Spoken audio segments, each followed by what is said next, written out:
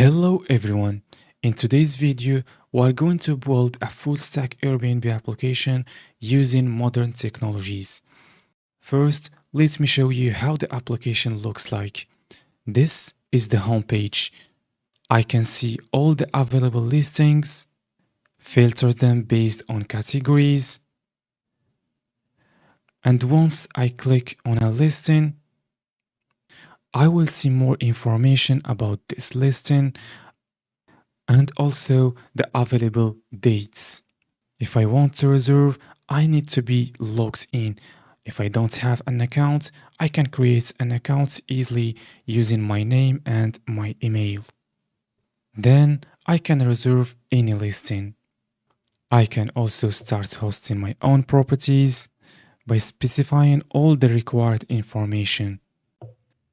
Then I can access the reservations that I booked, cancel them if I want, access the reservations made on my own properties and manage them. I can also access my properties and cancel them if I want. For the technologies, on the front end, we'll use the version 21 of Angular with modern features like reactive forms, resources, signals, RxJs observables, guards, interceptors, and much more.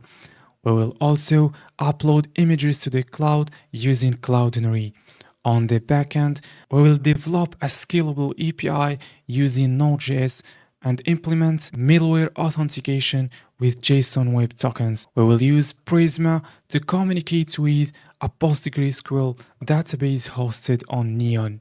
We will also use Redis to improve performance with caching. You will see how to add key expiration, visualize the status of your cache, and much more. And for the deployment part, we will deploy the application using Docker and Kubernetes and monitor the cluster using Grafana. If you are ready to start, let's go. Okay, so here I split my window in two parts. I have my VS Code and the Angular documentation. The first step is to create a new project. I will create a new project using the Angular CLI. So be sure that you have the Angular installed in your computer. You can do this by opening a new terminal and run ng-version.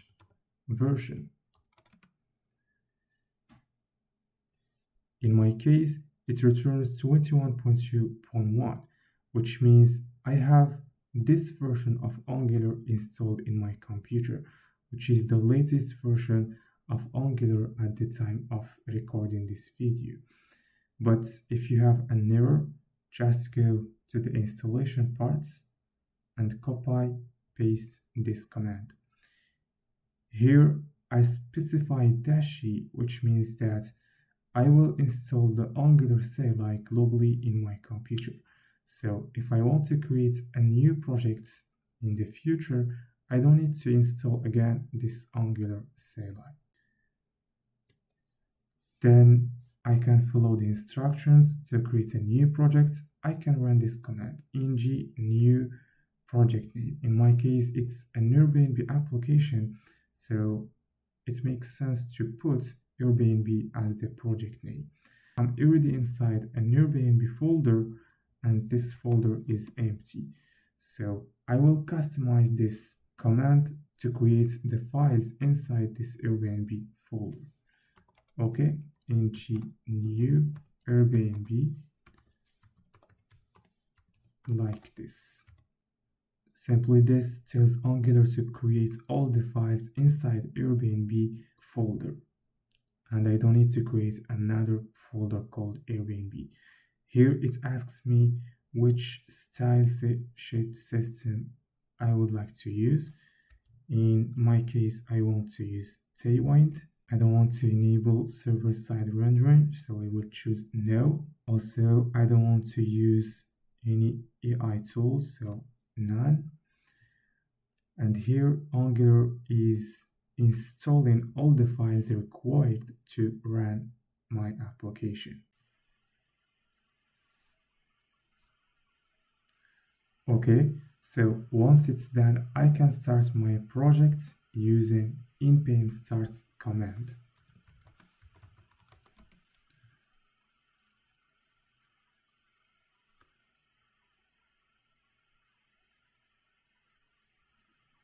It runs my Angular in the port 4200. I can visit my application. As you can see here, I have some information about Angular. The first thing that you need to know is that everything rendered in my browser is located inside a component. This is very important. I will click on View Page Source, and as you can see, I have an HTML file. I will return back to my code and search for index.html. Here I have the same HTML file, which means that the entry point to my application is this index.html file. It looks like a normal HTML file, but here I have an important line, which is app-roads. I will search this app-roads inside my project. It is located in two files. The first one is index.html and the second one is app.ts file. Here is the definition of a component. I can define a component using the @decorator and specify as the argument this object called the metadata. This object have a required value, which is selector. The selector is just the identification and tell how I can use this component in other files. This is what we did here inside index.html. I used the selector app-roads to inject these components here in this HTML file. Then I have an import array which will contain all the elements and the libraries that this component depends on. Then the template URL here is just the HTML parts that this component will render in my browser. Here I have the style URL, which I can use to add some styles to my components. And then a class in which I can specify properties and methods that I can use inside my template. I will go to the app.html file. Here it's a normal HTML file that is responsible for rendering all of this information. I will go to the bottom of my file. Here I have an important line, which is router-outlet. Actually, this is a placeholder, and it will inject components based on the current URL. Here in the final project, we will have maybe four URLs. For example, this is list10/19, and Angular will inject a component inside this router outlet based on this URL, okay? So the first step in our application is to define routes. I can define routes inside app.routes.ts file. Okay, inside this array, I can define a route like this. The first property is path, and I specify the component to render. So here in my case, it's a home component. I can do the same thing, for example, for reservation.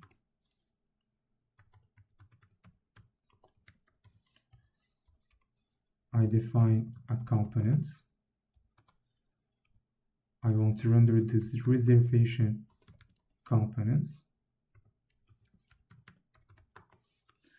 Okay, so then I need to define this component. Yeah, could not find name components, it's normal. I will define this components. I can create a component using the Angular CLI. How I can do this? Just ng generate components and specify the path to my components. In my case, it will be inside pages and inside the home folder. It generated home.spec.ts, which is used for testing, the home.ts file, which is the TypeScript components, the home.css file, and the home.html file. If you have used Angular in the past, once I generate the components, here I have the suffix components. For example, home.component.ts.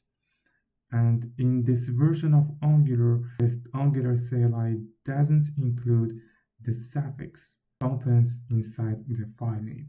I think it's a good thing to have this suffix because it helps to organize our work, and I can do this just by going to the angular.json file, and inside schematics I will add some configuration.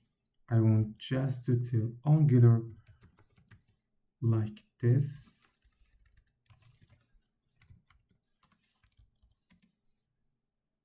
Type components. So here it tells Angular to add the suffix components to each generated components. I will just delete this home folder and regenerate the components. So yeah, it's located here inside pages.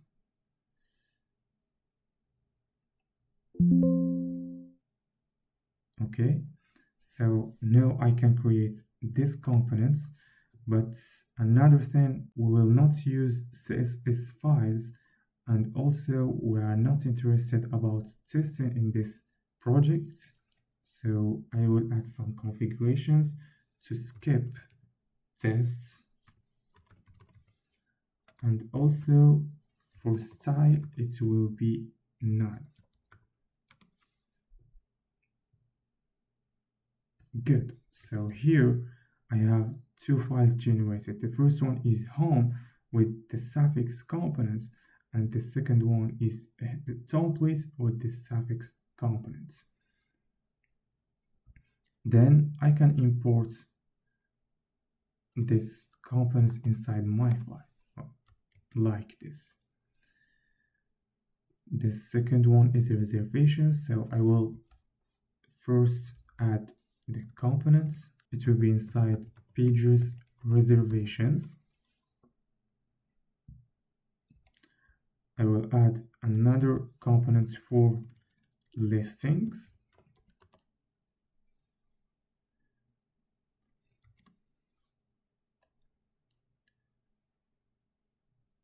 Then another one for properties.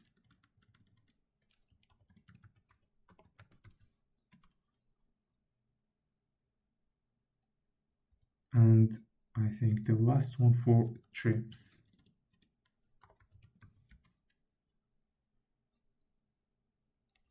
Like this. So for reservations, I need just to import these components. I can copy paste these objects here. For trips,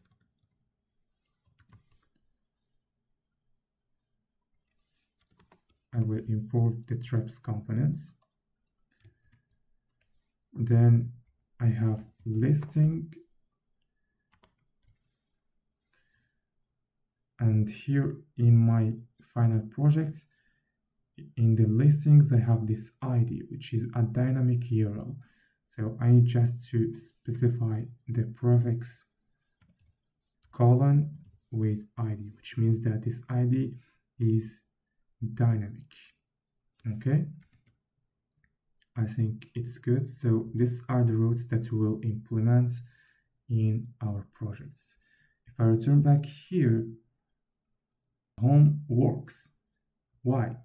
Because if I go to my app.html file, I have this router outlet and the localhost 4200, I'm inside this path.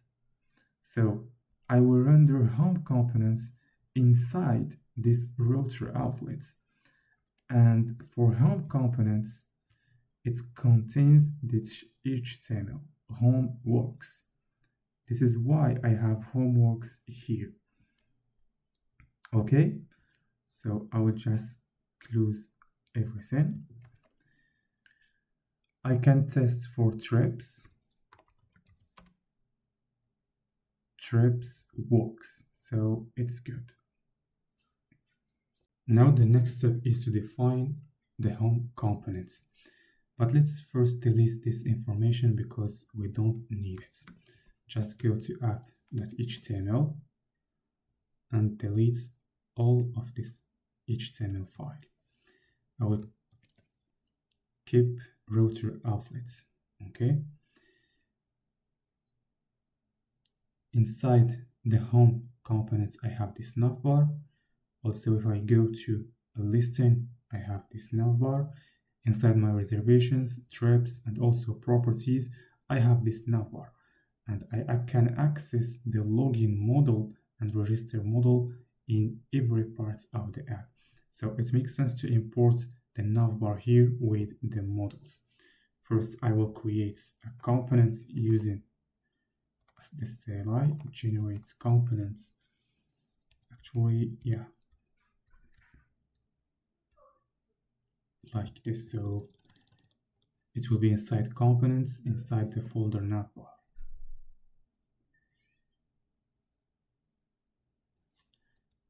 For the register model, it will be inside model register model like this. The same thing for the login model.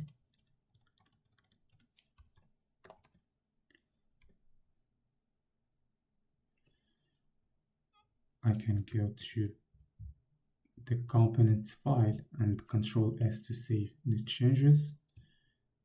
Also for the register model and the navbar model. Now I can return to my app.html file and import app-navbar like this. I can use self-closing tag because it doesn't accept any content. I will import the login model with a self-closing tag. Also the app register model with a self-closing tag. Okay, it's normal. I need just to close the other files, save. Yeah, it's good.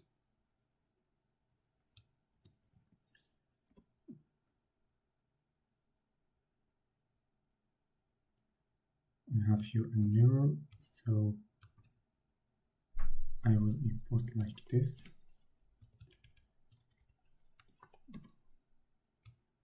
Okay, now it's good. Let's delete this signal because I don't use it. Then I will start implementing this navbar. As you can see, it contains 3 elements. The first one is the logo, then the search and the user menu. So this is what we will do in the next step. Inside navbar,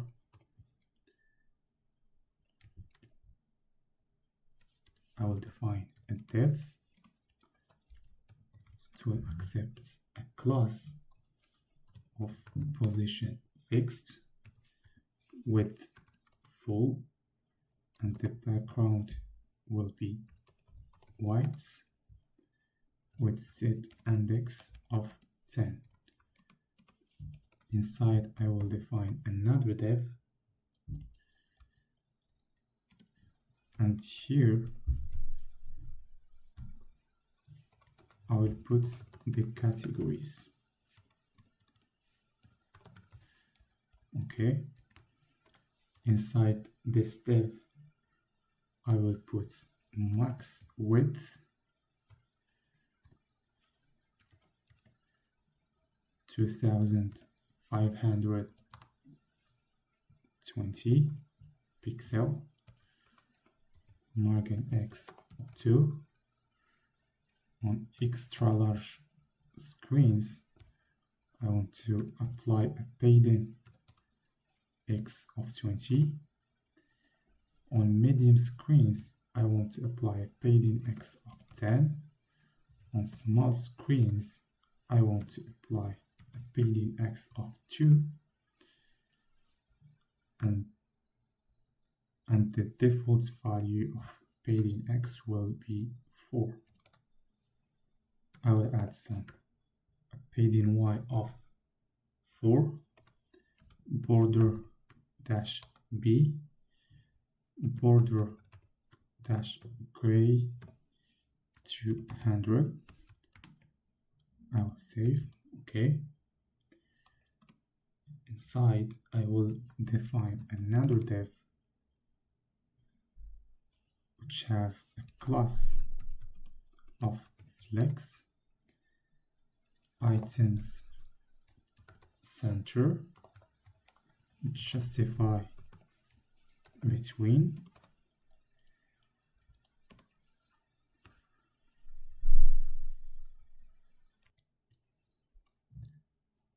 I will add a gap of 3, and on medium I will put the gap to 0,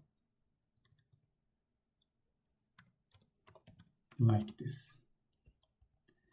Here I will define the image.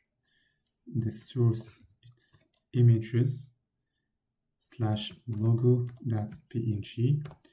You can search an image for this logo and put it inside the public images folder. I already did this. We'll use logo.png and also placeholder.png. Okay, so for the alt, it will be logo. I will add some styles. First, it will be hidden. On medium screens, it will have block and cursor pointer, like this.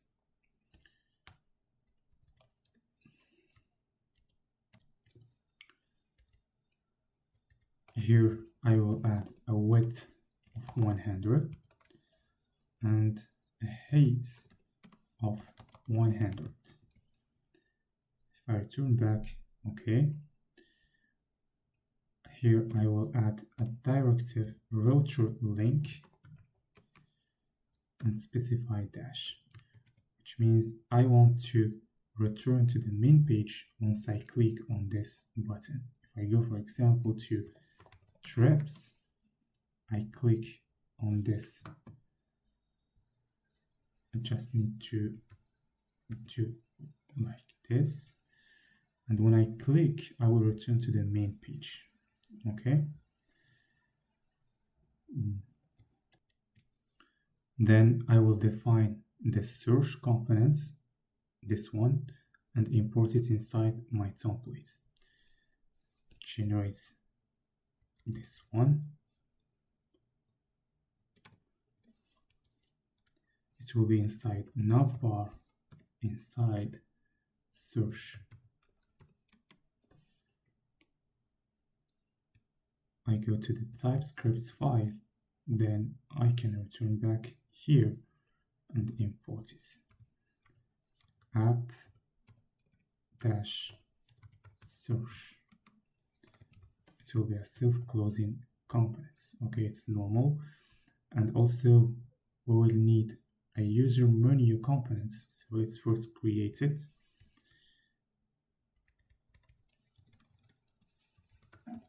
Like this. go to the TypeScript file, save this file, and I will return to my app.html. Actually, it's the navbar.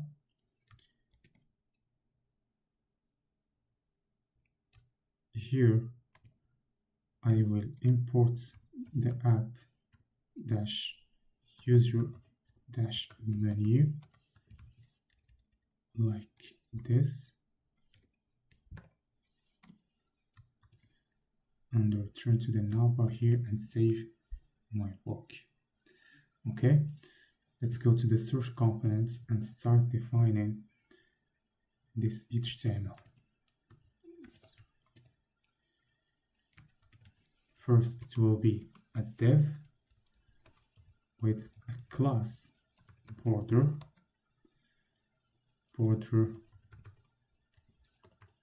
gray 2000, width full. On medium screens, it will have a width of auto and padding y of 2, rounded full, and shadow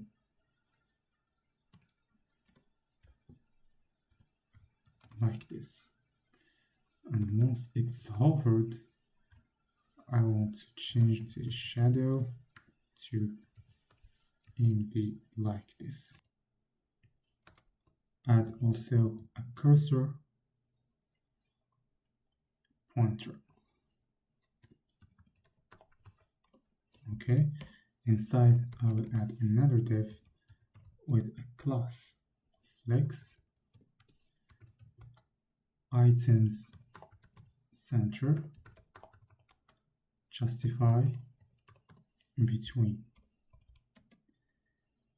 Here I will have 3 divs.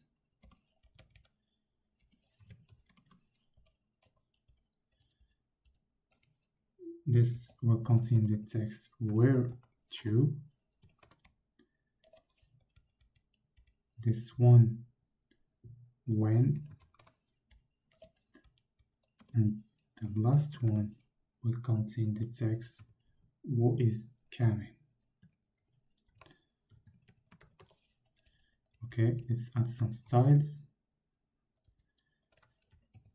The class for this one, it will be text dash fonts,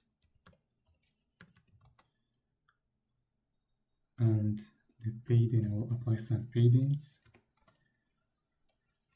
and the color will be text gray 700. For the second div, it will be hidden, and on small screens, it will be block. The text will be small, the font semi-bold, text gray 700. I will apply a padding X with a value of 6, border, and border gray 7, let's choose 200, I think it's good. Text center. Okay, this one, it will have a text small, padding left of 6, and padding right with 2, text gray 500, then a flex, items center with a gap of 3. Okay, so here as you can see, I have this icon with this text. So I will define the div and another div. This for now it will contain the icon, and this one with the text voice scanning like this. I will add some styles. It will be hidden, and on small screens it will be block. For this one, I'll define a padding of 2 and background rows 500. Another class row.full text whites. Okay.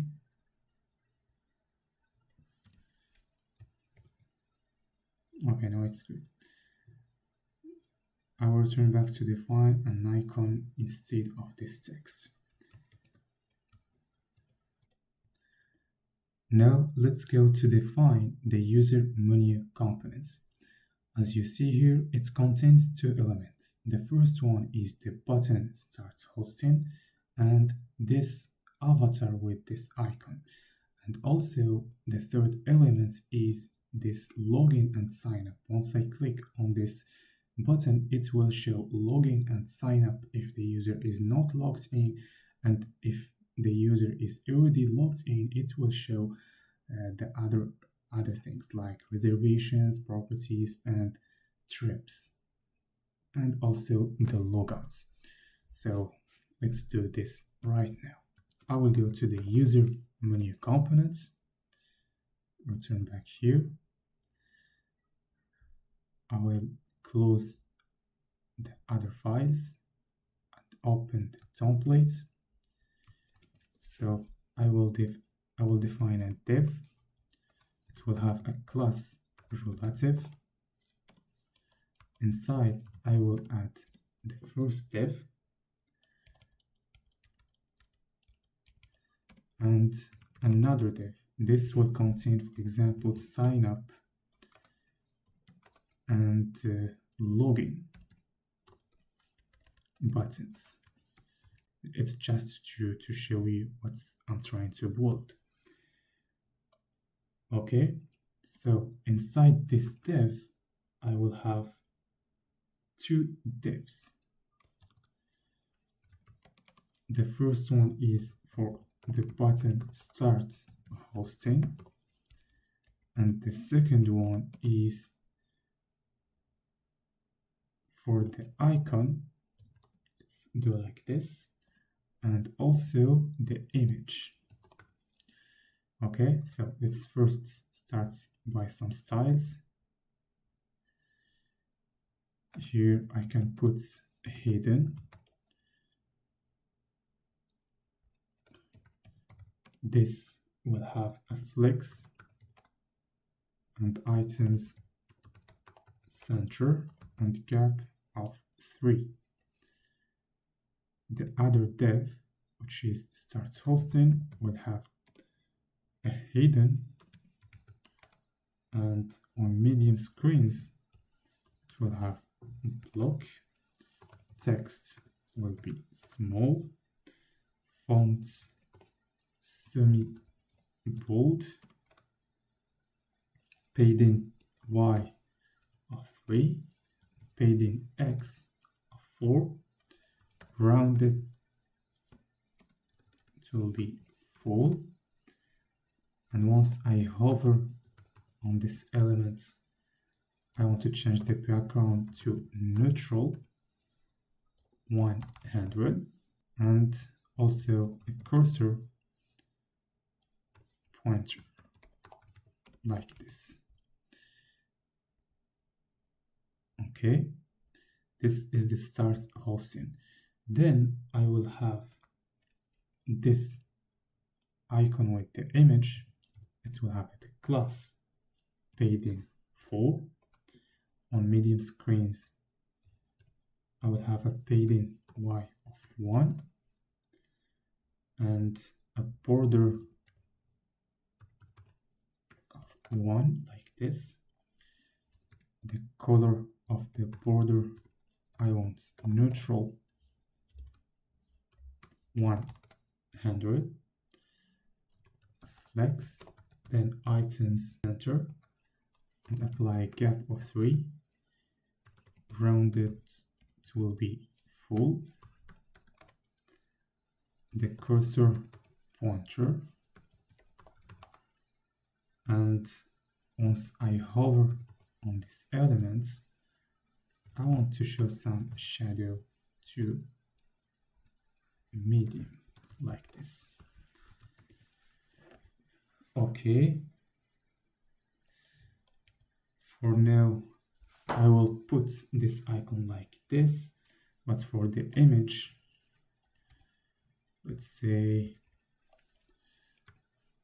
for now it will be just like this. To see that this is an icon, here I will put an image, and the source its images placeholder /placeholder. That's JPG. So be sure that you have this placeholder.jpg inside your images folder. Okay. For the alt, I will define image. I can add some utilities, objects, cover, and specify the height of 8. The width will be also 8. Rounded will be full. I think now it's good. Let's see what we did. Yeah, so I can specify just border like this.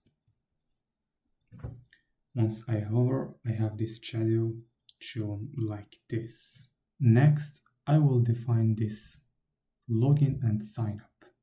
As you can see, once I click on this button, it will show login and sign up. This is what I will do right now. So I will delete this for now. It will be here absolutes. Here I defined relative, and inside this div it will be absolutes. Rounded, it will be 1XL, and for shadow it will be medium. The width I'll specify 40 VW like this. On medium screens, I want the width to be full and the background to be white. Overflow hidden, and right will be 0. Top will be 14, and the text will be small. Inside, I will define another div of class flex column to show the items in each line, and cursor will be pointer. For now, I will show just the login and the sign up buttons. So it will be just a div of class padding x of 4, padding y of 3. Once I hover on these elements, I want to change the background to neutral 100.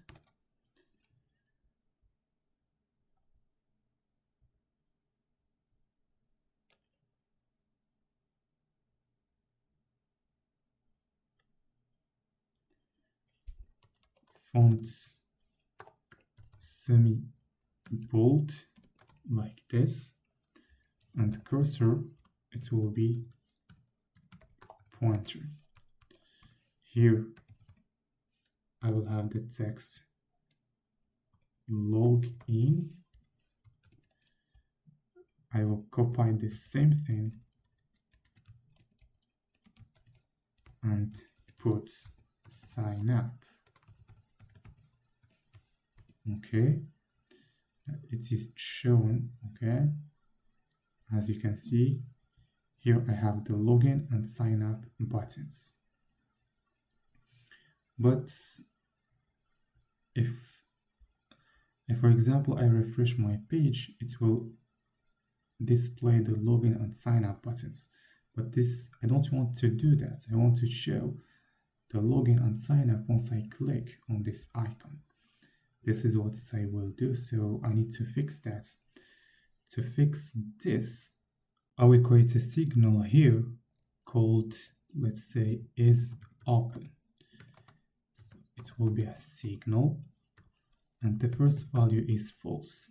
Okay, I don't need to add a generic type like boolean here, because once I add the first value, TypeScript will check the type of false, which is a boolean. It will automatically consider this signal as a boolean. It is a writable signal. At the first rendering of this component, the is open will be false, and I will use this value of the signal to conditionally render this part of the HTML. I can do this just by adding the if condition and using my signal like this, and I will put the div inside condition. As you can see, even if I refresh the page, I don't have the login and sign up buttons. Then once I click on this icon, I want to change the value of is open. This is what I will do now. So inside this div, I will add an event binding, click like this, and toggle open. Basically, once this deviation is clicked, Angular will execute this function. And let's define the function inside our TypeScript classes. So it will render nothing, but it will change the value of the signal. I can change the value by using the set method or update method. For me, I will use the update method because it will change the is open signal based on the current value. I'll take the current value and return the opposite of this value. So, okay. Now, once I open, I change the value and render this part of the HTML. And once I click again, it will hide the elements. Okay. I need also to add an event to this div. It will be click handle auth, click like this, and I will define the same events inside the sign up button. Here I will put an argument login. Inside this, I will type register, which means that this event comes from the login and this event comes from the sign up. I will go to the class and define handle auth, click like this, and accept a type of login or register.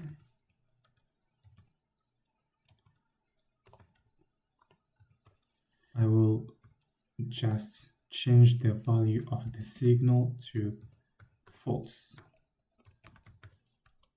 Next, here I will open login or register models. Okay, so once I click login, it's good. Next, I will define another event inside the start hosting button. It will be of type click and executes the method onRent once it's clicked. I can define the onRent method.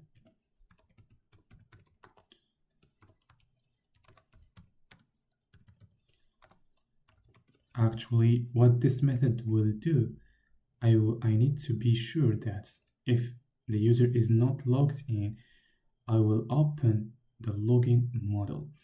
But if the user is already logged in, I will show the rent model.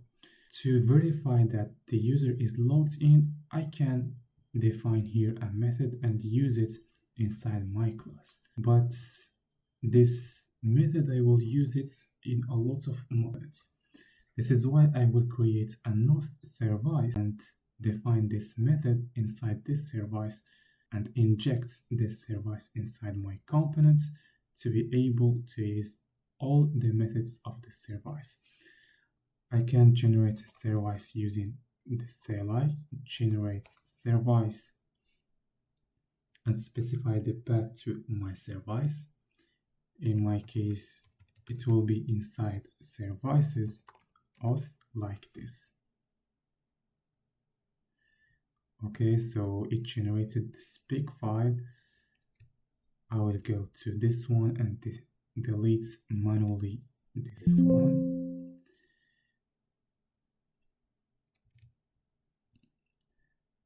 As you see, the auth.js file doesn't contain the service prefix. I have two options. I can, for example, go to the app or the Angular.json and modify the schematics as we did for components, but I think I will do it manually because I will copy paste this service to reuse it like this. The same thing, I will add service to the name of these components. So here is how I can define a service using the as injectable decorator, and inside I specify provide in, which means that I can use this service in every component inside my code. So here I will define a load session method to check if the user is authenticated or not. Okay, for this I will add the first property provides with storage k equal to auth token.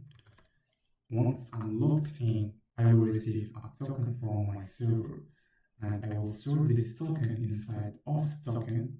Basically, once I'm logged in, the server will send me a JWT token, and I will store this token inside auth token to send it in each request. Okay, then I can define my load session method. It will render a auth user or null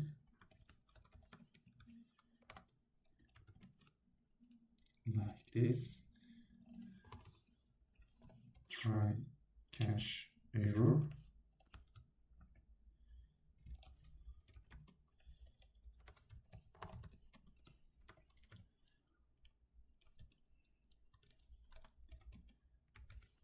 Once there is an error, I will return null.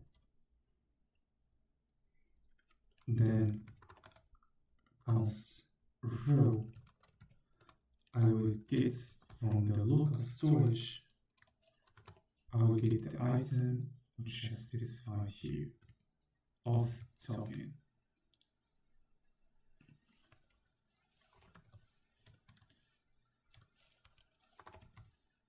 This that's storage dash key. Here I will test if I have something inside this row.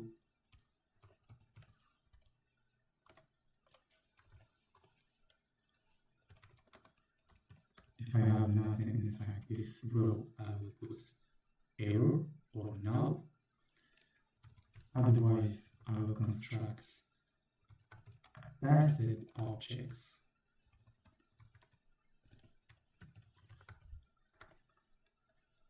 from this row and then return parsed object, like this. Here it's parsed.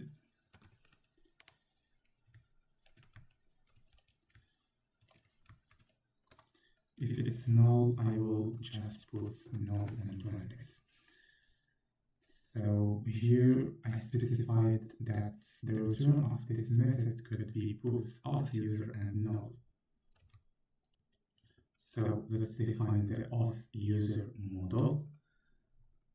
I can define this like this, just an interface and called auth user. It will have an email of type string and an image of type string, name also of type string, and an ID of type string. And I can use this auth user inside my service, but I will use the auth user interface inside a lot of files. So I will put this auth service inside the models folder.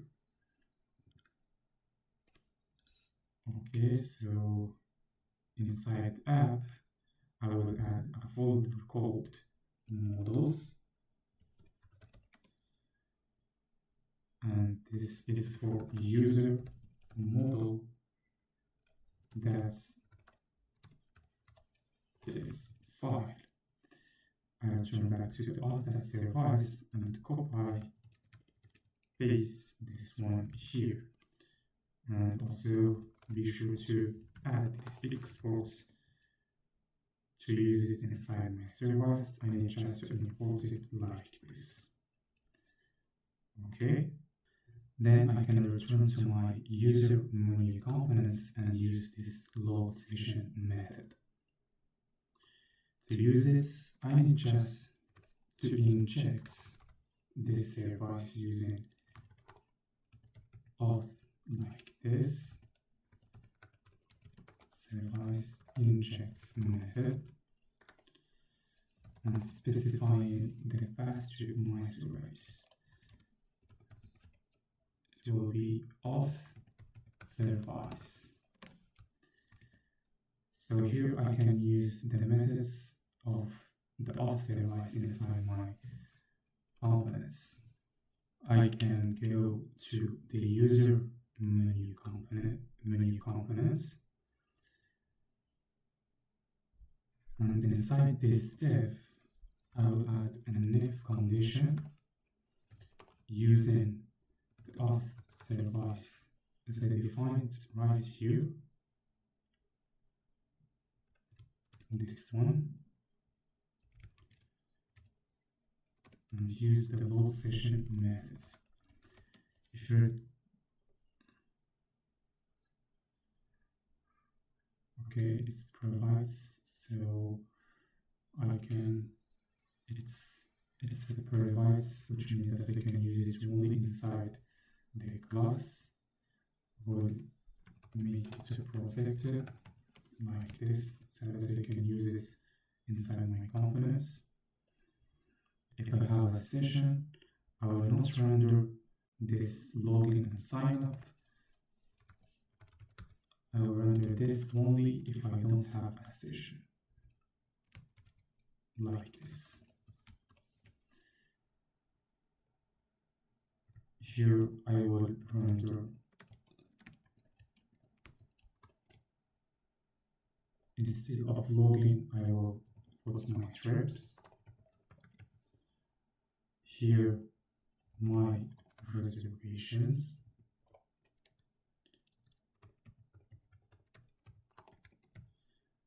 Here it will be my properties, and here host my home.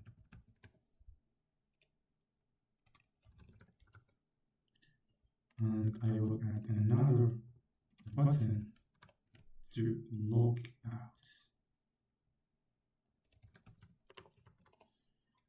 Okay, but between host my home and the logouts, I will add a line with class border gray to 100. Here I will add an events binding. Once it's clicked, I will execute this method navigates and puts as the arguments /trips. I will copy paste this one inside reservations, and here it will be reservations. The same one for properties. Okay, let's first define this navigate method. I will return to my template, my components, and I can do like this. It will accept a parameter of path, which is of type string. It's a float method. Actually, what this method will do, based on this parameter, it will navigate to this specific route. So here I will use routing. So I need to inject the service provides routes router equal injects router link like this. And here I can use this router to navigate. Sorry, here it's not router link, it's just router. And I navigate, I will specify as the parameters an array of path. Sorry, it's path. Sorry.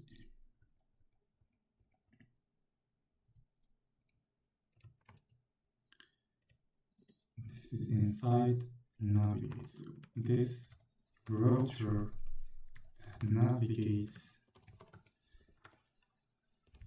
and this one will be router. It will accept a list with path. Also, inside the user menu, I will define another event here.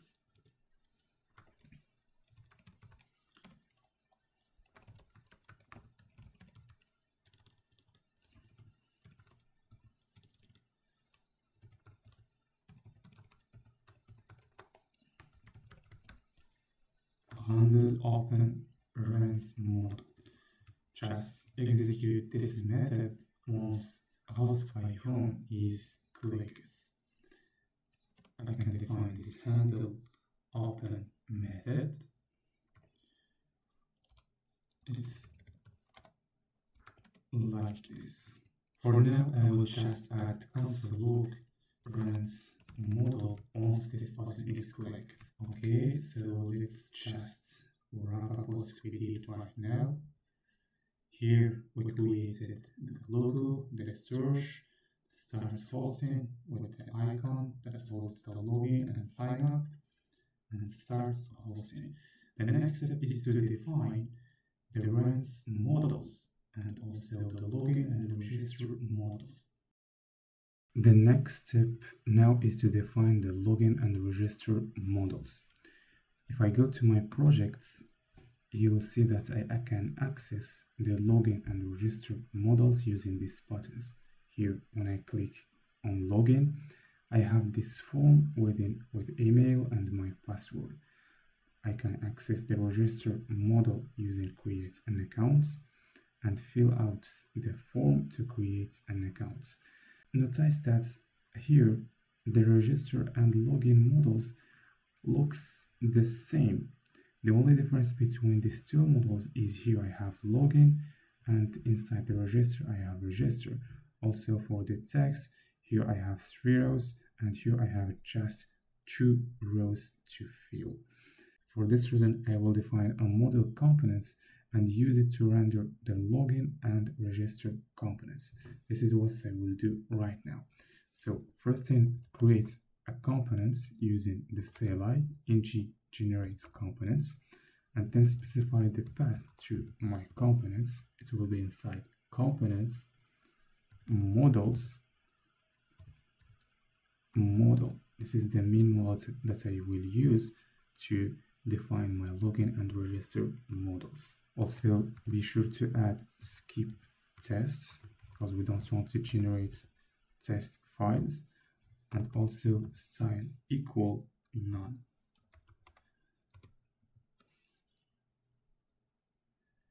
Okay, it's good. Go to the TypeScript components and do like this. Here I will start defining my model. Okay, this model will accept and needs open inputs like this. The first value will be false. Basically, this is open will control if I want to display this model or not. Okay, then I will have a dev with class fixed and inset 0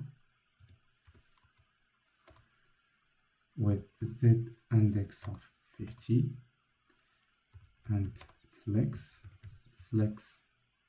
or items center,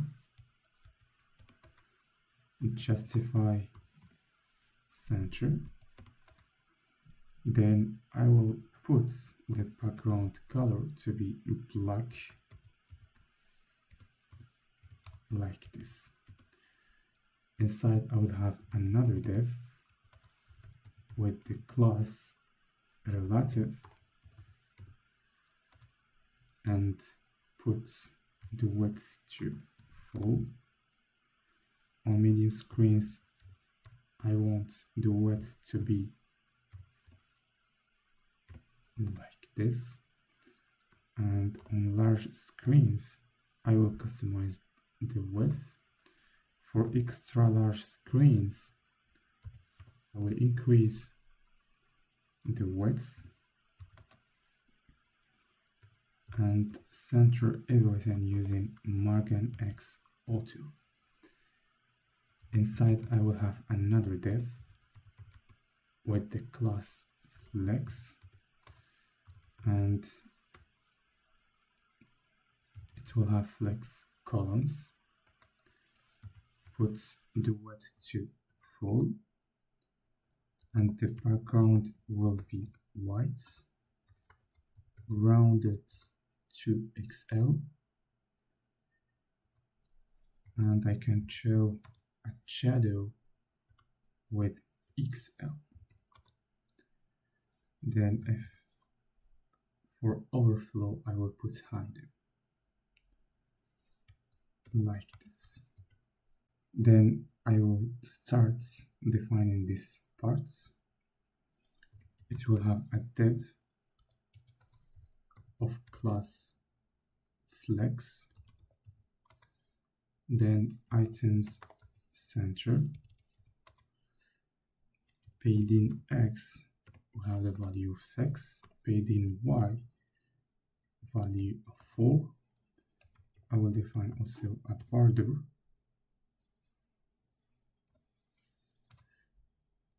and the color of this border I will put it to gray 200. I think it's good for 300. Okay, then I will define this button. For now, I will just put a text, let's say closed like this. In the next steps, we'll install another library and add this icon. And I will define a text with the class flex1 to center it here. Then text center, text base, and add a font of semi-bold like this. And here, as you see, the login and the register, this model will accept a title, which is an input. Let's make it required. And maybe I can specify the type like here. Here I don't need to specify the type because the first value or the initial value is false, so TypeScript will automatically add the Boolean type to this input signal. I can use this here inside my components using text interpolation. Just define title and use the value. Okay, so for this part it's good. Now the second part is here. What I will do is just create another div. It will have a class paid-in sex, and inside I will use here content injection using ng contents like this. Sorry, so ng contents.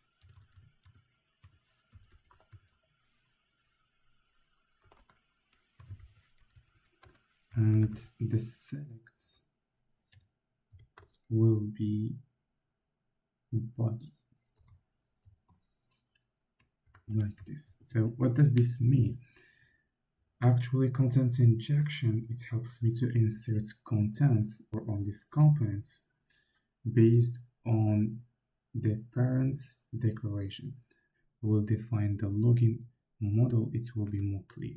Okay, then if I have an error, I will put the error here, so the components will accept an error input,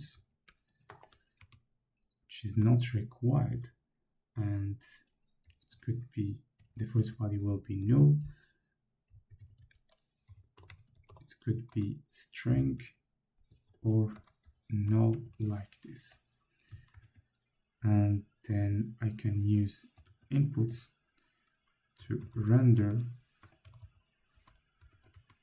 this p tag. It will have a class of text rows.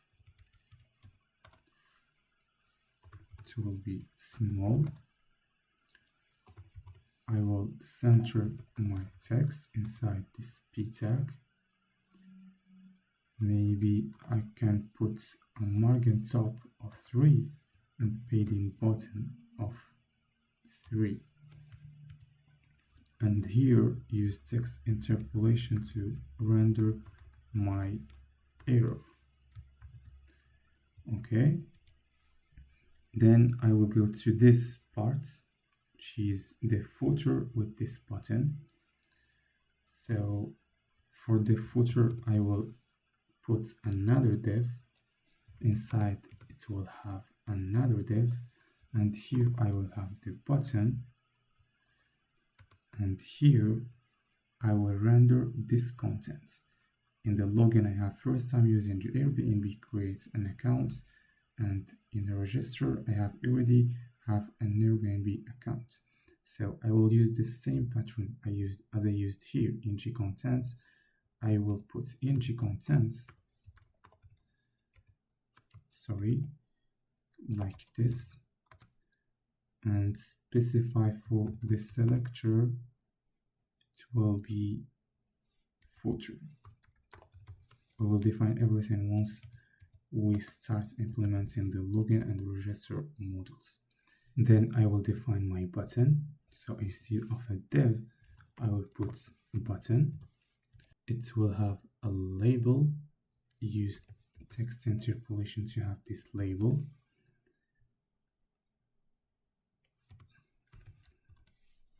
It will be an input. Yeah, I think it's required. And the value will be a string.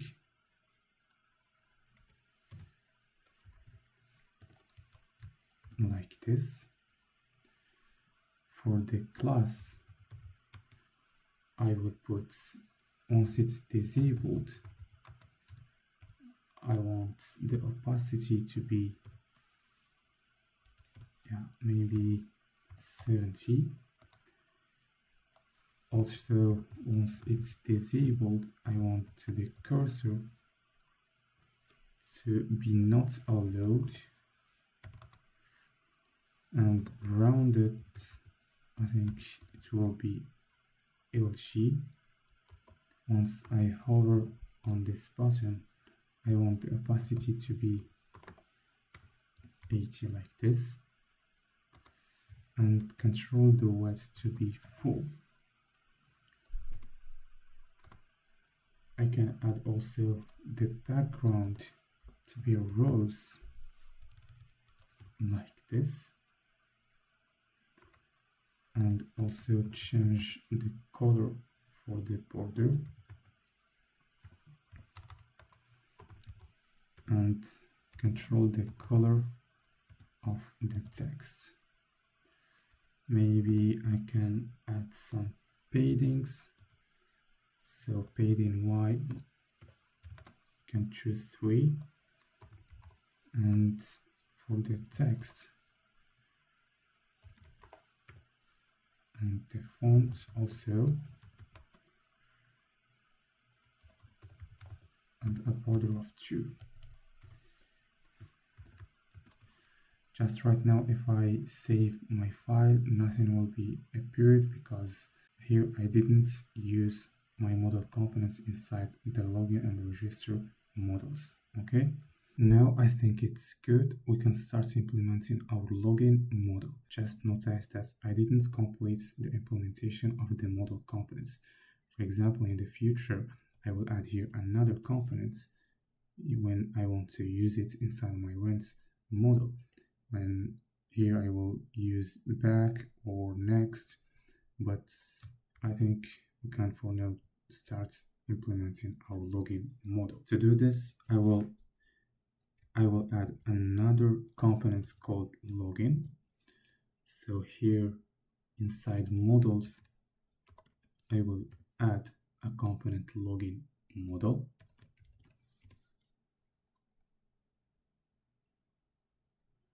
Also register model.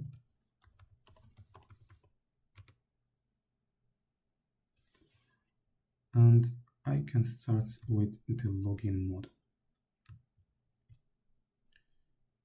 I return back to my projects. I can use the app-model components. Here it will show maybe an error.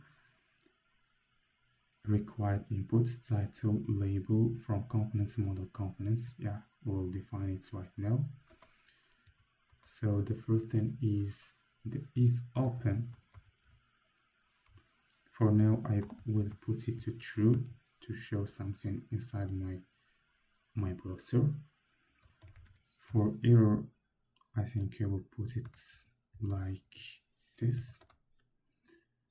Then for the title, it will be login, and the action label, I think I didn't define the action label, so I will return back to my components. Here I defined the label. Okay, so I will use the label here.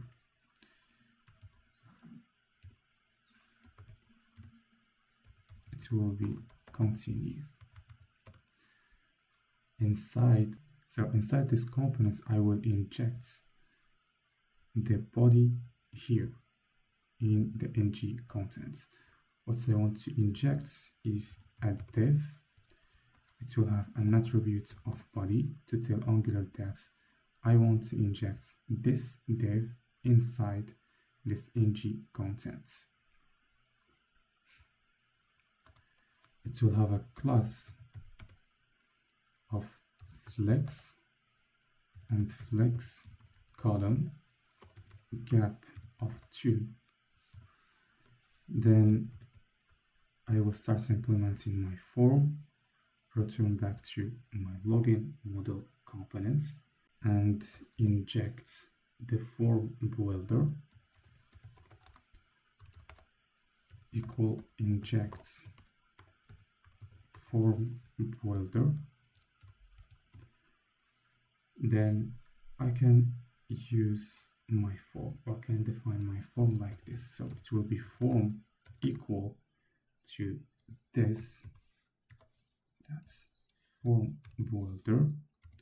It will be non-nullable, and a group of the first instance will be email. The initial value is empty, and I can define a validator to be required, and also a validator to be email. So it will check that this email is required. I have a value, and also it has the form of an email. Inside my form, I will have also password with the initial value is empty, and the validators, I think it will be just required like this. Then to use my form inside my template, I need to add here the form control or the form group.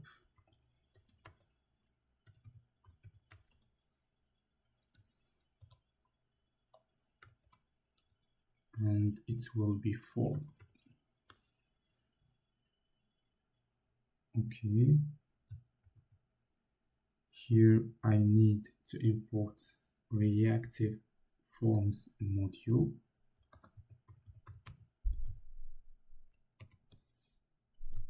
So here I don't have an error. Then I will put the heading, which is this parse, welcome back and log in to your account.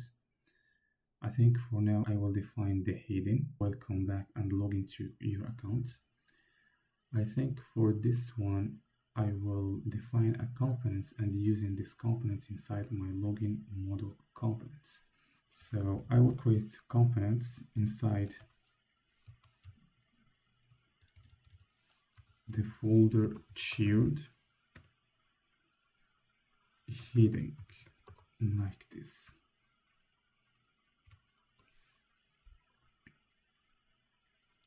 I'll go to the TypeScript.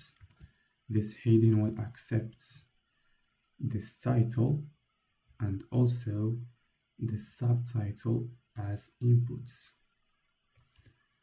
So the first property will be title.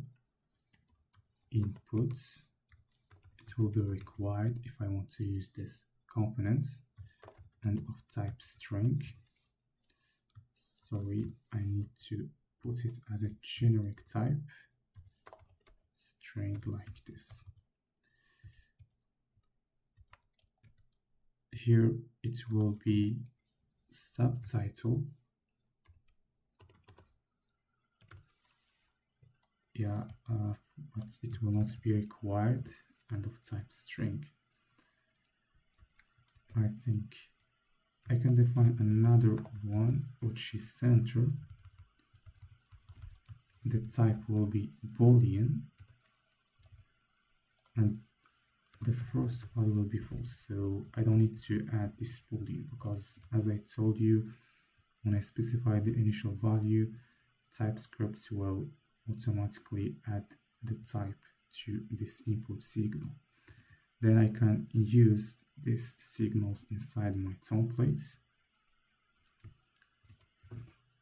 It will be just a dev. Here I put the dev with the title. Yes, so here I will have the title, and inside I will have the subtitle. Here I will add some styles. The first one will be text to XL and fonts bold, like this. The second one will be fonts lights and text neutral 500, maybe a margin top of 2, and here I will add a class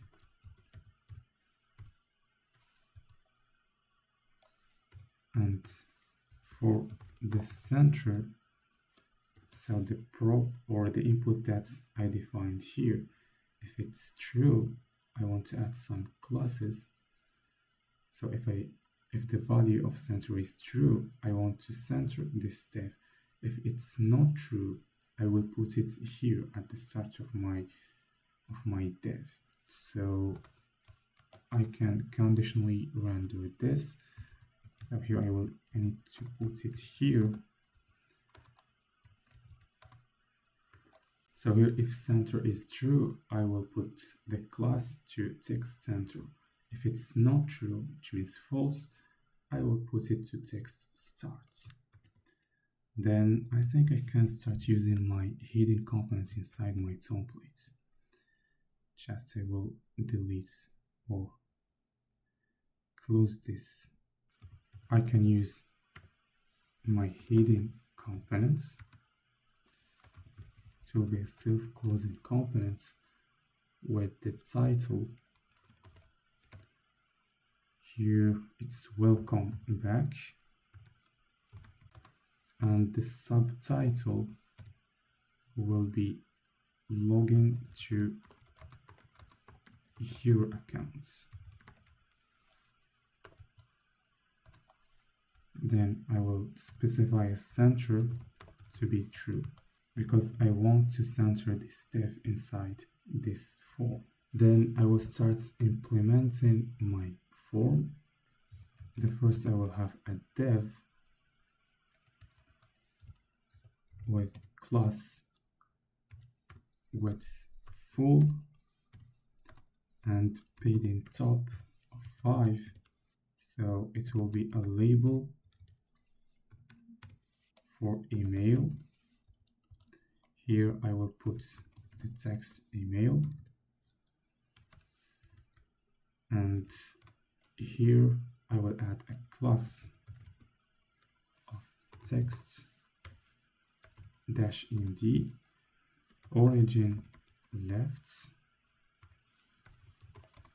and also I will change the color to be text sync 400, like this. Then I can add an input to define these inputs. The ID will be email, the type is text, and to link my inputs with my form, I will use form control name. Form control name, it will be linked with my email. I can choose the placeholder to be an empty or whatever you want, example at gmail.com, for example. Yeah, it will be required, and I can define some class utilities on this input. The first one will be full, and the padding will be 4. Fonts, I will choose it to be light. The background white. The border of 2 and rounded -md. Once it's disabled, I want the opacity to be 70. Also, once it's disabled, I want the cursor not allowed. This is for email. I will copy paste the same thing for the password. Just change this to password and update. I will just copy here what I have in my form definition and put it for the 4 attributes. Also for the form control name, I will put password. The placeholder, I will delete this placeholder. The ID will be password and the text will be also password.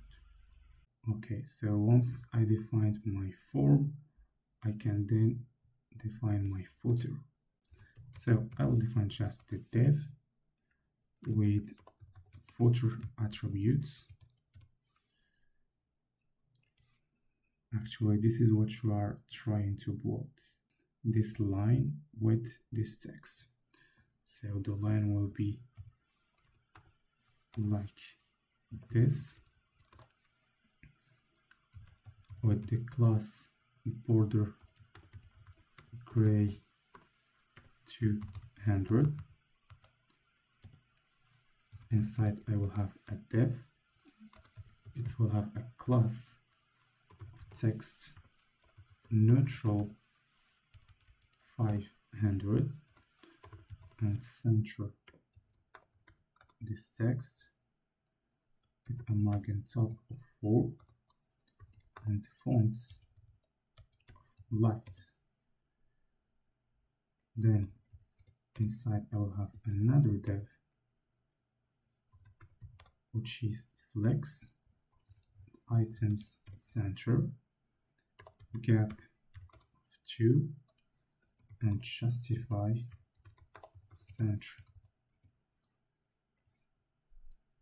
Inside this div I will have 2 divs. The first one is for this text and the second one is for this other text.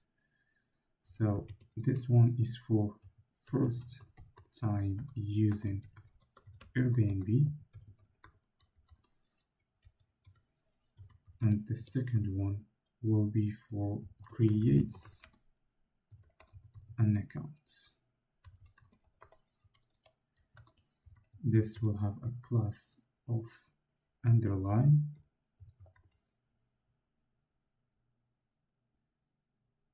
as you see. Once I hover on this, it's underlined, so here I specify once it's hovered, apply this class utility which is underline. Also for the cursor pointer, and the text will be neutral 5 or 800. It's good like this. I will define class utilities for first time using Airbnb, or basically it's good. I don't need to add a text because here I already specified the color, so I don't need to add any class utilities for this one. I will just add a question mark here. Basically, if I return back to my form, login model works. I will close everything. So here once I save my files, I don't have anything displayed in my browser. Actually, if I go to the app.html file and inside my app.typescript file, As you see here, I'm importing the login model. If you remember at the start of my project, I already created a component called login model and register model. So if I go to the login model, it's an empty component. This is why I have login model works here. So what I need to do is to delete this folder because I already have login model inside models. So I need to delete this folder. I deleted this folder, and then I will delete this line with this one and import the login model components again. The same thing for the register model. I will import it again. Here it's good. So I have this form displayed in my browser. I think I need to fix some styles here. So I will save my file and then go to the app model components. This one. So inside footer, I will add some class utilities to fix my style. Basically, it will be inside the login model and not inside the model components. So I go to the login model components, and inside footer, I will put some styles. The first one will be flex and flex column, and add a gap for and maybe margin bottom, margin top of 3. I can add a padding of 4. Okay, so here I have a problem here in the continue button. I think it's not, the problem is not padding. I'll go to the model components. I forgot to add some class utilities, so I can add a class of flex column, a gap of 3, padding x of 6, padding bottom of 6. I think now it looks good.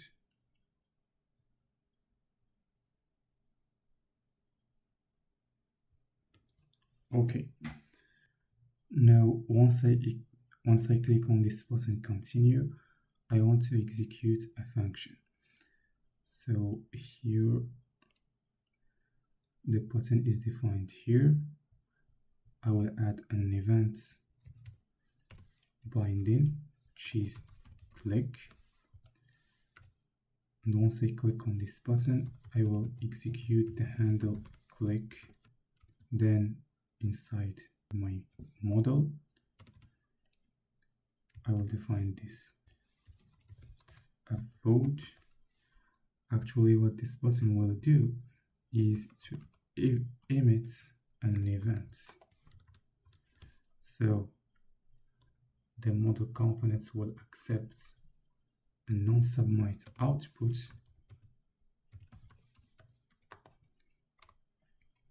equal to output, and it will be vote like this. And once I click on this button, I will use this onSubmit to emit an event like this. So then I will go to the login model components to listen to this event. So it will be onSubmit. I will execute the function onSubmit. Inside my TypeScript file, I'll define this function. It will be vote. The first thing I will test if the form has an error. So if the form is invalid, which means that maybe the value of email is not validated or the password is not set. So here I will set the error to be error in the form so that I can display this error here. So for this, I need to define a signal called error. It will be a signal and the first value will be null. You can define it like this.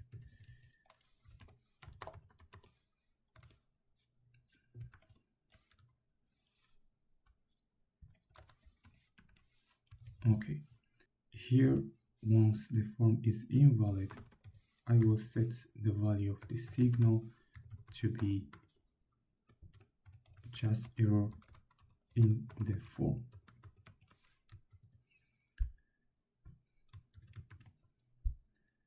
Okay, I will use the signal inside my login model. Just I will put error to be error. I think it's good.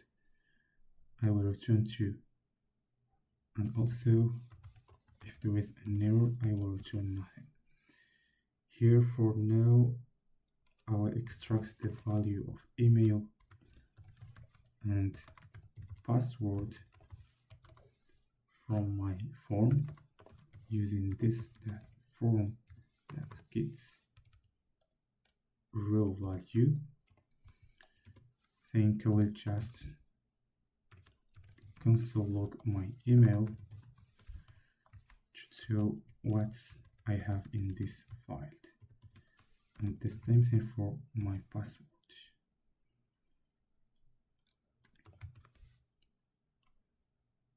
And return.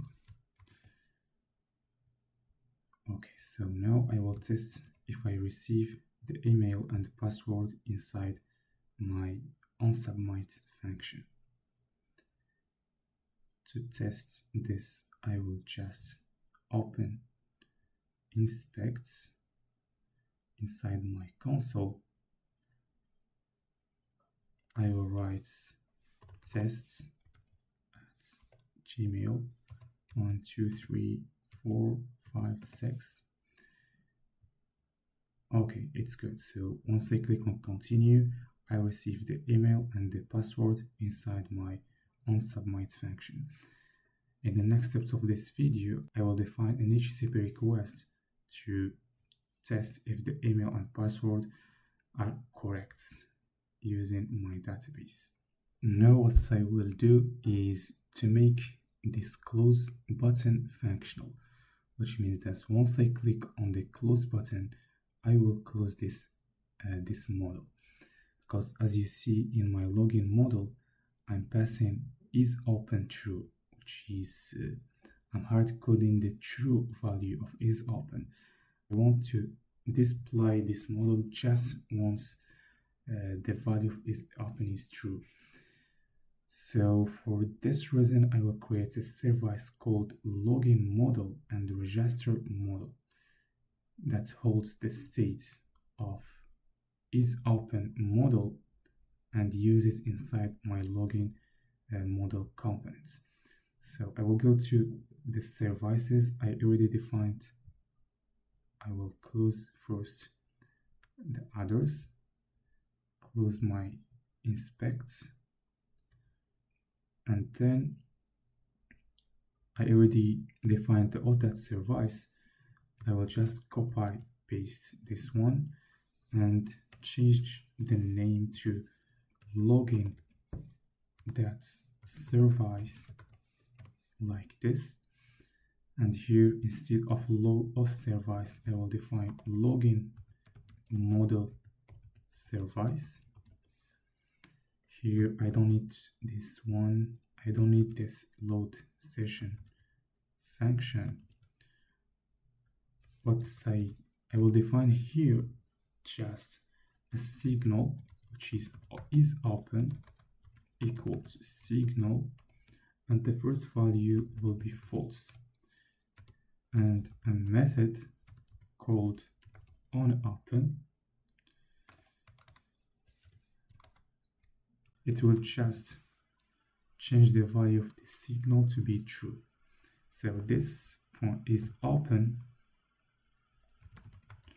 It will set the value to true. I have here an error. Maybe if I add the type, I will copy paste this function and change it to on close.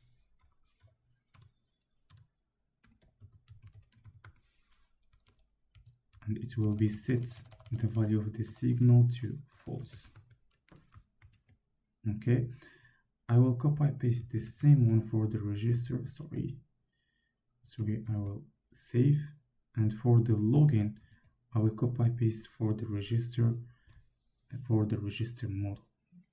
Just change this one to register that service like this. I think I will need just to change the name. Then I can use this service inside my login model components. So I will close everything and go to login model components. To use my service, I will first inject it.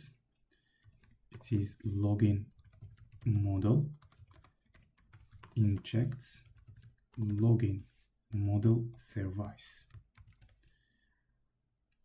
Okay,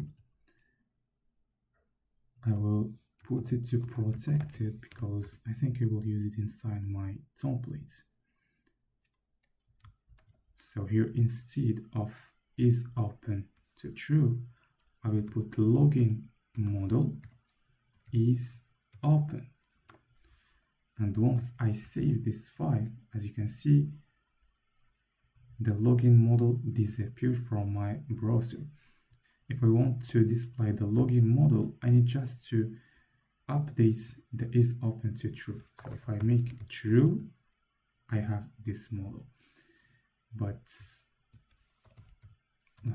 let's make it to false. So now I want to open the login model once I click on this login button. This is what I will do right now. So just go to user menu here,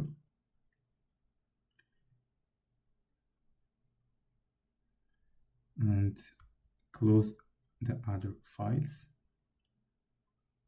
Here, as you remember, I defined a handle auth click method, which is executed once I click on login and sign up button. If I go to the handle auth click method, for now it changes the value of is open signal to false. Then I will import here my services.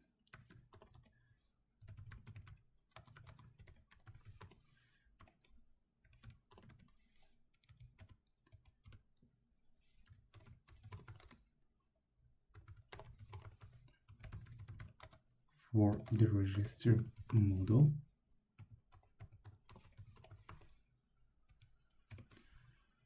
and I can use the services to open the required model. So based on the type, if type is login, I will execute this, that's login model that's on open.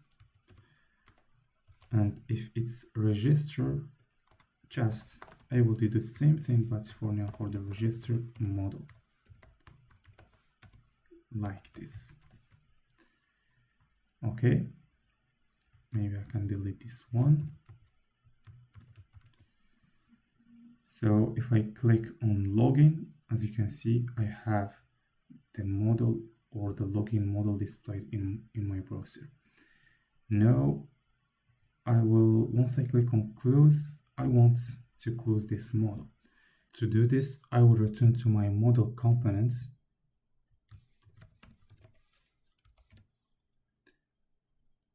Here I defined the button, so I will add a click event, and once I click on this button, I will execute this function handle close like this. Maybe I will add some classes to this button. It will be rounded full, and once it's hover, I will change the background to gray, maybe 100. Also add a type of button. So now I will define the handle close. If I go to my TypeScript,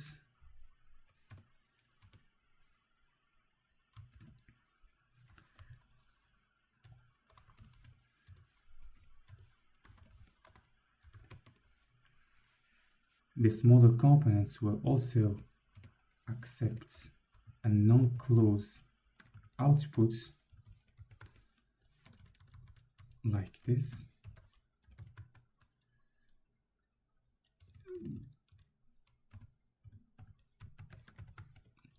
It will be output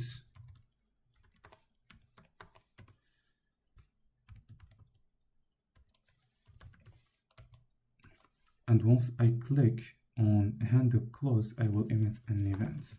On close emits this event, and inside the login model, I will listen to this event like this. So it will be on close, then I will login model that's on close like this. Now if we test, I open the model login using login model, and I can close it using close. It works.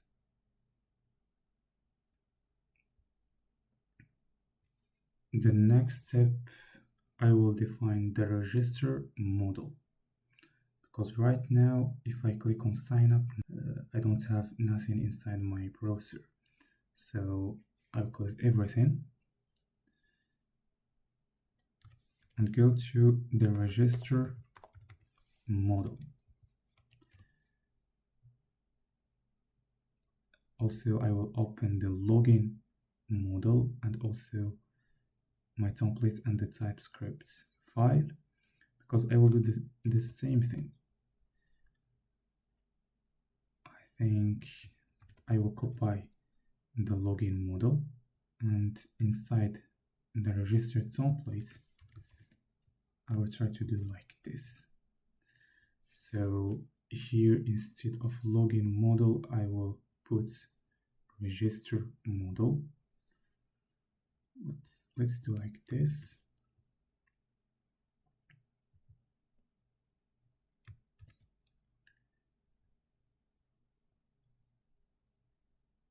And put everything inside my register components. Here I need to import the injects from Angular. I think I will use also the login model service, and also the register model like this. I will inject this register model components. Also, I will use the form builder. The error, I think I will use it also. The validators. Also, here I will add a file called name, and this name will have the initial value an empty string, and it will be validators required. So this is what we are trying to build, the register model. Okay, On submits, for now, I will also get a name. I return back to my register. I need first to import it like this. The app hidden also, I need to import the app hidden. And the reactive forms module. Okay, so here I have the label for the email. I will add another one for the name.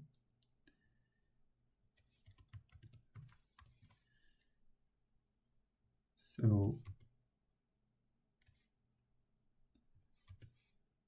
here it will be name.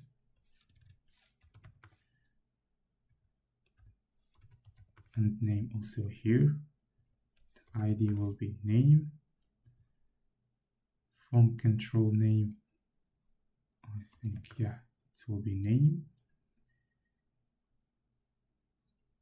Actually, I don't need any placeholder here.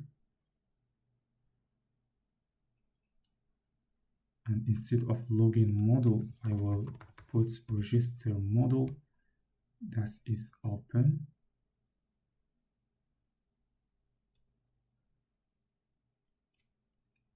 Okay, I will go to the register model components.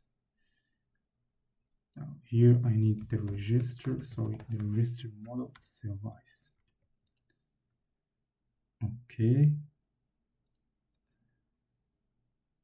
So I think I will change also the text from welcome back to welcome to Airbnb.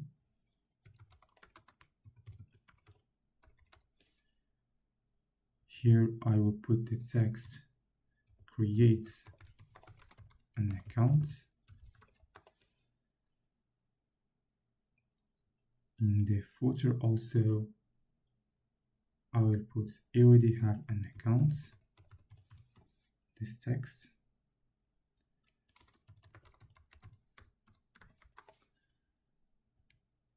And put log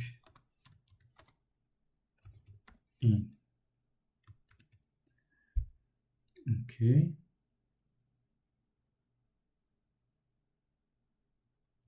Now what I need to do is just, I will test it first. I will change the value of the is open inside my service.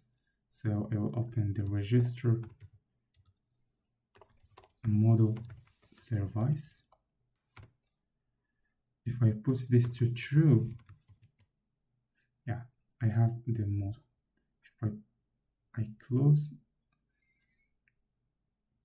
I need to listen to this close event. So inside my register on close, I will put register model on close. So now if I click on close, it closes my model. Sign up, it will open this login model. I can test, for example, if I receive the values inside my class. Just click on inspect. Here I will put test at gmail.com 1 2 3 4 5 6, and once I click on continue, yeah, it's normal because here in my console log I didn't add a console for the name. Here, as you see here, I added a console log for email and password. If I add another one for name, it will display the name in my browser. So sorry, so I will do like this. The first will be test. The email will be test@gmail.com. The password will be just 1 2 3 4 5 6, and I have the name, email, and also the password received in my class. So for now, I will close. I can click on login here. Right now, once I want to create an account, it's very simple. I will just close this login model and open the register model. So this is what I will do right now. Just okay, so I will start maybe with the login, because once I click on sign up, I have login. So I will start with this login. Add an events, toggle, or on toggle. I will define this function inside my class. What I will do, I'm inside a register model, so I want first to close the register model and then open the login model like this. Also, I want to put the error as null.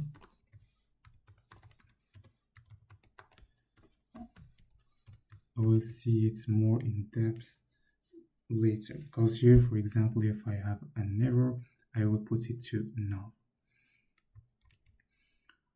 Okay, so if I click on login, sorry, so I didn't save this one. If I click on login, I have the login model. I will do the same thing for create an account. Just copy this on toggle method, go to model components and do like this. Now, sorry, it's not inside the model, but login model components. So here I don't have the register model. I need to import it. Maybe let's put protected register model.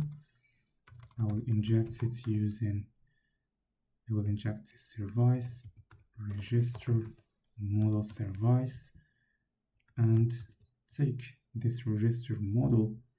Yeah, so the first thing I want to close the login model and then open the register model. Also set the error to null. Okay, so if I go to icon, click on login, I have the login model. If I create an account, I didn't add this method inside my template, so I need to put click, which is an event binding, on toggle. Right, like this. So once I click on create an account, it displays the register model. Once I click on login, it displays the login model. One thing just here inside my register, sorry, so I will go to register components, and instead of login, I will put the register, this title. Now it's good. Okay, so now I can open the login and sign up. For the login, I will have email, password. If I click on continue, error in the form. If I go to create an account, I have the error. I don't have the error because here, if I didn't add that error that sets null, I will have the error here. So this is why I put the error to null before toggling. Okay, I think it's good. If I click on this icon, it will have the login and sign up. The next step, I want to display the other parts, which is my reservations, my trips, and other ones. So for this, I think I will go to the user menu.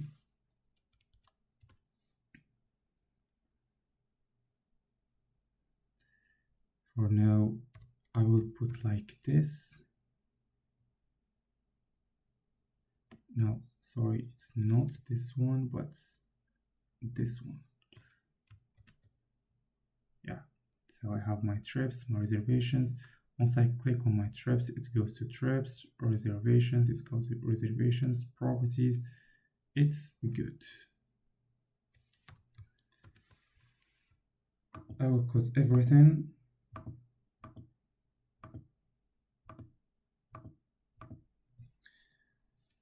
I think that the next step in the tutorial is to define our backend routes to authenticate the user and link it with my Angular app. This is what we will do in the next steps.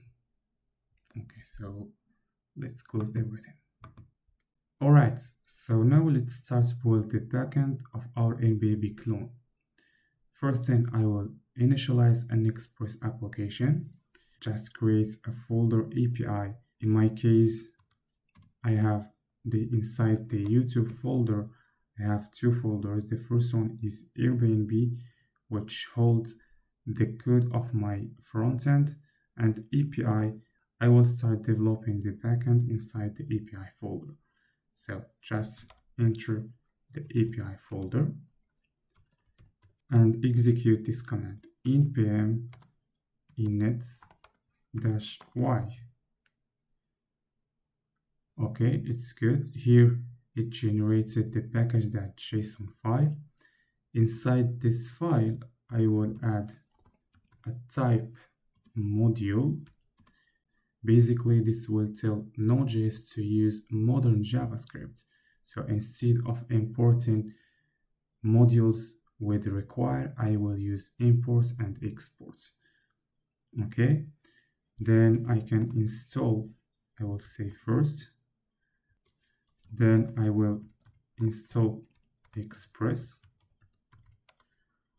Also, I will need course.env. I will need node-mon, also pg, and bcrypts. I will need also JSON web token and Redis cookie parser.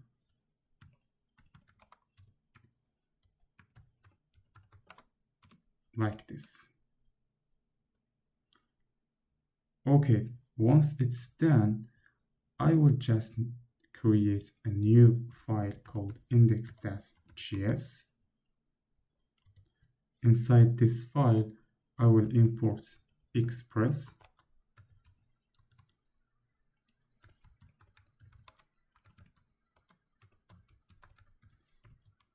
And then start initializing my app. So const app equal express, and then I will listen on ports 3000 and then execute this function console log server is running.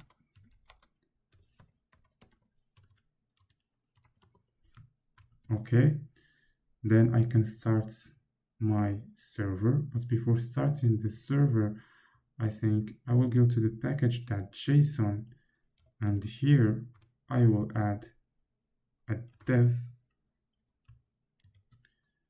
with the value node-mon index.js. Basically, node-mon will automatically restart my server when files change. This effort is for development. For production, I will use start node index.js. Just save the package.json file. I can start my server using npm run dev. if I change here, I have the updated version of this console log. Now it's good. Now I will start developing my app. The next step is to define my routes for authentication. But before that, I will just add some middlewares useful in our case.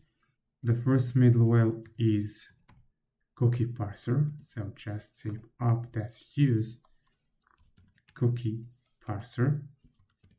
Basically, this cookie parser will read cookies sent by the client, because once the user is authenticated, the server will send JWT token and the client will store this JWT inside cookies, and the client will send request to the server.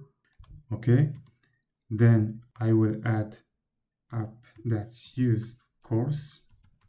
I can import it first here. Import course from course. Here what I want to do, I want to let only trusted frontend to call my API. So here inside course, I will add an object. The first one will be origin to test to see. Here I will receive the request origin.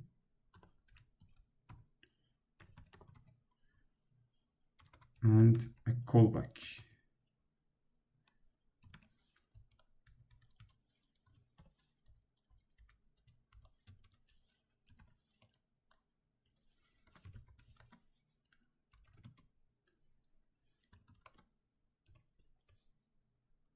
I can, for example, define my allowed origin inside this array.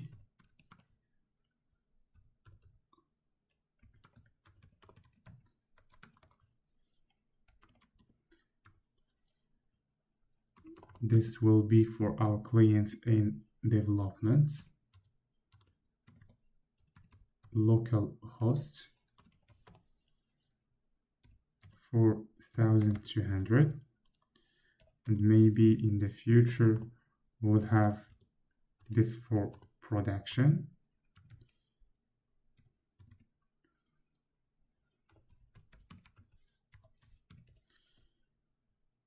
Then here I will test if the origin is allowed.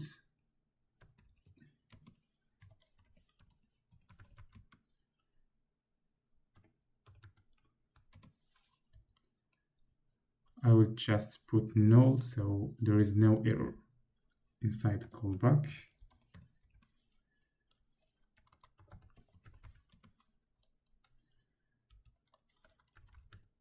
Otherwise, I will throw an error. And the error is that not allowed origin, or not allowed by course, like this. Okay, then I will add here credentials to be true, which means that the server allows to receive cookies from the frontend. Otherwise, it will block the request unless the server allows these credentials to be sent by the client. So credentials to be true here. Then I will add another middleware to parse the incoming request so I can use it inside my controllers with the request.body or request.query. Express.json like this. Also, at the top of my file, I will import .env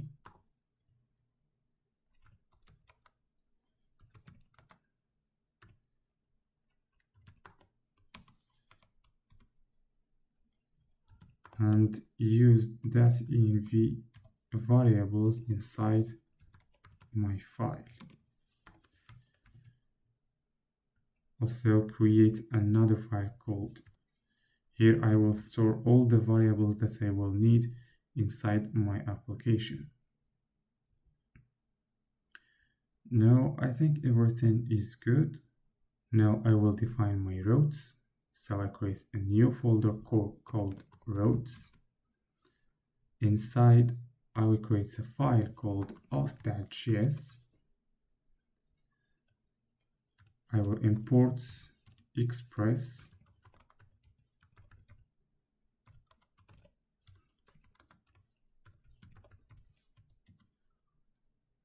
and then const router equal express that's router.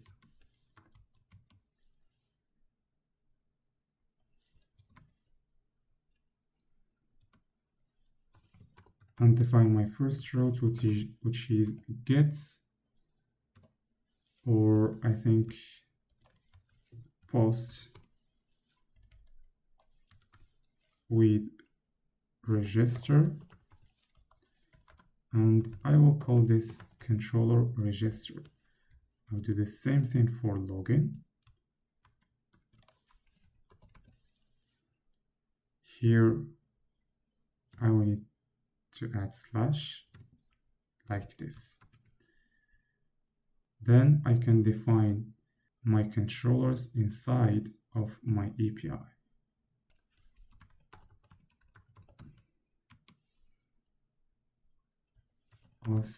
Auth.js file. Then I can export the login. Or maybe let's start with register. It will be an async function because we'll call our database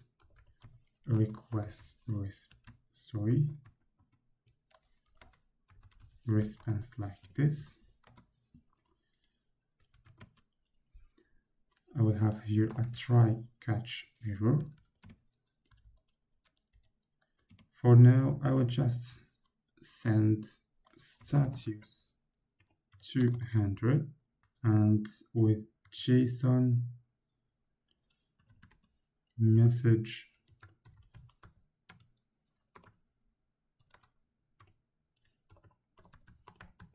just to test if everything is good. Here I will send a status 500 with this JSON message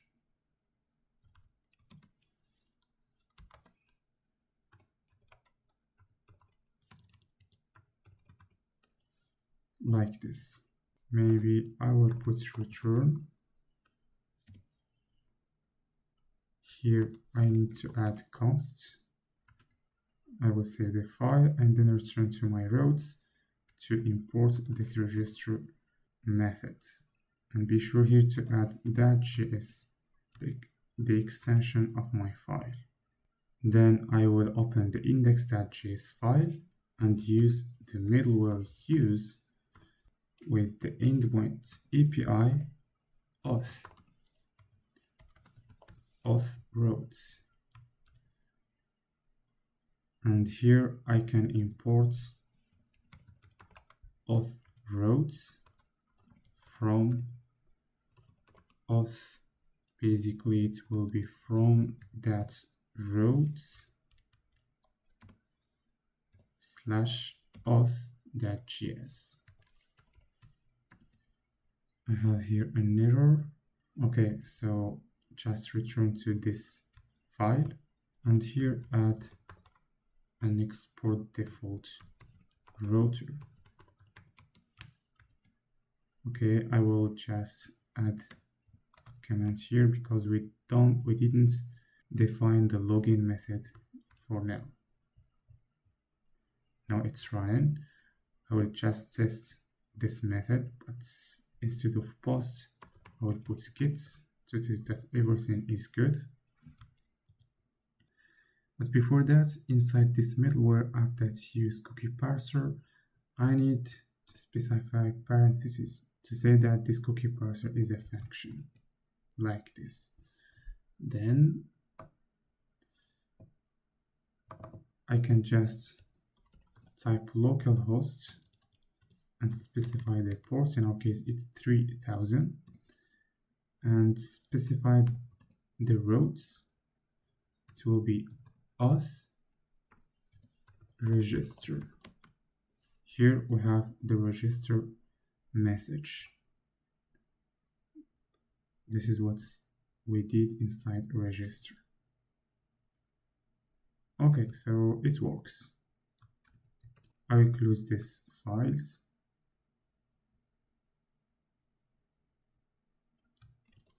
Okay, so now let's talk about the database. Instead of writing SQL queries manually, I will use an ORM called Prisma to interact with the database using JavaScript. For the database, I will use Neon. Just go and create an account here and create a new project. In my case, it will be Airbnb, and create this project. It will provide you with the connection URL. Copy this snippet, and inside your project, here I will specify database URL like this. The value will be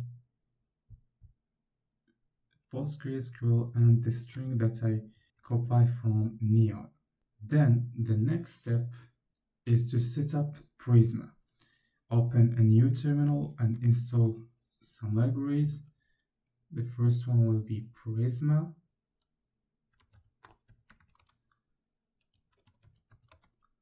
And types pg save dev. You can copy paste this command from the documentation of Prisma.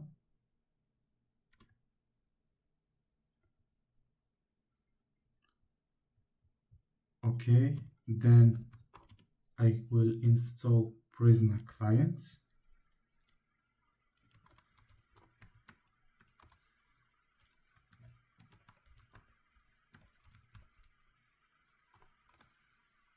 And Prisma adapter.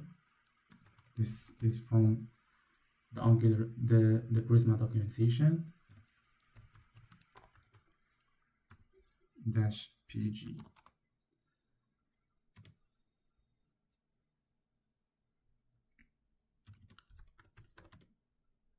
Then I will init Prisma in my projects.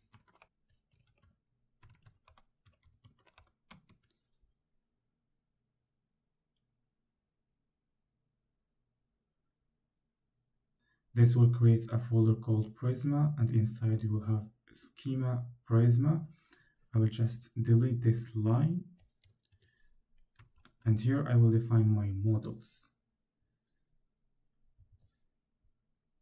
Basically, the models that I will define in my projects are like this. Here I will have a table user that contains the name, email, image, and hashed password, and then another table called reservation links with the user using user ID foreign key and listing ID foreign key to link it with the listing table.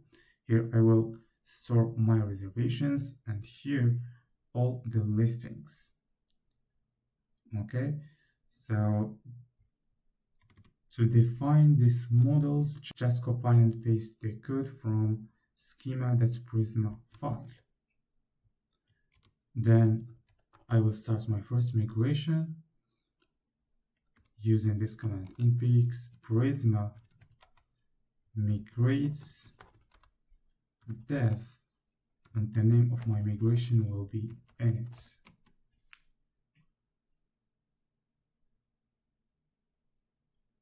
Okay, so it works.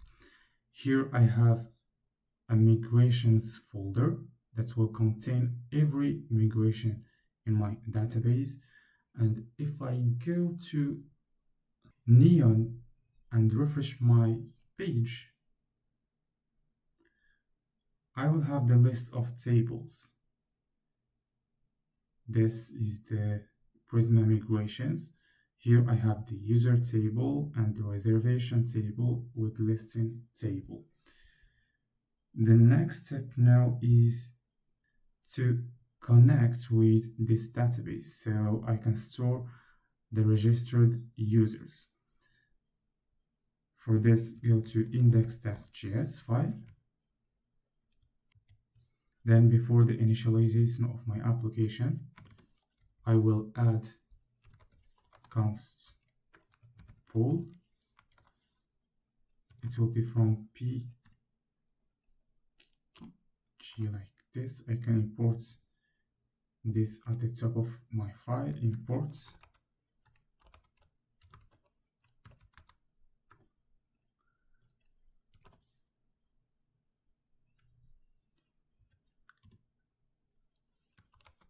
I will test if I don't have the value of database URL here.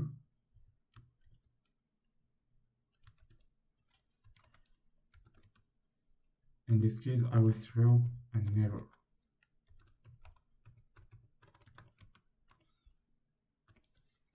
That's env not loaded. Or database URL is missing, like this. Then I will start my connection.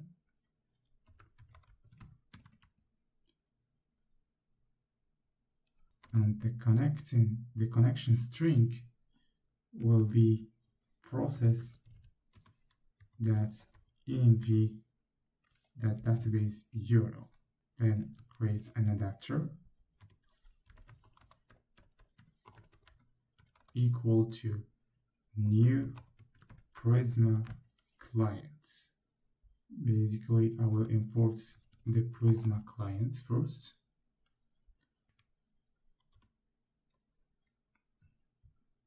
And I will use it here. Also the Prisma PG. It will be from at Prisma adapter. And I will use it here and pass the pool as an argument. Then I can export Prisma like this, new Prisma client, and pass the adapter. Here export const, so I think it's good. Here I have an error, Prisma client not found. If I go to Prisma clients, okay, so basically the error here is that I didn't generate the Prisma clients. Just open a new terminal and generate the Prisma clients. Generates.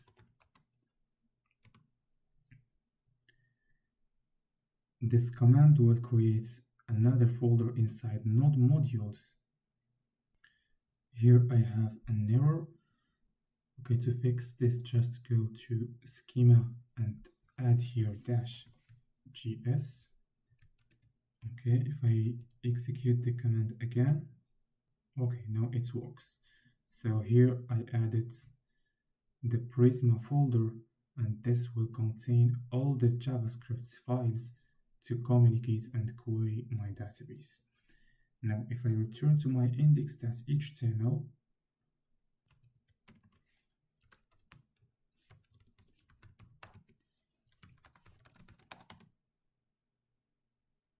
okay, now it's running.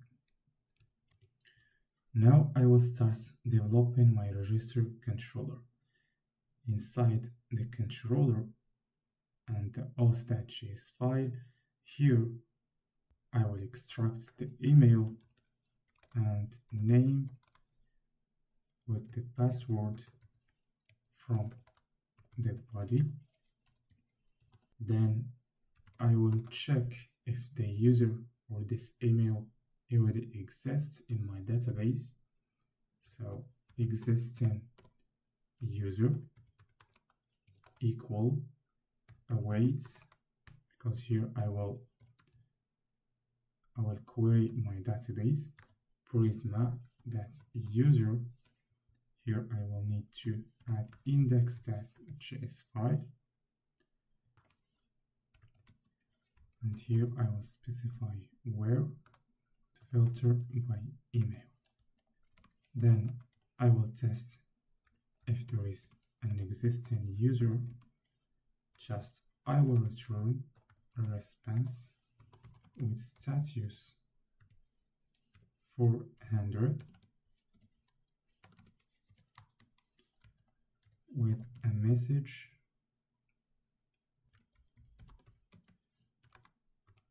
email already registered.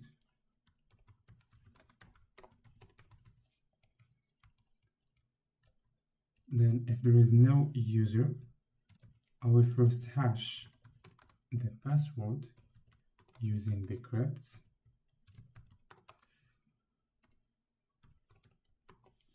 So I need to import bcrypt first here.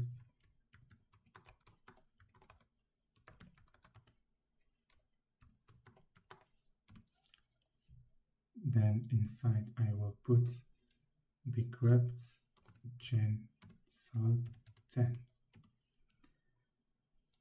and I will hash the password.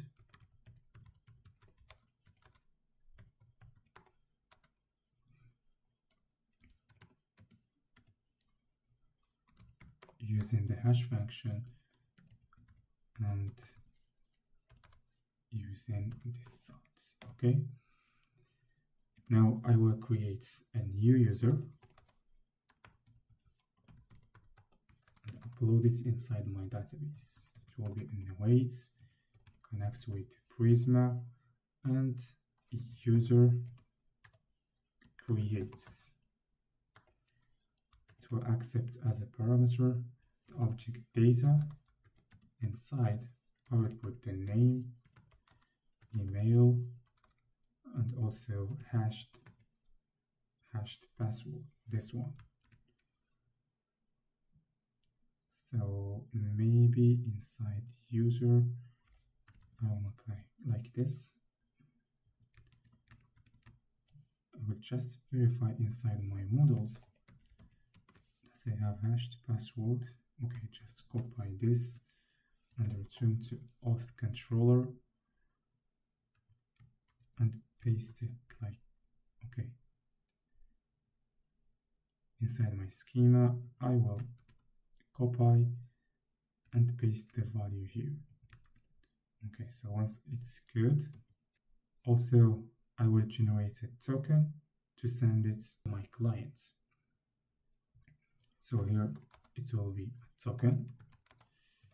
I will generate token. It will be a function that I will define right now with the parameter new user ID, like this. And once I have this token, I will destruct the objects to have hashed password and the value, and I want to send to my user without hashed password or without password, like this.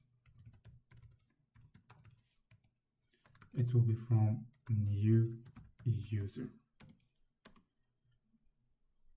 Then I will just send this to my clients. It will be an object. The first one is a user without password, and also I will send my token. Okay, so now I will define this generate token. I will create a folder inside API. I will create a folder eTools. Inside it, I will create another file called JWT.js, and here I will export the function generates token. It will accept as a parameter user ID, and then it will return a JWT. So it's first import JWT from JSON Web Token, JWT from JSON Web Token, like this, and we will assign the user ID, and here I will define the process with JWT secrets.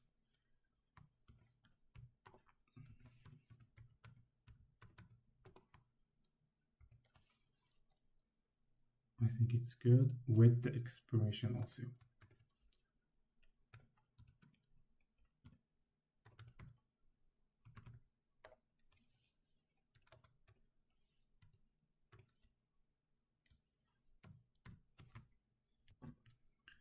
This means that the token will expire in 7 days. So if someone tries to use this token, my backend will reject it because it's expired. Now I will create a JWT secret. You can use, for example, this tool to generate a JWT secret. Just click on generate K and copy and paste it inside that env file. So it will be like this: JWT secrets. Okay, it's good. I will be sure that I have the same name. So JWT, the same thing. Okay, so now I will return to the auth.js file and import this generate token method. Okay, I have that JS extension. Okay, I will close the other files. Now I can test this register controller, but before that, make sure that you have here post instead of get. And also inside my auth.js here, I need to put hash. It's not, yeah, the function that I have to use is bcrypt.hash. Okay, I can test this using Postman. Also, once I want to test, I will just comment the course like this.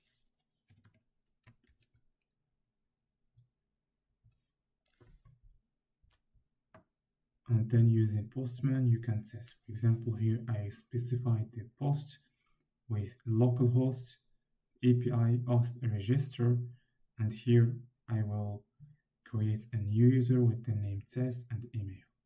If I click on send to request, here I have it was created. I can verify also inside my database. If I refresh my page, I will have this user with the name, email, and also the hashed password. If I try to send again this request, yeah, it's a bad request.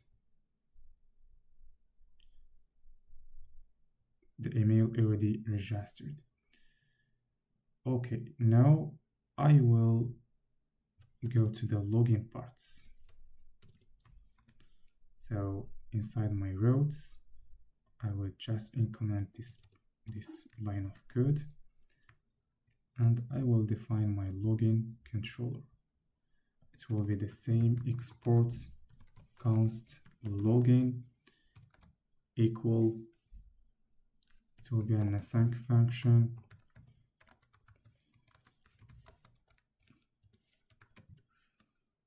Here I will specify try catch error. First thing, I will extract the email and the password from the body. Then I will check if there is a user with this email. So const user equal awaits. I will query the database Prisma user find unique where with email. If I don't have a user, I will just return a response with status 400 and JSON message user not found.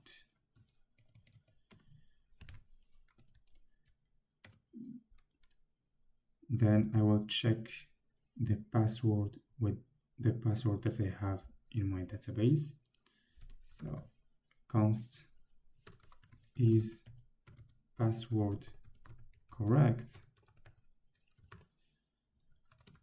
It's equal. Basically here I need to close this one. I will use bcrypt with the compare function and pass as the first parameter the password that I have from the user, and here the hash password that I have inside my database. I will test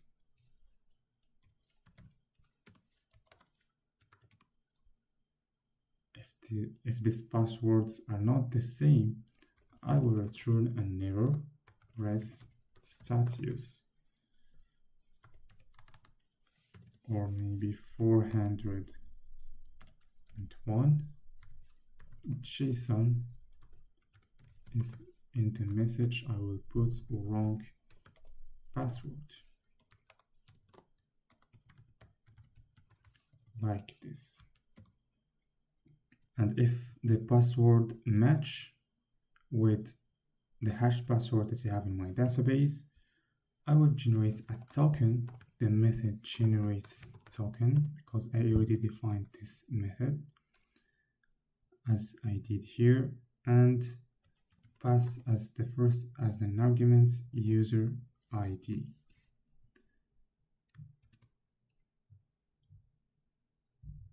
Okay, then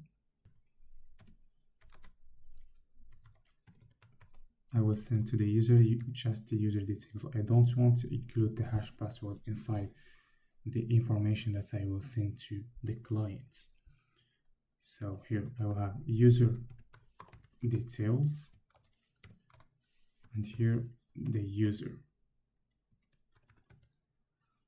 I want to include this token inside my cookies, so I will do it like this. Rest that's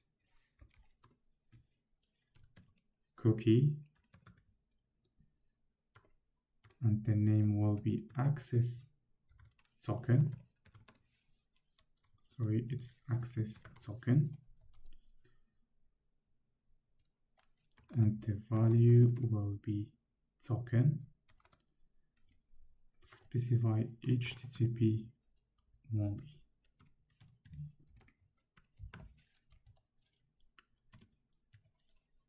Then the status will be 200, and the JSON, I will specify the ID as user.id, and name as user.name. Image user that image, then email user that email, like this. And also if I have an error, I will raise that status 500 JSON with the message server error. I have an error, so I will go just to the routes and import this function. Okay, I can test with Postman. The login, here I will not specify the name and try to see if it's good. Basically here I have an error. Yeah, not allowed by course. I need to comment these lines.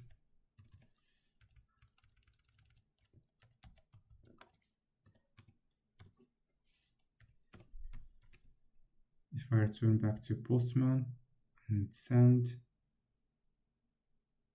server error, basically the problem is here I add just a console log to see what's happened. I have user not defined is not defined. If I return back to the login, I have here, I make a mistake. I need to put user instead of this value. Now if I try again, I still have an error. Yeah, HTTP only, it's considered as a variable, but it's not defined because so it says that HTTP only is not defined, but here I need to put true for this HTTP only. If I return back to Postman, okay, so now it's good. It returns me the ID, name, email, and the image as I specified in this return. Now the next step is to link my client with the server and verify that the login and the register functionalities works as expected. Then I will return back to complete the routes in my API. Alright, so now let's implement the login functionality on the front end. Here I have my application that runs on localhost 4200. Just if I refresh the page, I have always this register model. Let's just fix that before starting the development of login functionality. Just go to register service, and here instead of true as the default value, put false. Now it's good. If I click on icon and login, I have the login model. If I create an account, I have the register model. Once I click on continue, I will go to the login model. Basically here I'm verifying if the form is valid or not. If the form is invalid, I will set an error in the form and the error will appear here. If the form is valid, I extract the email and password from the form, and then I will call the auth service with these credentials like this auth that I think I didn't inject the auth service at the beginning of my class, so this is what I will do. Provide auth equal inject auth service, and then I can use this, that's auth login with the credentials. Email will be email, the value that I extracted from the form, and password will be password. Okay, here I have an error because I didn't implement the auth method on this service. Let's do this. So I will go to the auth service and I can define my method. it will accept a payload with login payload. Basically, I will open the user model and define this interface. It will be login payload.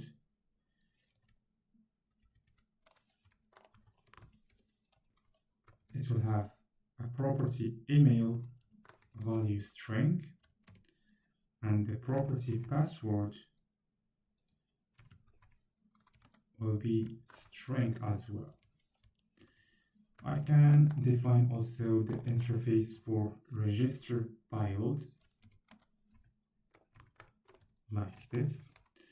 The difference between login and register is just I will have an extra property here which is called name. So I can extend login payload and add this property name which have the value string. Okay, then I can return back to my login method and import the login payload. Here I will specify the return, it will be vote. Then I will also create a state called loading, which is a signal, and the first value will be false. Here basically I will track once the service is executed. Then I will store the user inside the signal user. It will be auth user or null. And the first value will be null. Another one will be error. It's a signal. It's going to be string or null. And the first value or the initial value will be null. Then I can use these signals inside my login function. Here I will just put this loading to be false because I will start my request, and also this error will be null. I can't put false. If I put, for example, false, as you see, arguments of type boolean is not assignable to arguments of type string or null. Okay, I will put null. I think it's good. Yeah. Then I will make an HTTP request. To do this, I need to inject HTTP like this, inject HTTP client, and here inside the login, I can make a request using this HTTP, and it will be a post request. I'm expecting to receive the auth user interface from my database or from my server. Here I will have localhost and API, for example, auth login. I will pass the payload as a parameter. We will define later the value of localhost.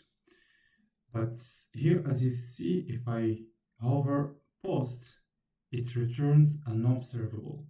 Basically, the post request will not return immediately the value. It will pass a request to my backend and then returns an observable. And I need to listen to this observable to see the return value. For this, I will use the subscribe method to subscribe to this observable. If everything is okay and if everything is successful, I will execute the next method. But if something here, I think I need to delete this one. If there is an error, I will just execute this method, error, inside this one, I will put this, that session or set session that sets user. I need to define this method. So it will be set session.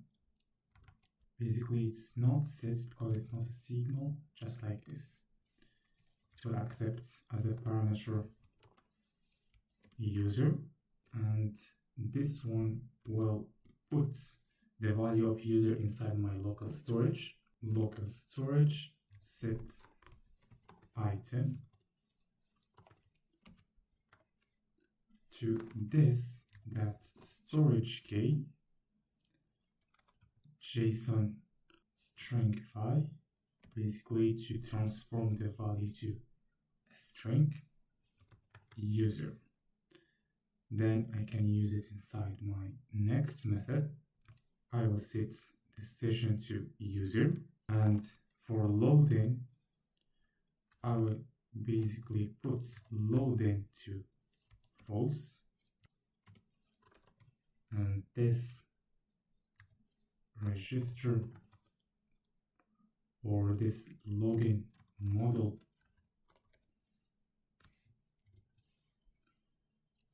/ localhost 3.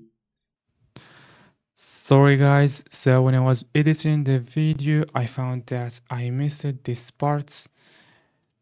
It will take just 3 minutes and then you can continue the tutorial. So here what I did, I defined the login method.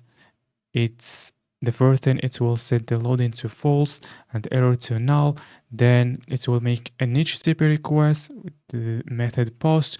This will receive an observable. As you see here, I will receive an observable, and then I need to subscribe to this observable to get the value from it.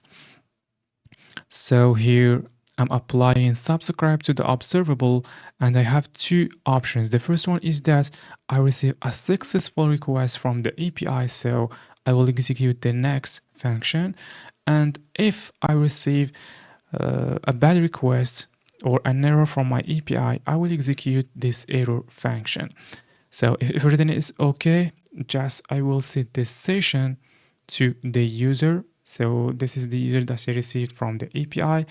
And for set session is just a function to set the local storage to the user that I received from my API.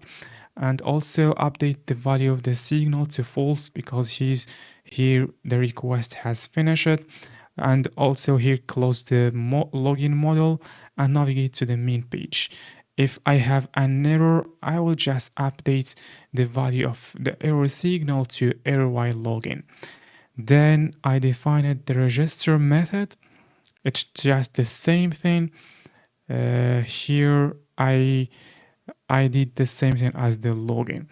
Then I generated the environments variables. As you see here, I'm using API prefix. I generated the environments variables using ng generates environments. This created for me two files. The first one is environment.ts file and environment.development.ts file. Basically, this is for development and this is for production. So this is for development. So I specified production equal false, and the API prefix is the link to my server. In our case, it's our server runs on localhost 3000. This is what's important. Then I provided this value inside the config, so I can use it inside my application here using by adding this object. Then also be sure to add an interceptor inside the app folder. Basically, the interceptor will add the credentials or the token that I stored in my cookies and add it to every request that the client will make.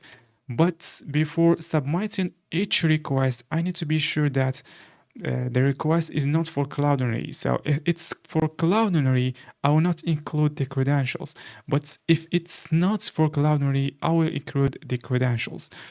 Why here? Because if I include the credentials, Cloudinary will reject my request.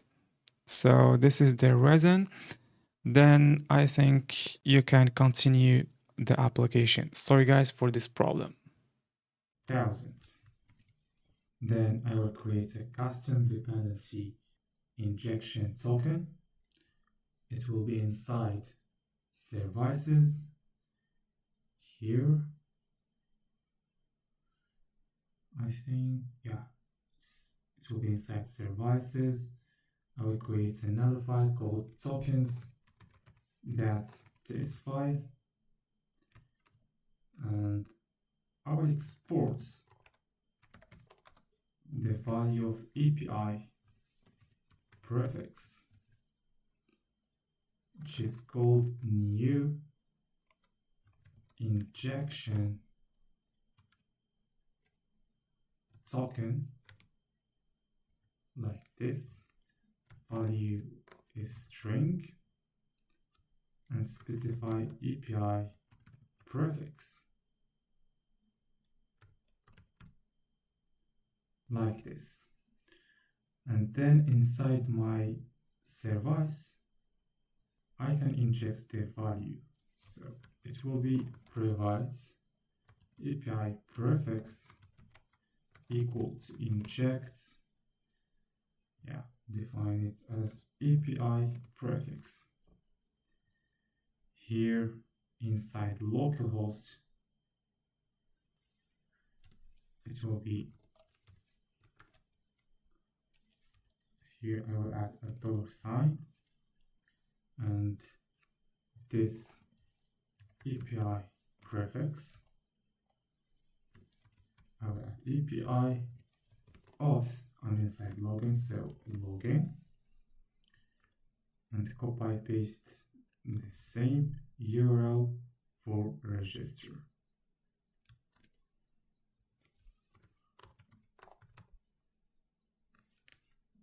Okay, so I will close everything. Maybe I have an error. Okay, if I go to environments, here also when I click on this icon, I have my trips, my reservations, my properties. Why? Because the user now is logged in, and maybe I can check inside my local storage.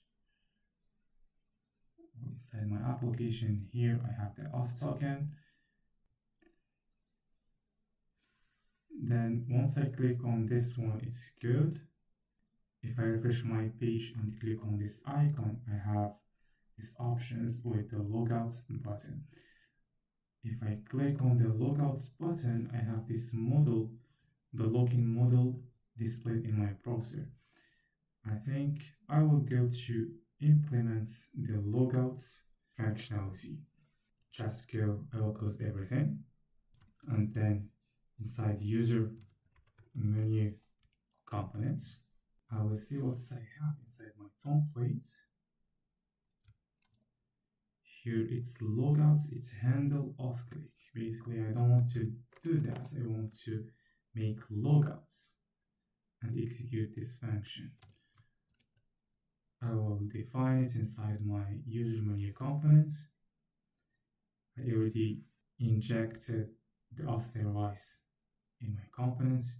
Logouts like this. This auth service. I need to clear my session, so I will go to auth service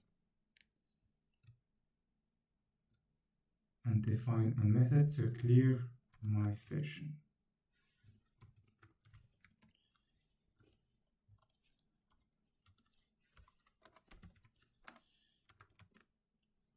Just local storage, remove item.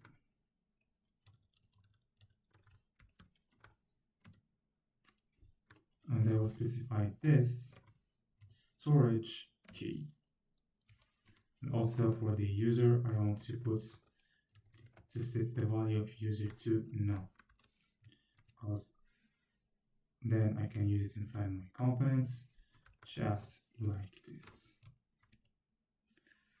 Here, if I click on logouts, yeah, maybe I want to do something. Another thing is that I don't want to show this one. So it's open, I will put it to false. I will put this is open to false, like this. So I will log in using my account, gmail.com, 1, 2, 3, 4, 5, 6. I click on continue. Everything is good. Here, when I click on logouts, I think it's good. Here, if I test for the login with test like this and specify a wrong password, I click on continue. As you see, I have nothing in the form, but if I open the inspect, here login wrong message. I need to put this error here inside my form. So to do this, I will go to the login. Inside this login, I will put here that message. It could be like this, or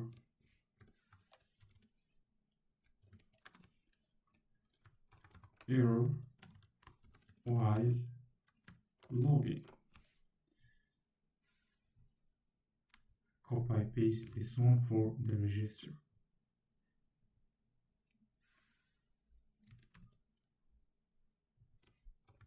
Registering.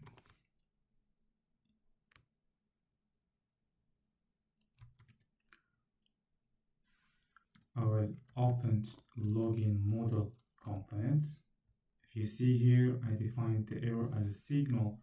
It's basically, I will use the value of this auth error.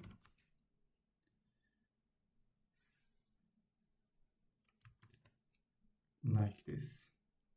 So if I test now, I hope it will work. Login. I will put gmail.com here, a wrong password, HTTP filler response for okay. Basically, I can just put error here on our service. I don't want the message.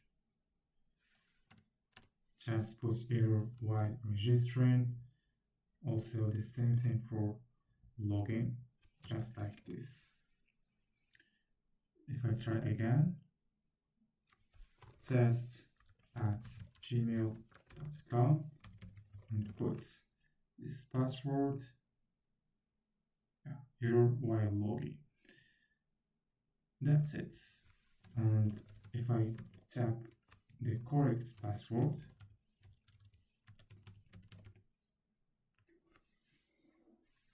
everything is good.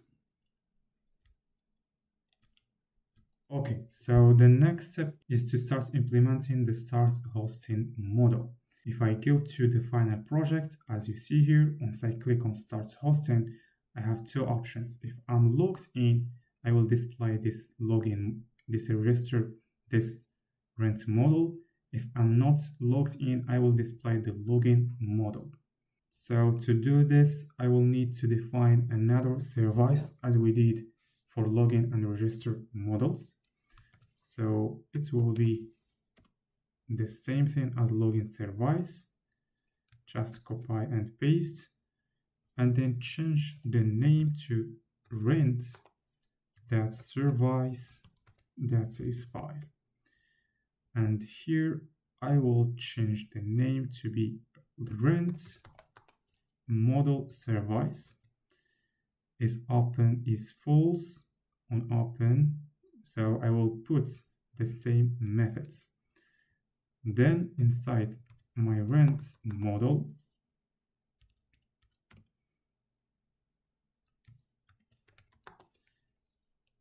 basically I didn't create a component called rent model, so this is what I will do right now. ng generates components, and the path will be inside components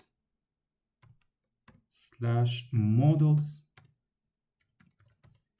inside rent model. Sorry, so I need to add skip tests and also style none to avoid generate testing files and also the CSS file. Here I will save this one, and then inside my app.cs I will need to import this model. So just like this, app-rent model like this. Inside app.cs, save the file. If I return back, so I have nothing inside. Basically, I have rent model works. Okay. But now I will close everything. And then inside my rent model components, basically like this, I will import the model, because I will define this rent model using the app-model components. Is open will be rent model that is open. This is how I will control if the model is open or not. So maybe I will do. For this, I will need to inject the service rent model equal inject rent model service. I can use it inside my components. Here also, I think, yeah, model components, it's good. The problem is that inputs. Okay, for the rent model, it's private, so I will make it to protected, so I can access it from my HTML or from my templates. For the title, it will be just, so I can make it like this: title start hosting. Okay, so here if you return back to the final project, you will see that once I open this rent model, I have a lot of steps. So the first one is to create a category or to select a category, then to select the location, then to select the number of guests. For this reason, I will define a new step that will help me a lot in my components. So at the top level, I will define unum step. The first step, as I show you, will be category. Its value is 0. Then I will have the location step. The value will be 1. Then I will have info step. The value will be 2. Then I have images step, and the value will be 3. Description, and the value will be 4. And the last step is once I specify the price of my listing, the value will be 5. like this. Then I will need to specify the label, which is the text that I will display in this button. As you see, once I am on this, in the first step, I have next, next, next, and in the last step, which is the price, I will have create. For this reason, I will return to my rent model components and define a signal. It will be called step equal to signal, imports the signal. The values will be step, and the first value of the signal will be step category. Then I will define a computed called label, which I will calculate based on the value of signal, of the step signal. So computed, and I will return this step. So based on the value of the signal, I will return a label. If the step is equal step, maybe like this, price, I will return create. If not, just return next. And then I can use this label inside my templates like this. Also, as you see here, I have two buttons, but if I go to my model, I defined only one button.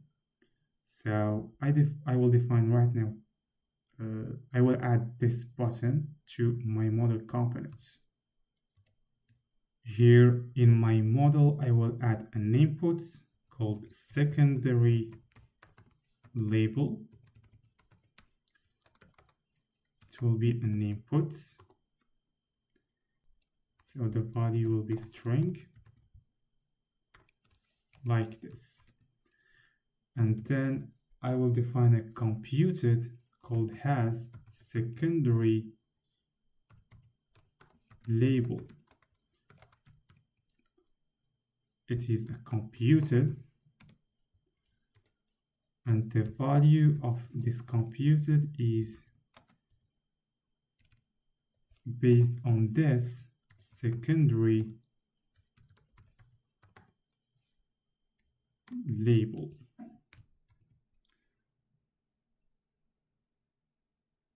And I want the value. So here, if I have this secondary label, has secondary label will be true. If it's not, it will be false. Then I can use inside my model. Here I will put a condition if and use has secondary label.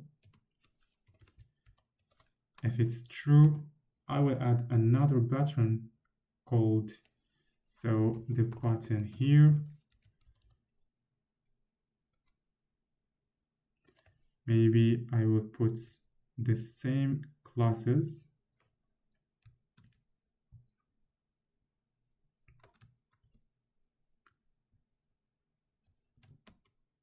Here for the label, I will put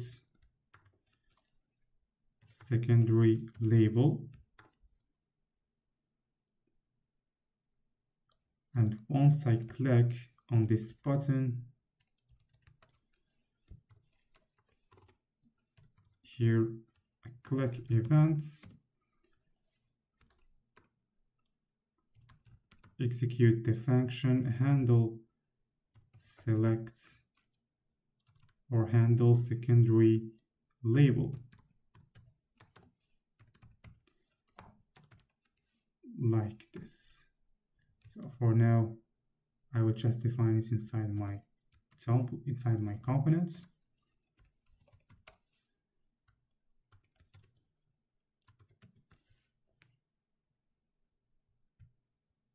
And this will emit an event, because here I will add also an output called secondary label action. It is an output.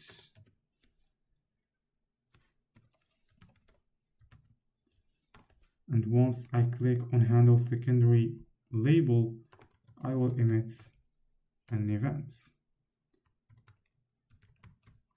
Secondary label.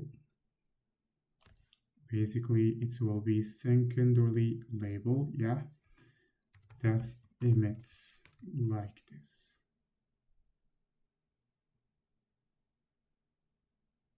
It's not an input signal, this one. Okay, now it's good. So here I have the secondary label. Once I click on this button, it will emit an event, which is secondary label action. And then I will need to listen to this event inside my components. So I will listen to this event using maybe secondary label action and execute a method on back. Here, this function, I will define it inside my class. Basically, this function will just update the value of the step. So it will put this step, update the value. Here, I didn't use this set because I want to update the value based on the current value. And here is the current value, put it s-1. Like this. I can also add another method that I will use, which is on next, and it will have value s+1. Okay, in this button I will modify also the background. Instead of background rose, I will choose background white, and the border will be border black.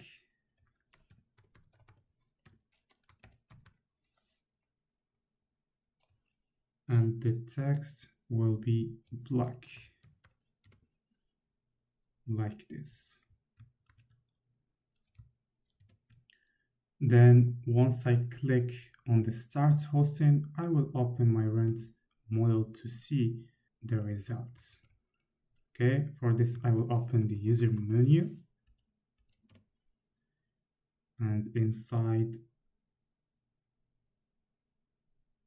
start hosting I have a function on rent, and this will update or open the rent model. I need just to inject this service, rent service or rent model equal inject rent model service. Then I can use it inside the rent method. It will be rent model, and I think on open. Also, I will set the is open to false, like this.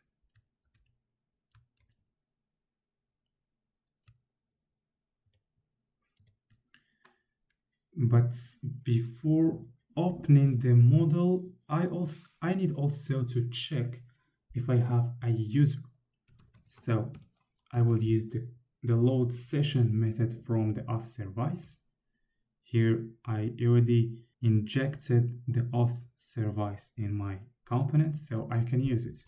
I will define current user equal to this auth, load session.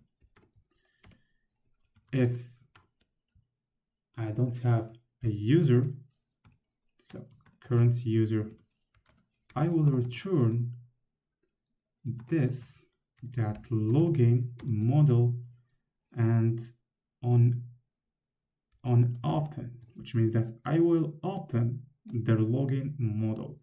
If I have a user, I will open the rent model.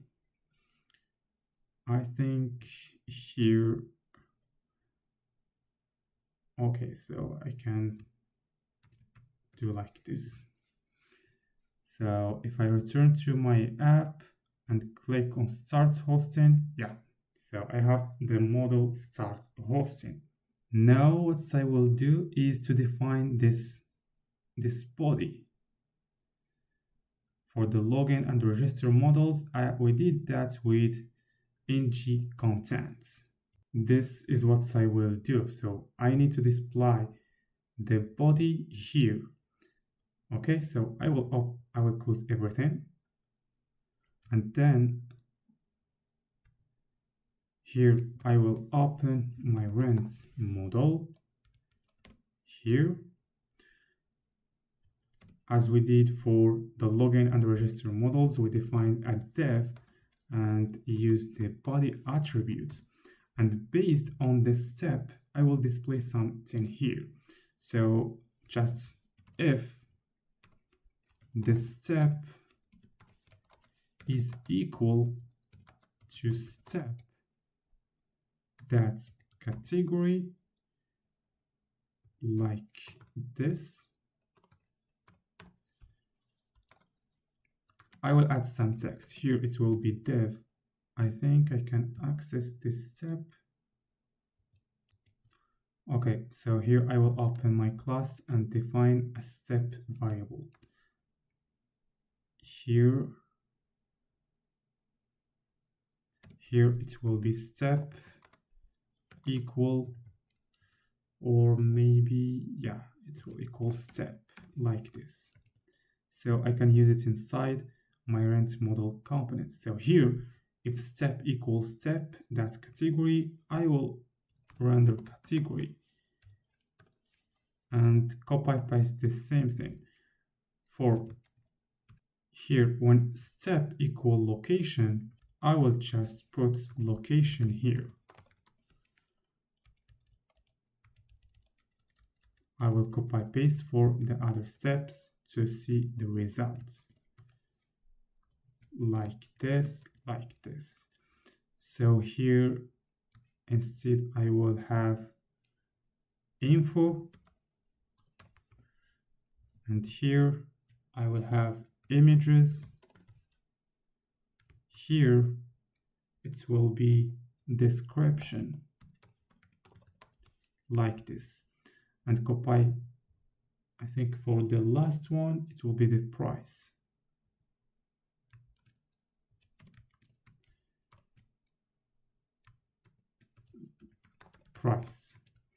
So if I open now, I have category. I will click on next. Now once I click on next, I need to update this body. Okay, so this model accepts an output called onSubmit. Once I click on onSubmit, I will trigger this function. Here the onSubmit inside my class. I think it will not accept the parameter, just like this. Here I will test if the step is equal to, or yeah, like this. If step is less than step, that's price. What I will do, just return this on next, like this. If it's not in the, then we will store the listing. So if I click on start hosting, I click on next, I didn't save the HTML parts. If I click on next, as you see, next location, info, images, next description, price, creates. Here also I need to show the button back. So for this reason, I will define a computed called show button or show back button. It will be a computed based on the value of the signal. So it will render this step is greater than step that's, I think, category, because category is the first step. Then I can use this computed inside my templates. Here, I think I will do like this. So it will be secondary label, show button. If it's true, I will render back. If it's not true, I would render maybe undefined.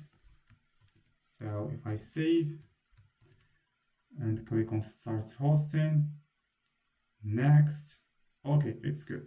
So I have back and next. Just I want the back and next on the same line. So I will return back to my model to see how I can define that. Okay. So here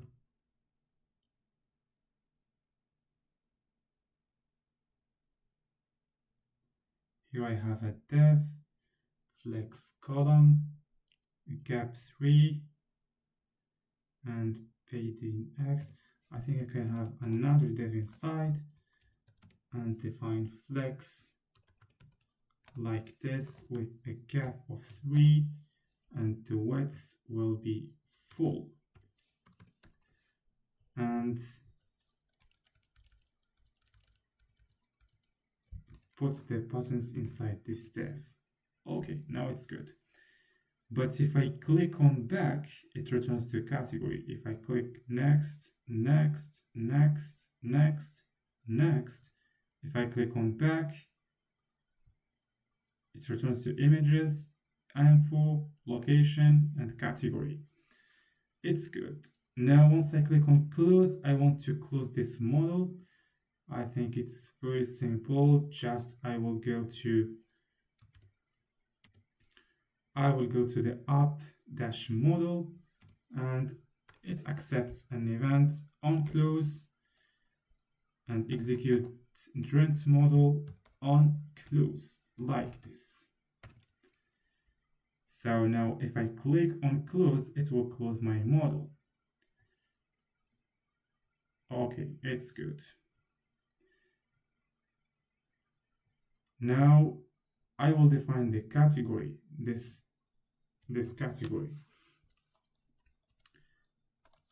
It will be a class, flex column, and a gap of 8. Then inside I will have 2 devs. This is what I'm trying to do. Inside I will have this title called What's Your Place? Like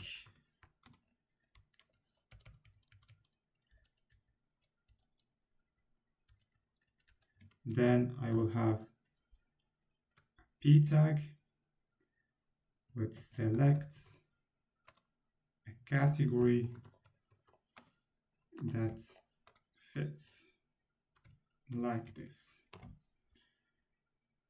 I will add some class utilities. For this one, it will be flex column, and a gap of 2. For the title, it will be class text 2XL, and the font will be bold. For the p tag, it will have a class. I will just change the color to be neutral 500. Then I will define a dev to render all of these categories. Then inside I will list all the categories. The first one will be a class, will be CRUD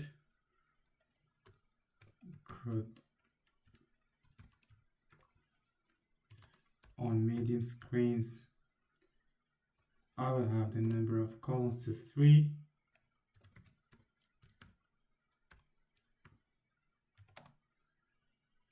A gap of 3, and the max height will be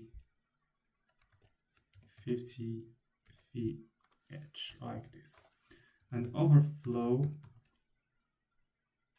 y02. Okay, then I will loop through the categories using the for loop item of categories. So here inside my rent model components, I will define the categories like this. Categories equal maybe categories, and then I will define the categories here. It will be of type category.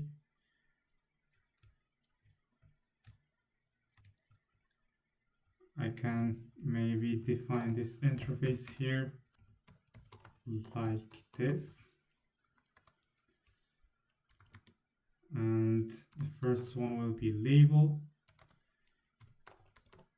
The value is a string, and then the icon, the value is a string. Yeah, so copy, paste like this. Then I can use the categories in my templates.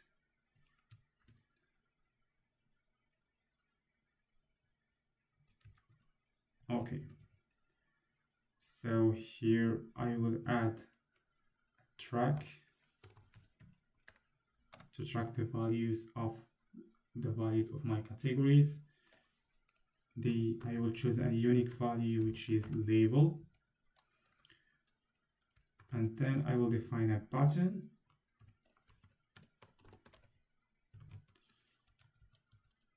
to render. Inside this button, I will have a span with class text 2XL, and the value will be item. That's, I think, okay, here I think I need to put item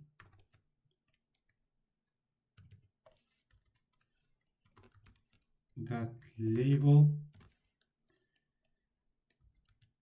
copy this one and put maybe icon. I will just modify the classes. So here it will be font medium,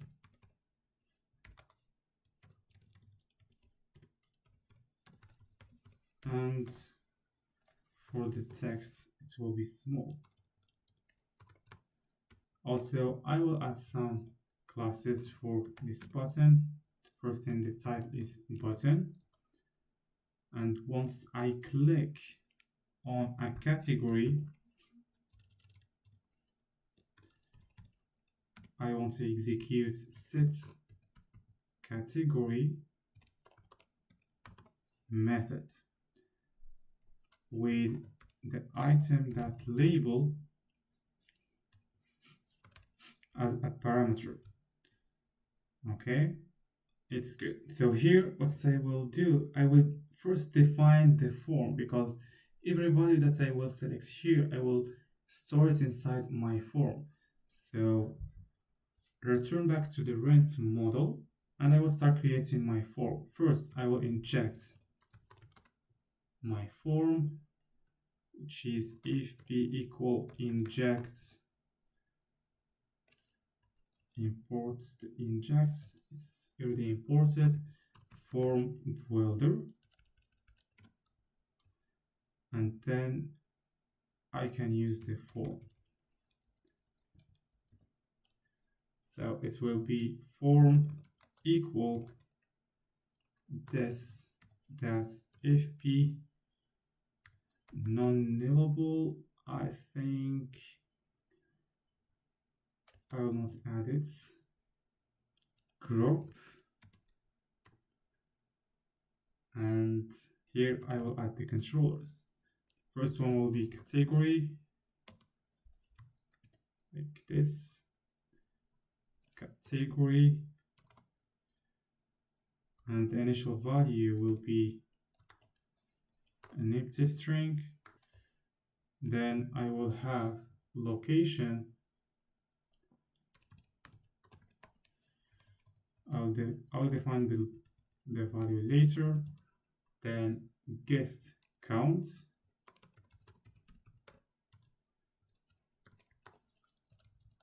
The first value will be 1, and I will add the validators.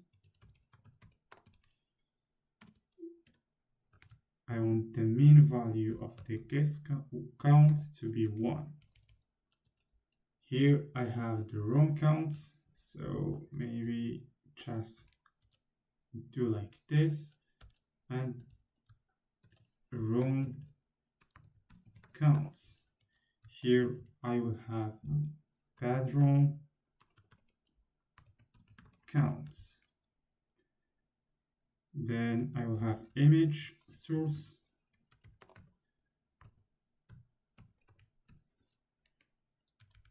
I will have also the price.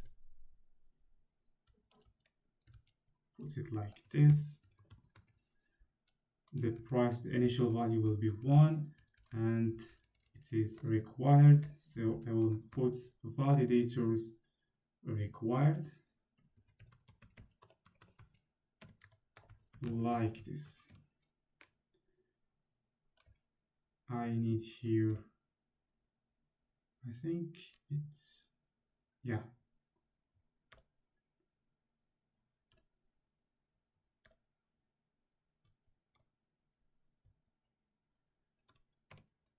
I need also a description controller. And the initial value is an empty string.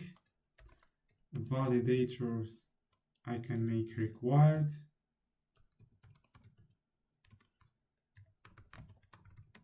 Like this.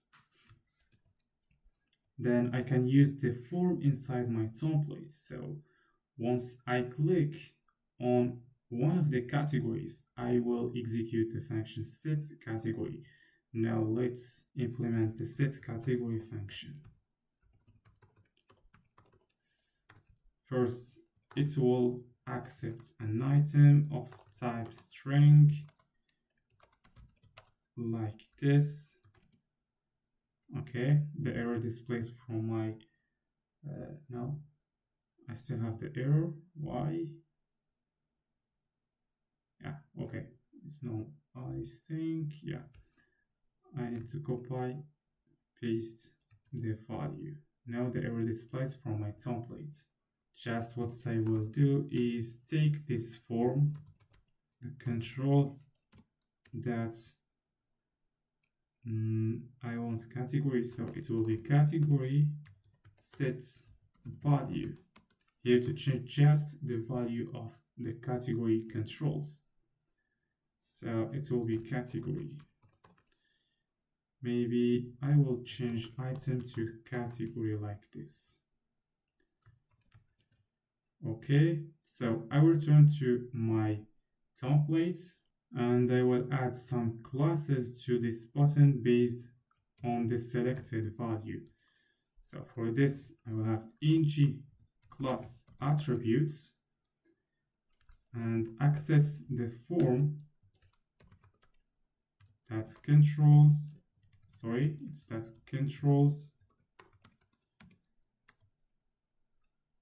category. Here I will access the value of the category using value. If it is equal to item that label, what I will do,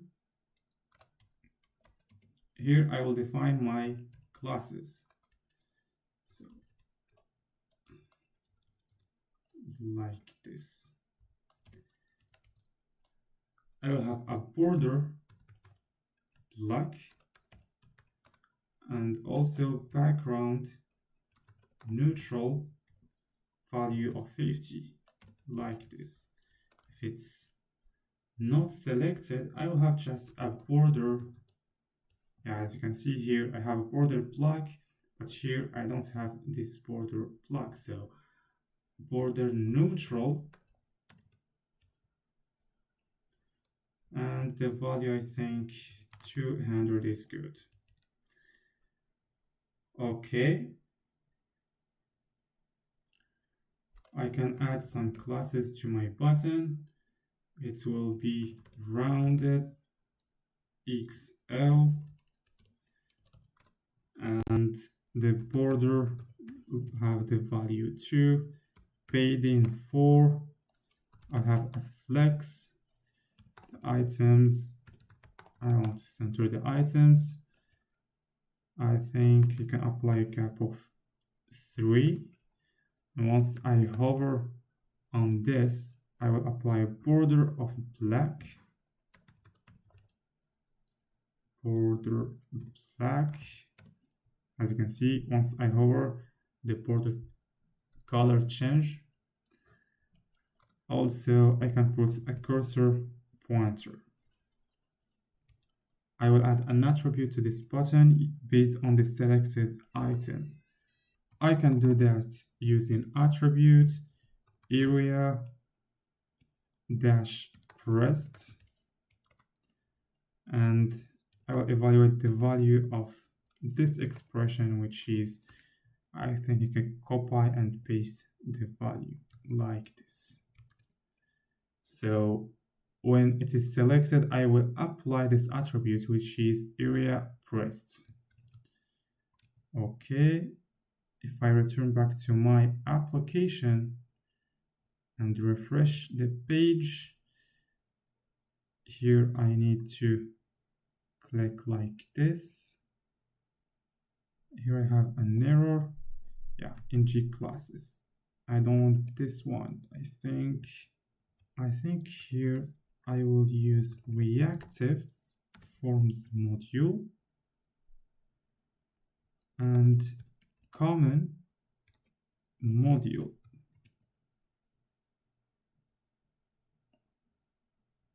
I still have an error. I will open the console.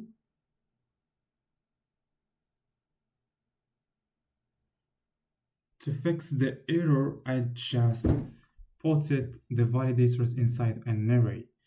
And also inside the rent model, be sure that here you have icon and not label. And here you have label and not icon. And also for the classes, be sure that here you have S. If you don't have S here, add this S. Okay. If I test my application, start hosting, I have all the categories. Then I click on next, I have this location. Then I will start defining my location. Just, it will be like this. The first thing here, I will define a class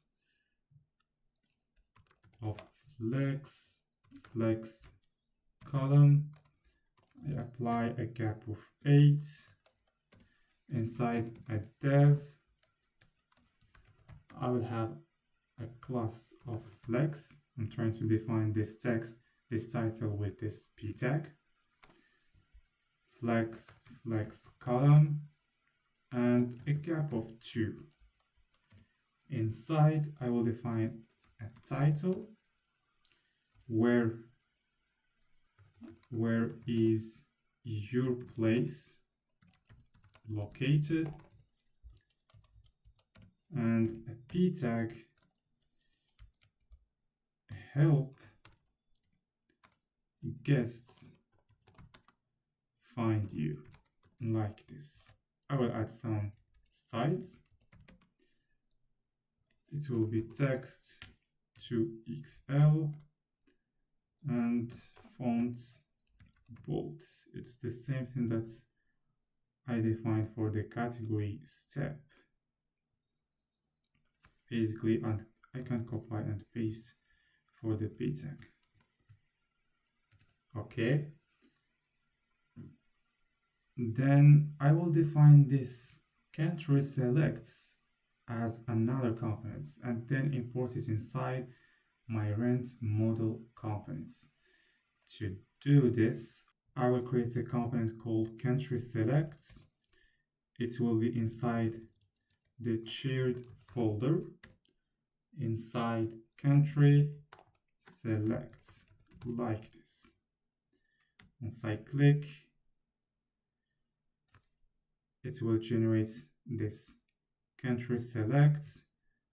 Here I will save this file and return back to my template, so I can import this country selects inside my template.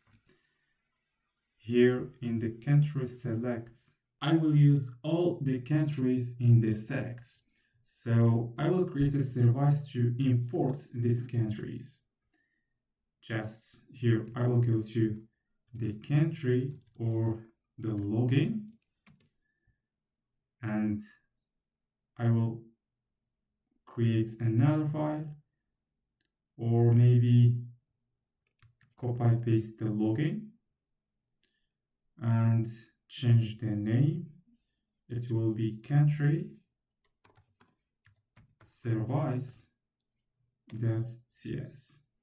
Here it will be country service. Then I will need a package called world countries. Install it using npm install, I think, country or world countries. Basically, this package contains a list of all countries with useful information. Here at the top of my service, I will import this package, imports countries from world countries. Then I define an interface called country option.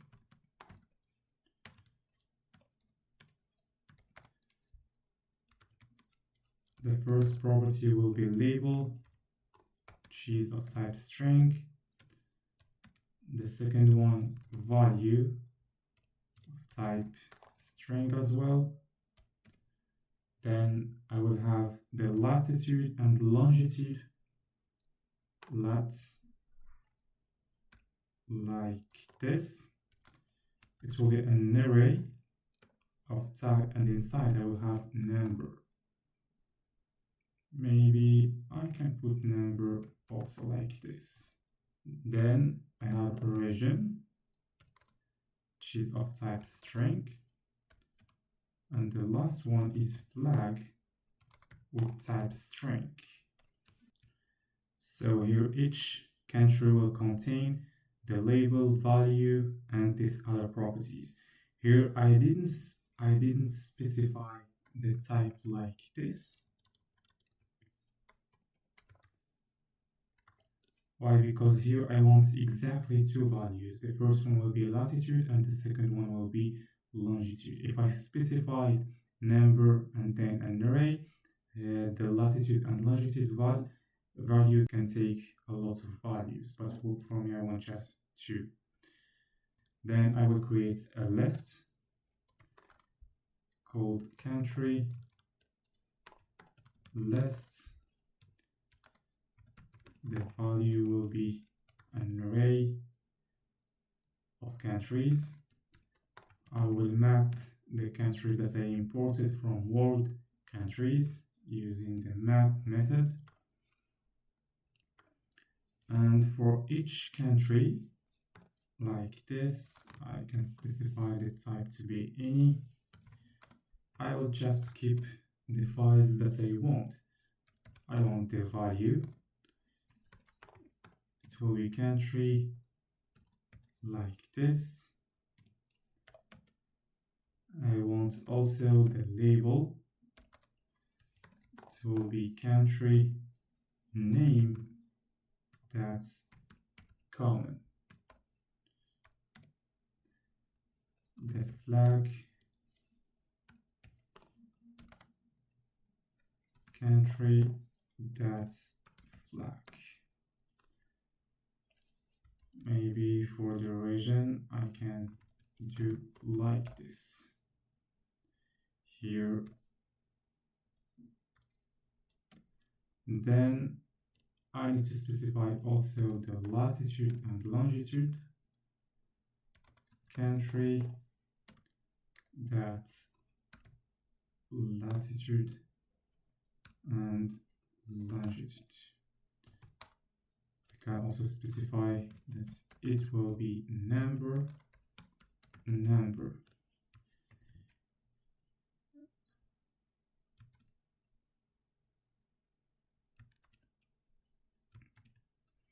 Here, if you want to say these values, you can just go to the countries. You'll find the values here. For example, for the flag, here I have this interface country from world countries package.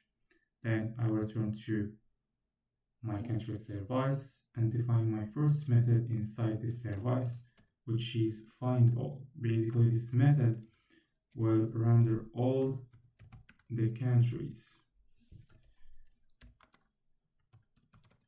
The return will be country option, an array of country option. Just return this country list. And I will define another method, find by code. It will accept the parameter is code, and the type is string, and it will render the country option, or it could be undefined. So I will return country lists, but I will filter based on this ISO code.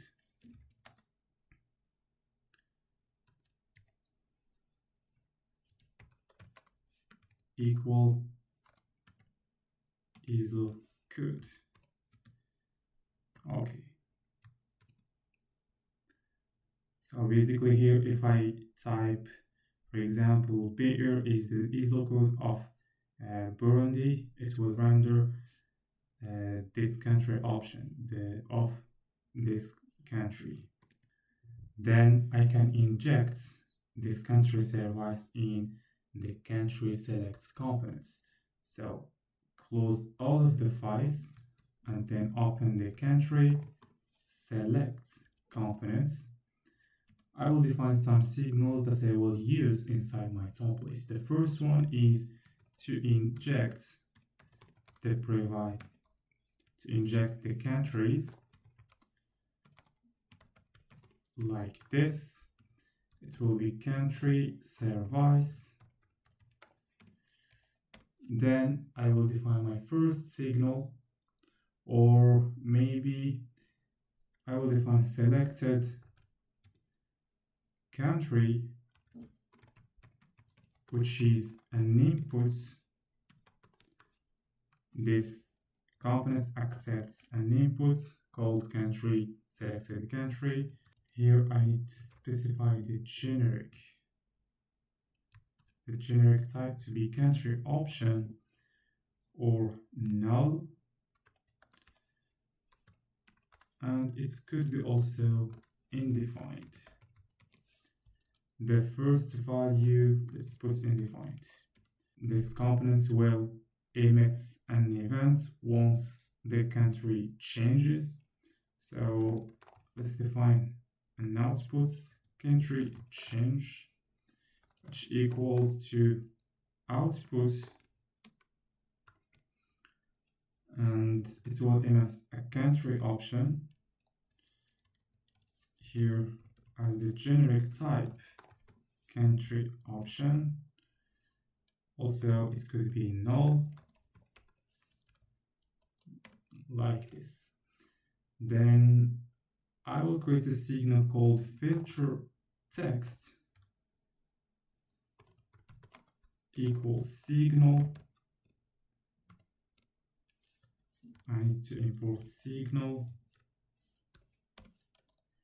and the first value, it will be an empty string. Basically, this filter text is the text that I will start writing, and it helps me to filter all these countries based on this filter text. Okay, the next one, I will add another signal drop down open. Basically, this will control if I show this drop down or not. The first value will be false. I will add another property called country pool, and I will put these countries, all the countries from my service, find all, like this. Then I will create a matching countries based on this filter text. I will create the signal computed, and the value, it's like this. The value, I will, sorry, so I will delete this one for right now. Yeah, like this. So here I create a variable called term, which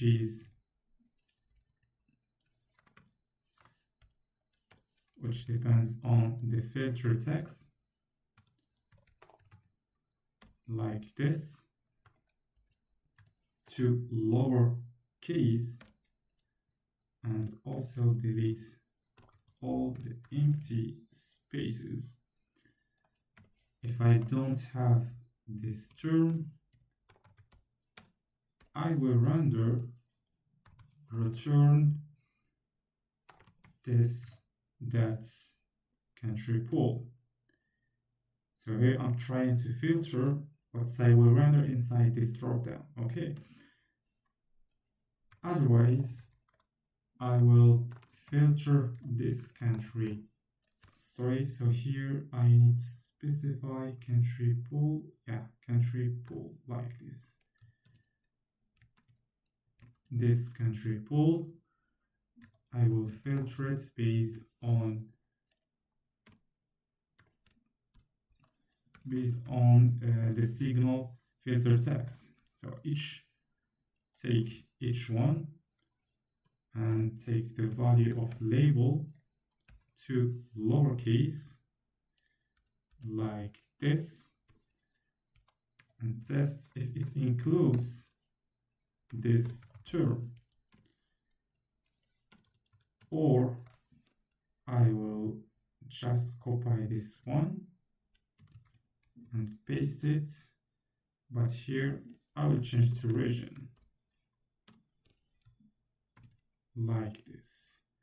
Then I will create another signal called selected label. Basically, this signal helps me to display the AF Afghanistan, for example, based on the selected value. So this will be computed because it depends on the signal selected country that we defined here. So it will be computed,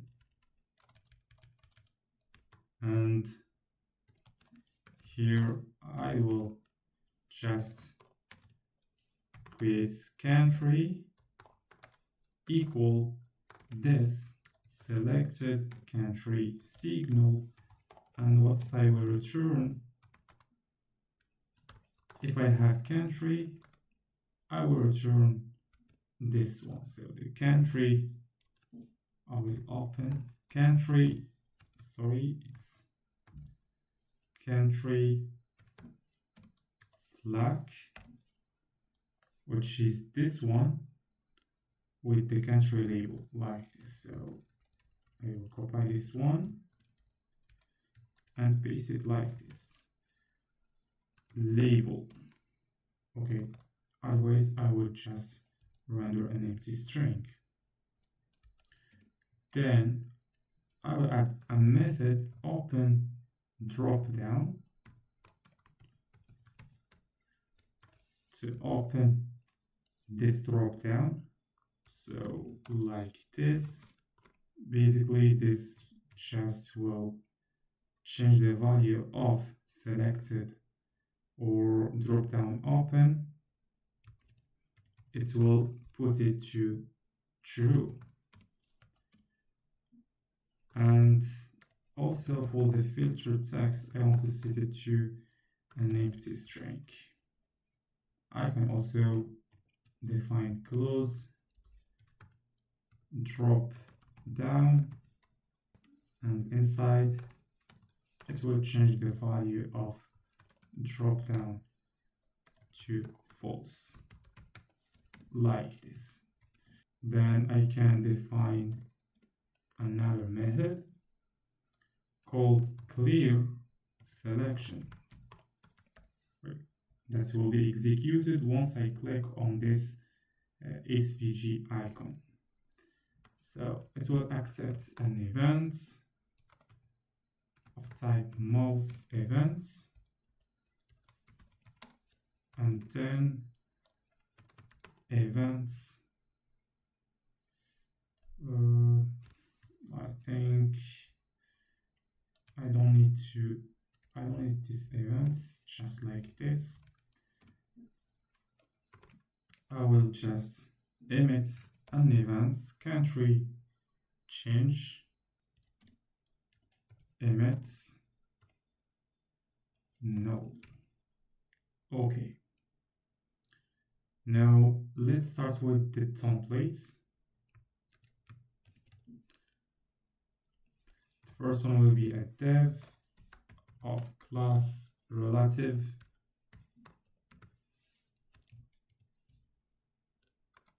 and the width will be full.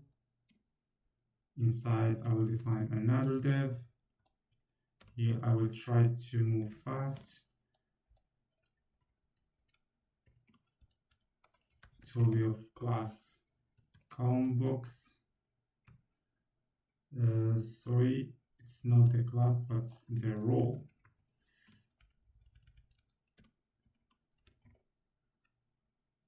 Then for the attributes,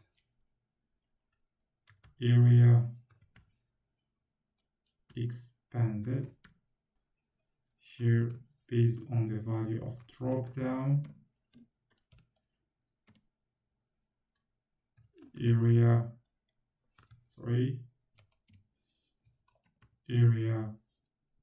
dash has pop-up, it will be list box,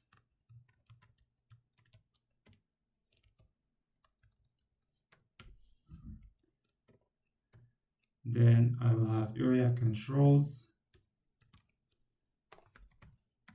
like this. It will have country, list, box. Then area label, it will have selects a country.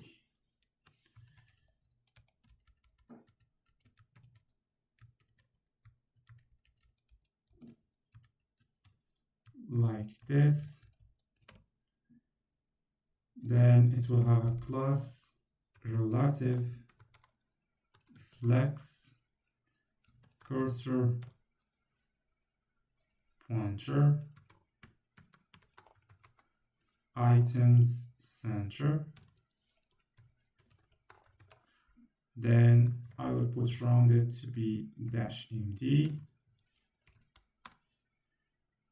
The border value, I will put it to 2. And the color of the border, it will be neutral with the value 300. Here, neutral is like this. Then I can specify a padding of 3, and for queues, within, it will be water black, like this. Next, I will add an event binding. Once I click on this one, it will open this dropdown. Okay, here I can test if the dropdown is opened. I will render these inputs. It will be of type text. If it's not rendered, I will put this span and text interpolation selected country. If I have a selected country, I will just put the selected. I will see if it will define the selected label inside. Yeah, so we have this selected label like this, and otherwise I will put anywhere. So if I selected a country, I will put the label as we have here, otherwise I will put anywhere. Here, once the dropdown is opened, it will be of type text and role search box, area label will be search countries,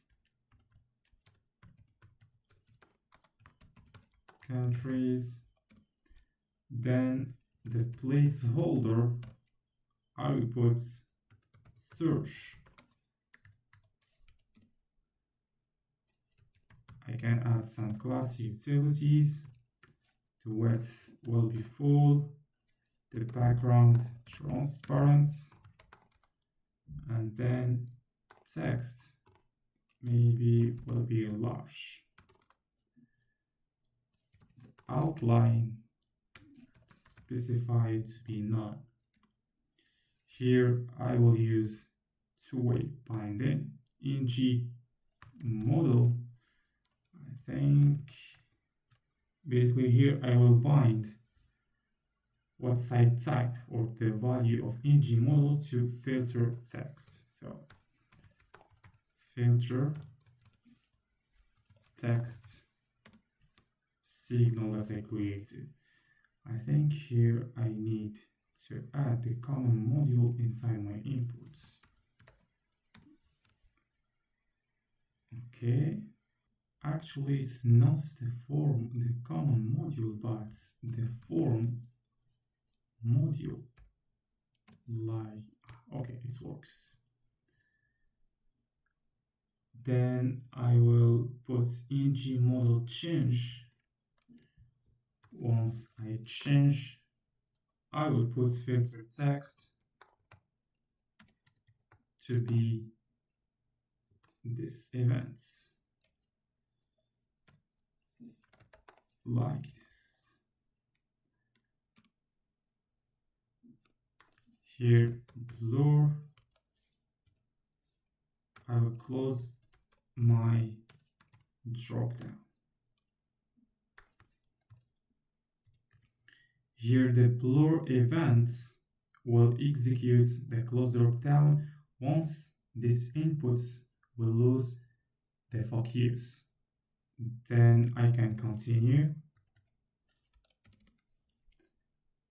I will define a def with the class margin left to flex and shrink the value of 0, items center, and gap of 1. Then I will test. Basically, what I'm trying to define is these icons. If there is a send, I will test. If I selected a country and drop down is not opened,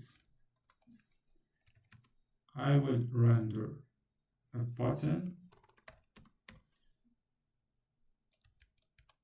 of type button, and the area label will be clear selection.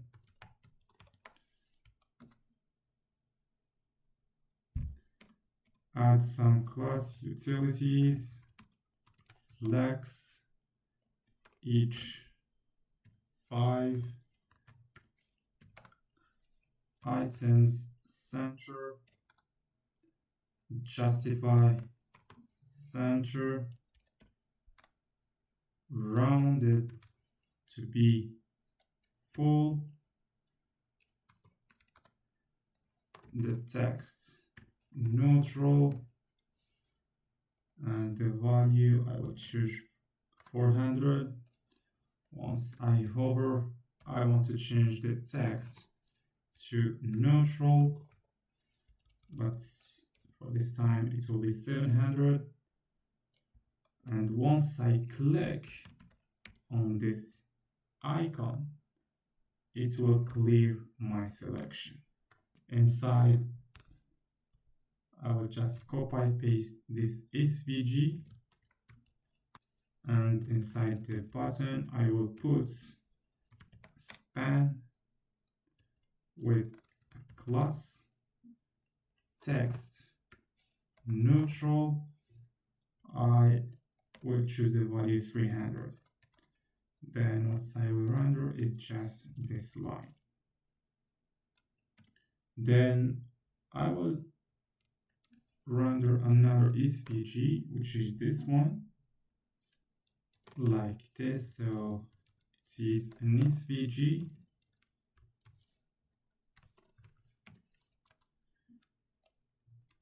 Basically, this is the SVG. What I will do is, based on the drop-down value, it will rotate this SVG. Then I will render the drop-down open. So based on the drop-down,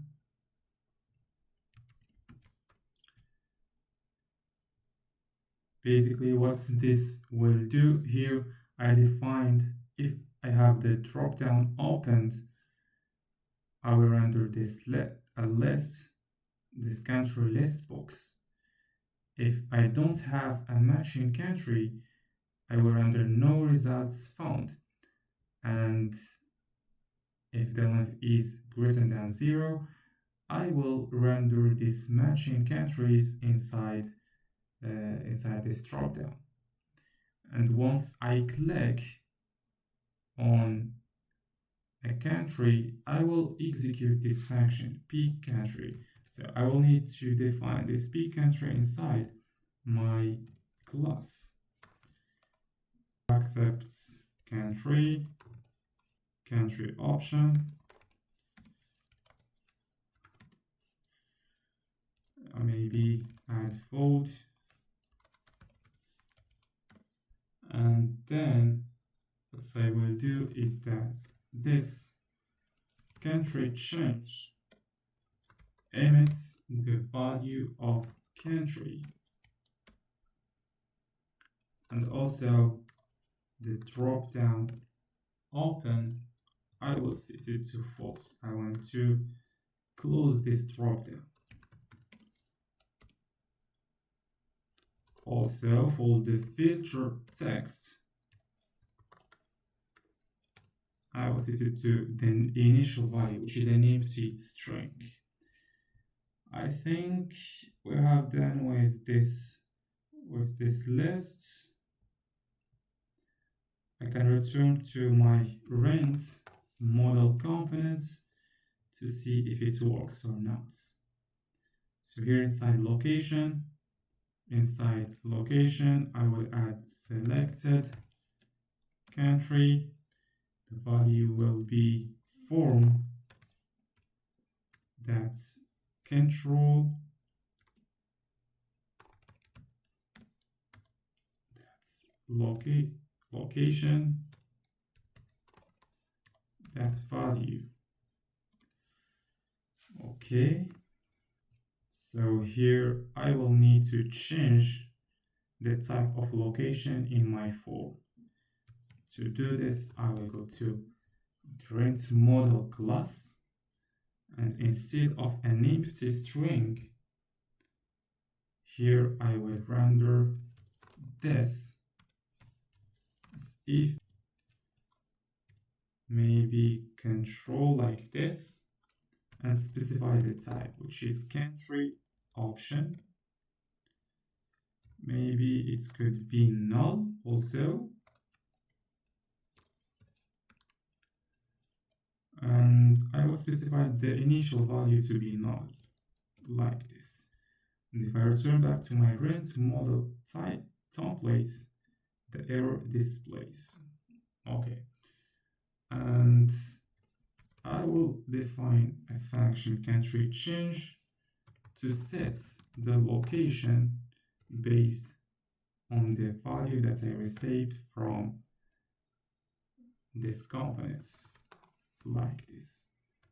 I will define the set location inside my class. Here it will be the same as set category, just instead of set category I will put set location, and here I think I will do like this. I expect a country option, and also it could be null.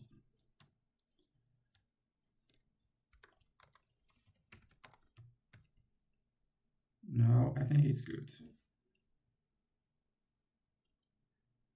If I return back to my templates and click on Control S to save my changes.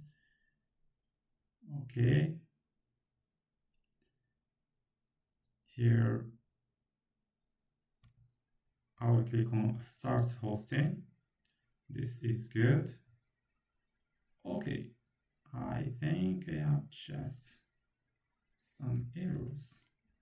Okay, so I will just fix this error. The first thing here, if you see the click, okay, once I click, it's good. But here, I think inside the span, I need to add class. The value will be flex-1. and also text large.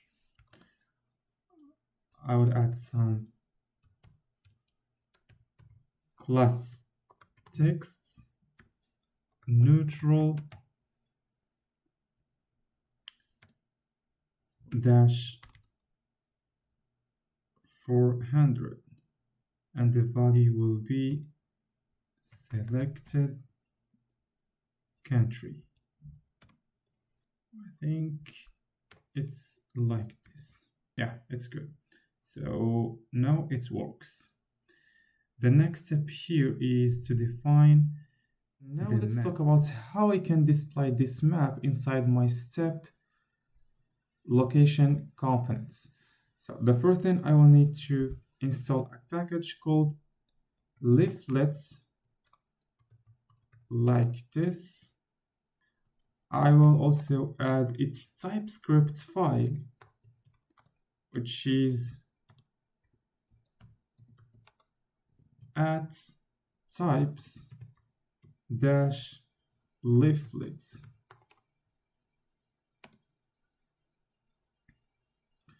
To add the styles of leaflets, I will add inside angular.json file, I search for styles and add here, maybe it will be node modules.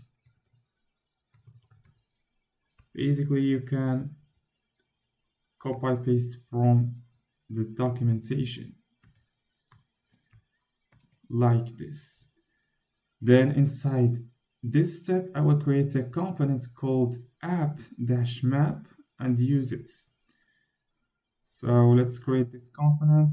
It will be ng generate components, and the name, it will be inside shared dash map.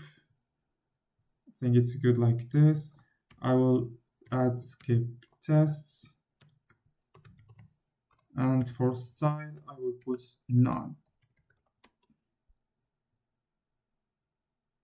Okay, I will go to the TypeScript components. Basically here, instead of template URL, I think I can use inline templates. So here I will just put templates, and instead of this path, I will put a div. Yeah, you can do like this. A div. It will have a template reference. Maybe I can call it map el like this, so that I can access this template reference using viewchild inside my class. Then it will have a class. The height will be 35 VH, and the width will be full rounded. I think I will put large, and set index will be 10. I can access this template reference inside my class using map el equal to viewchild. Here I'm using the signal method, not the decorator method. Okay, it's required, and also elements ref HTML dev elements, and here I specify my template reference variable, which is map el. Then this input will accept a center, which is a signal input. The type will be number. Basically this is the latitude and longitude of the coordinates. It could be null. Basically this is the coordinates inside an array, and the first value, or I think it could be undefined instead of null. And here I will put undefined as the initial value. Okay, so here I need like this. Then I will define a property map. I will import as L from leaflets, and then I can use this one inside my class map. It could be null, and the first value will be null. Then I will use the marker. Basically, when I click, I have a marker. This is what I'm trying to do. It will be of type L marker. Then it could be null also. And the initial value will be null. Initial map. Here I will create an effect. This code will be executed once this map is rendered. So I will get the coordinates from this signal. I will see if there is a map. I will do nothing, but then maybe the marker here, I will remove the marker using the remove method. If I have coordinates, I will put the marker to this coordinates so that I can show it inside my map. Sorry, it's marker and coordinates. Then I will add to my map, which is this map. Also, I will set the view of my map to set view with coordinates and define the value of 8. Basically, it will determine the level of 0, this 8. And then maybe I can put return just to avoid this linting error. Then I can define ing after view. I need here to implement after view init like this, and maybe also destroy on destroy. Here I will implement ing after view init. Basically, I will add some this, for example, and also the marker. Okay, so it will be const chords equal this that effects, sorry, this center, then this that map equal L map, this map L native elements, control the zoom control with the value of true. I think here I need to do like this. Maybe I will set the view. Yeah, so set view. If I have coordinates, I will put the coordinates, otherwise I will put this value.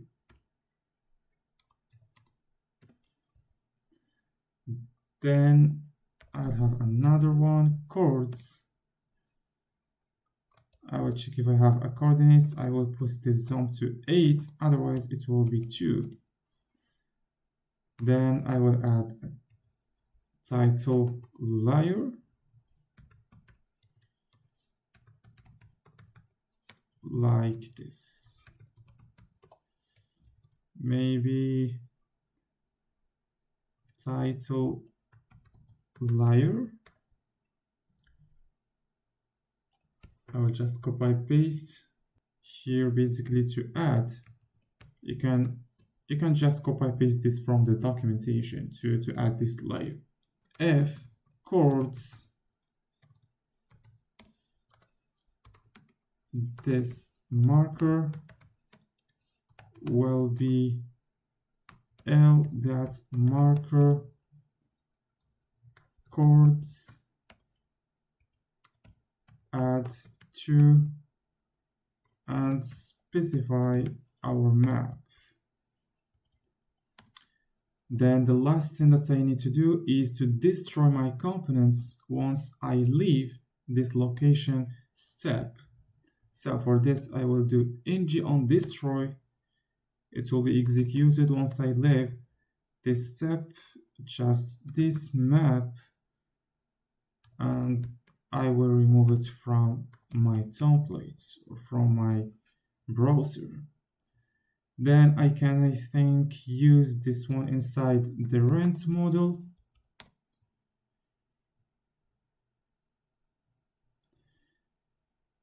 Okay, it will be inside the location. Here I need to import the map.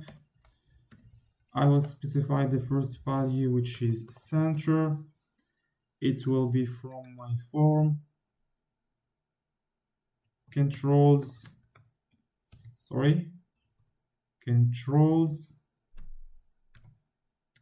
and then I will take the value of location like this. I have here an error, type country is not assignable. Okay, so I don't want location, but I think I can access this one. Yeah, so like this. I want the coordinates. I'll just go to the rent model and save. Then I can return back to my components or my browser to test if everything is okay. I will choose the location or place. I have this problem. Maybe if I refresh my page, it could work. So npm start.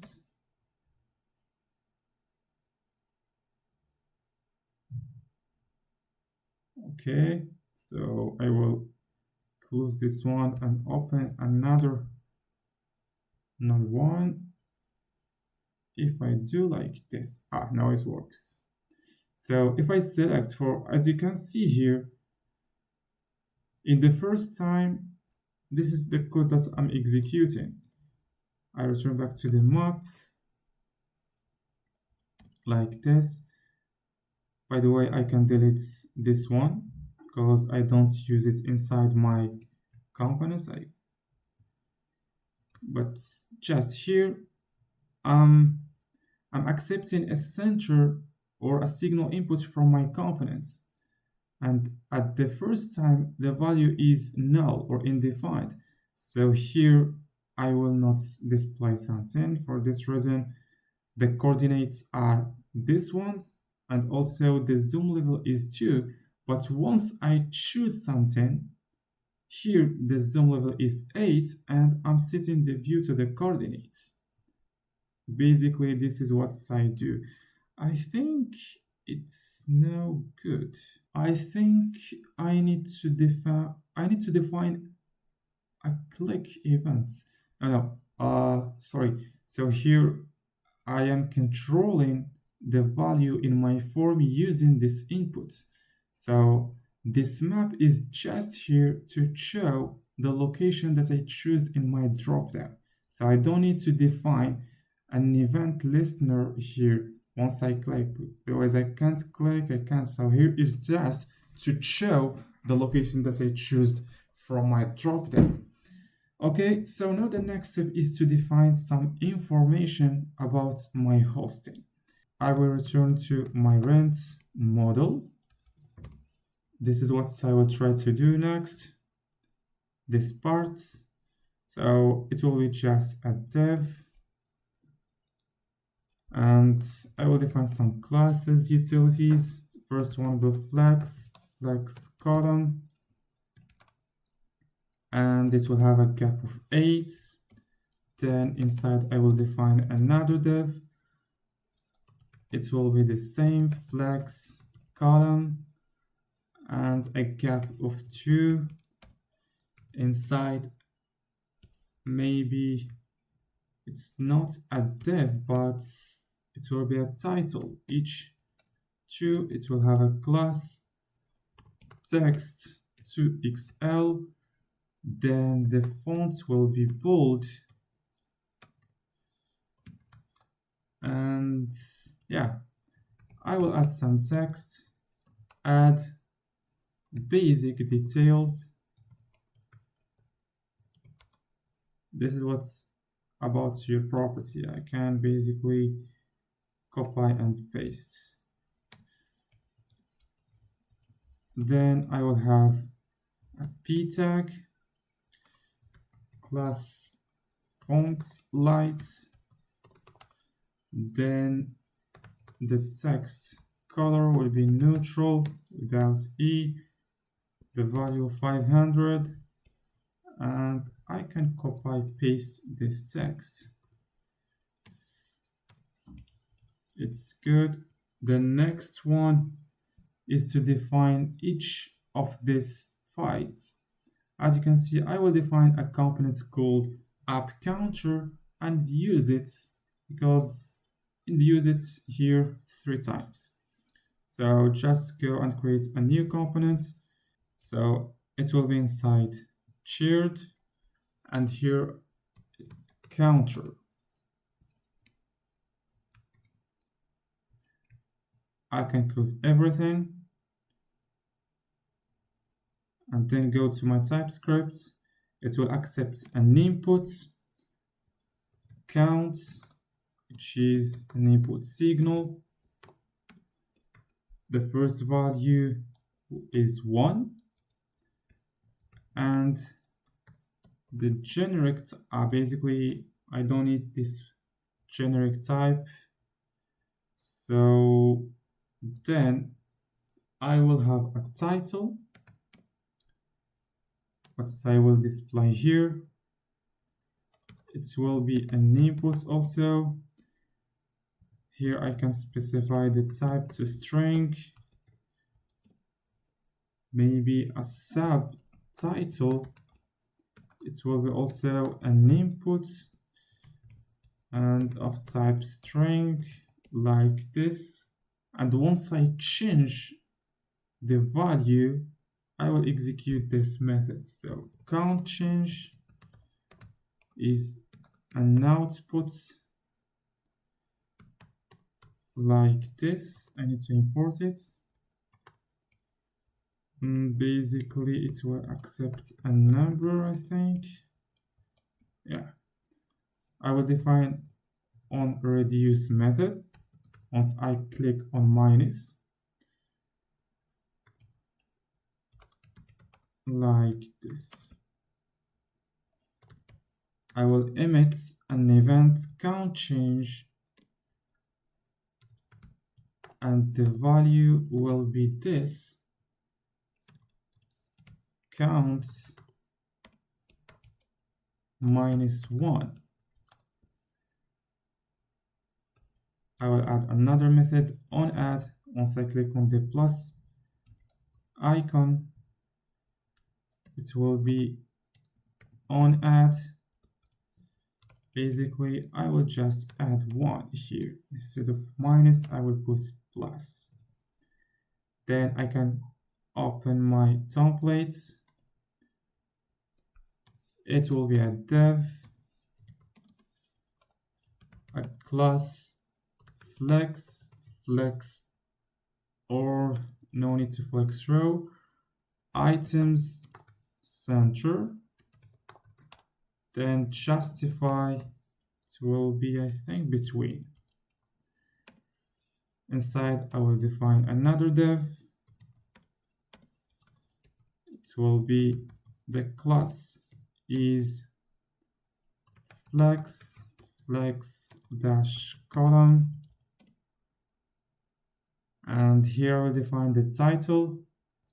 So it will be a div. Use text interpolation to put the title, the value of the signal. Here it will be fonts, maybe medium. Here I will define the subtitle.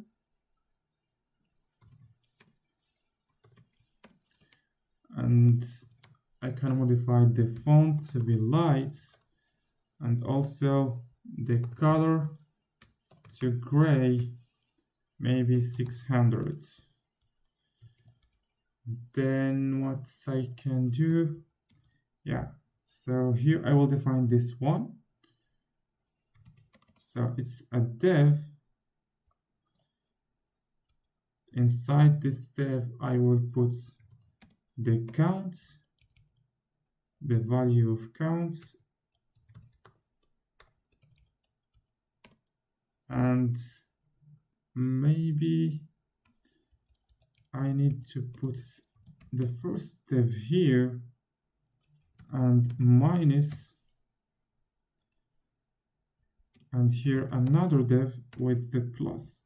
Here I will put an icon, so I can, for example, put like this. It will be an icon.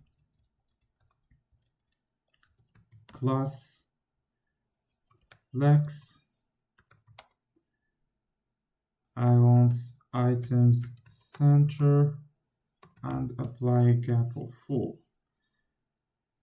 For the minus icon, it will be of class width 10, height 10, rounded, I think it will be full, border, I will specify a fixed value 1px.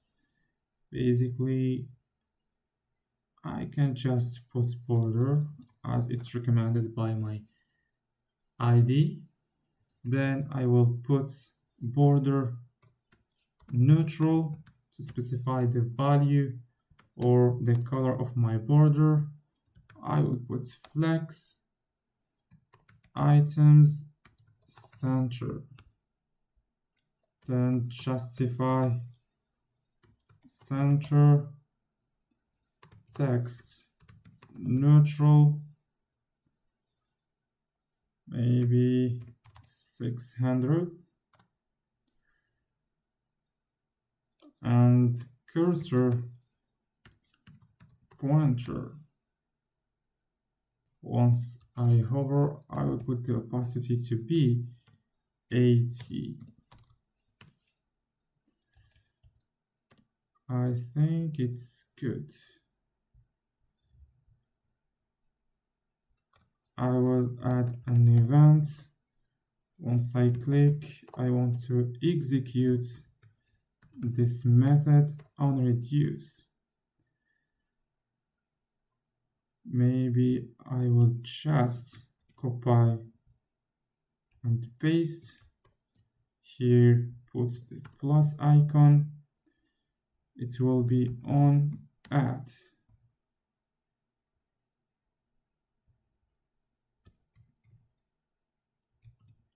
Then I will return back here to modify my icons. I think now I can open my rent model. And inside info step,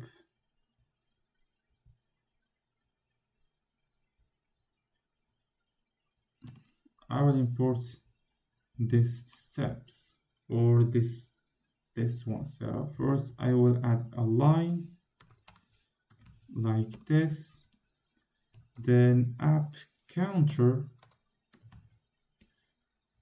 Okay, the first one will be title rooms.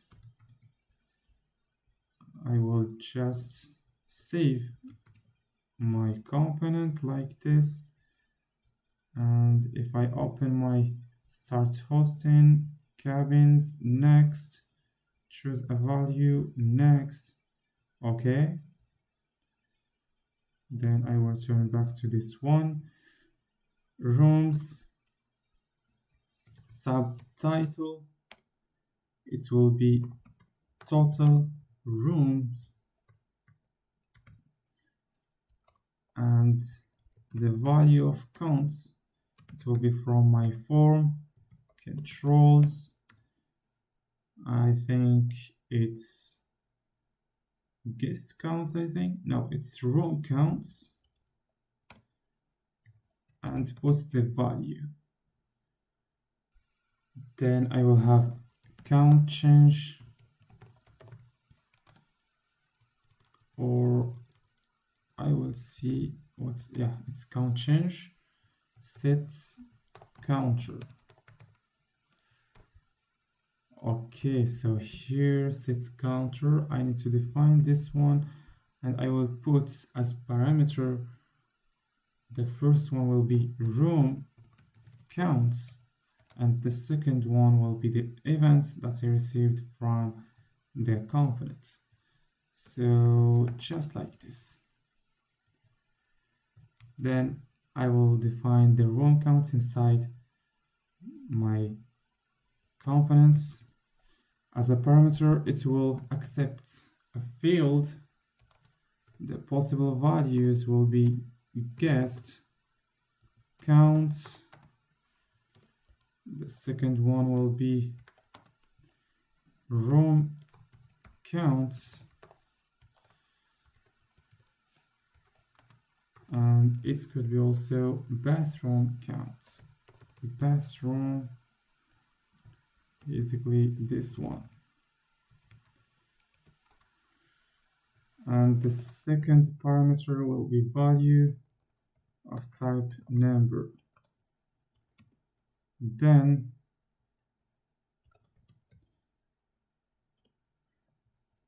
what I do is just update the value inside my form. So that's form controls. I will choose the field and set the value to value. Then I can use it inside my rent model templates. It's okay. Here I will just copy paste. The first one will be guests. Here I will put maximum number of guests.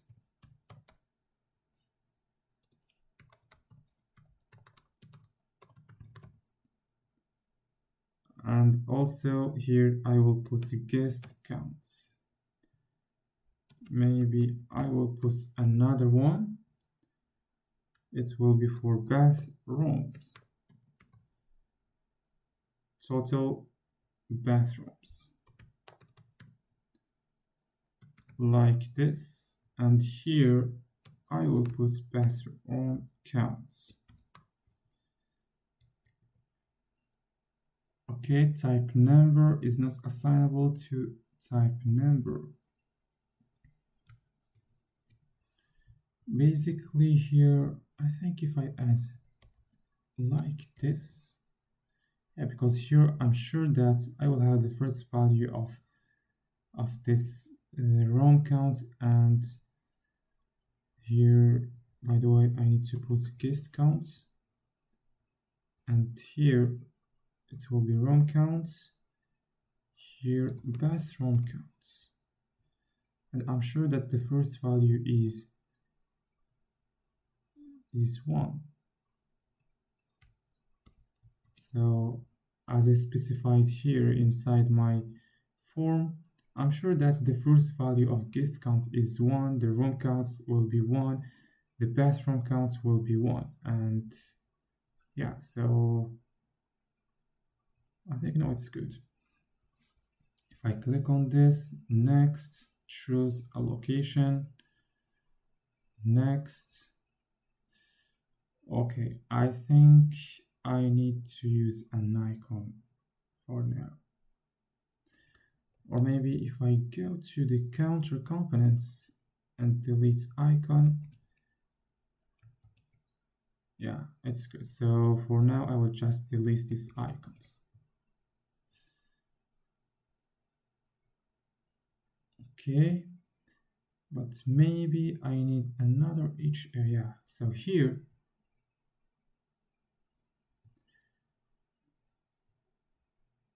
in rent model,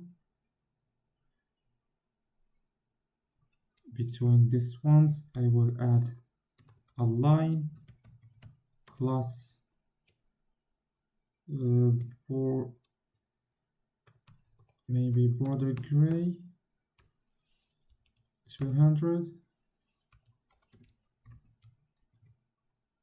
I think like this it's good. The same thing for this line, it will be text or border gray 200.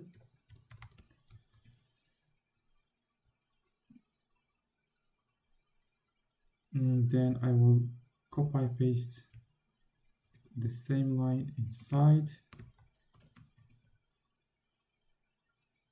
Okay, now I think it's good. The next step is to define my images step, or here it's just an image. Okay, so just go here inside images, post image. I will do class. It will be flex column, apply a gap of 8, and then inside I have another div, the class flex column, apply a gap of 2. The first one will be a title text 2XL, fonts bold, and upload a photo of your property. Then I will have a p tag, class font lights, yeah, and text neutral, like this. The value will be 500. I think I will put create a create first impression, like this. Then I will use Cloudinary to upload my image. So here I will put Cloudinary. Maybe create a div and call here Cloudinary. This is what I will do in this div. For this, I will create a component called image upload. To do that, just ng generate components. I think it will be inside shared. I call it image upload. I will delete everything.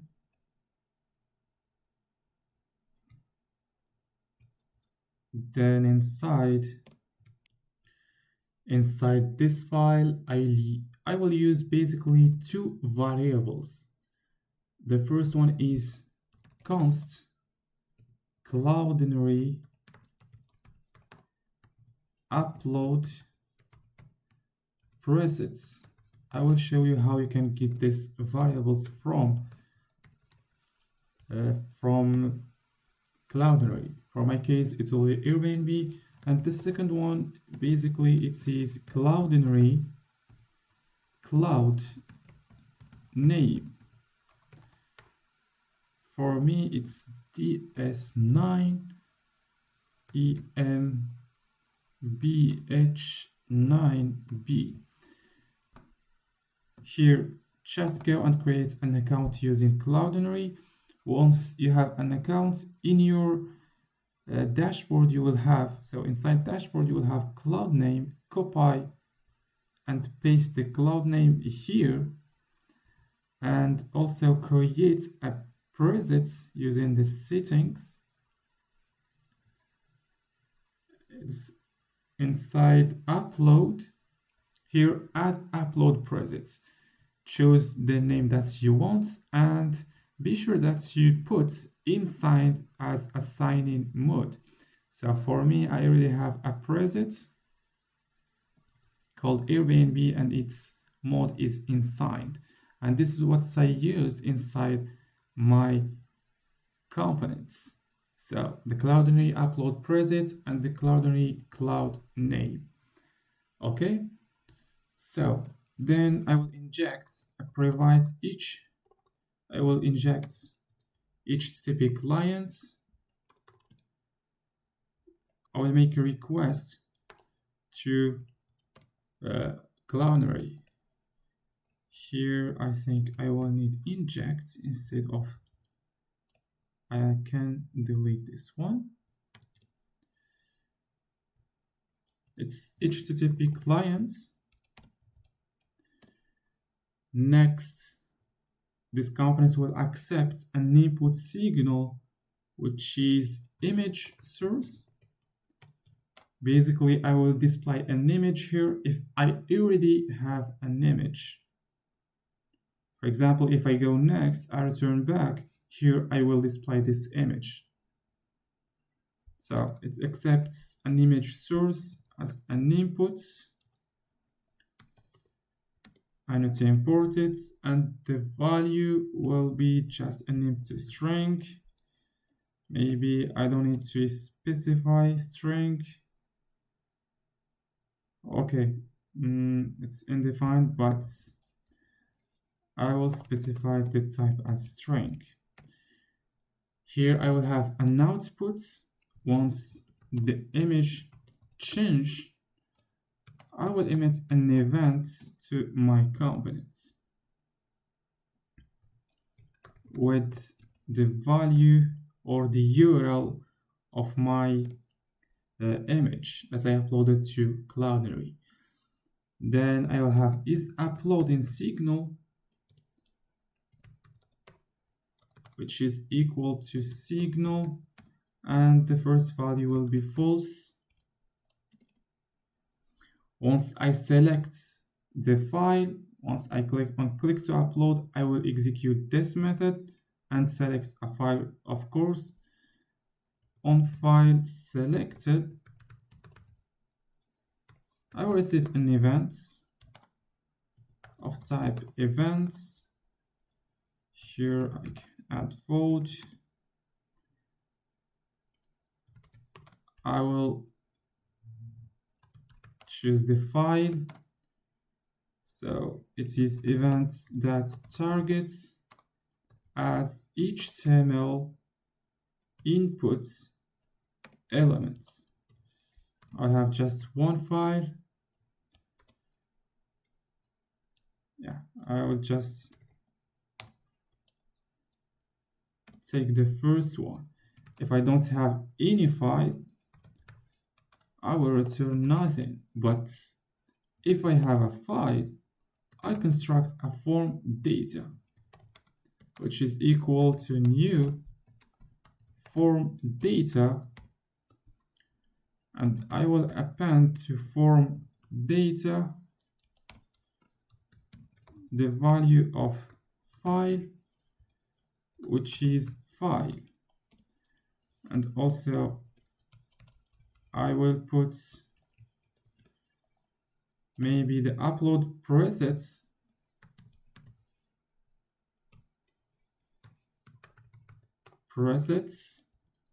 as Cloudinary upload presets.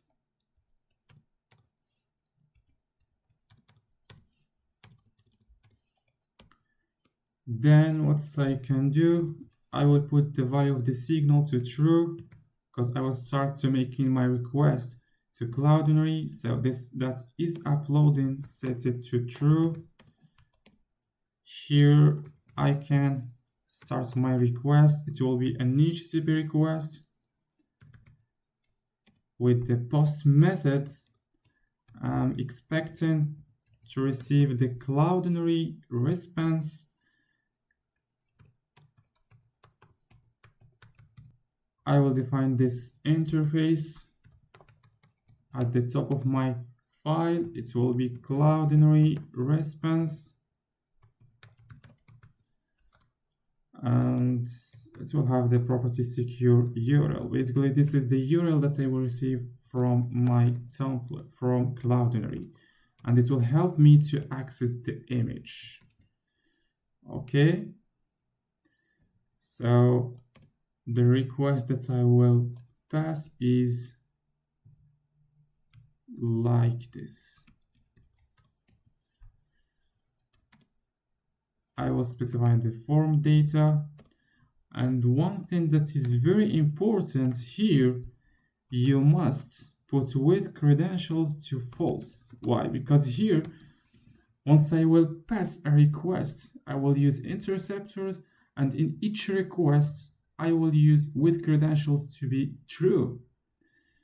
But if I send the token with my request, Cloudinary will reject this request, and I will have a 500 error.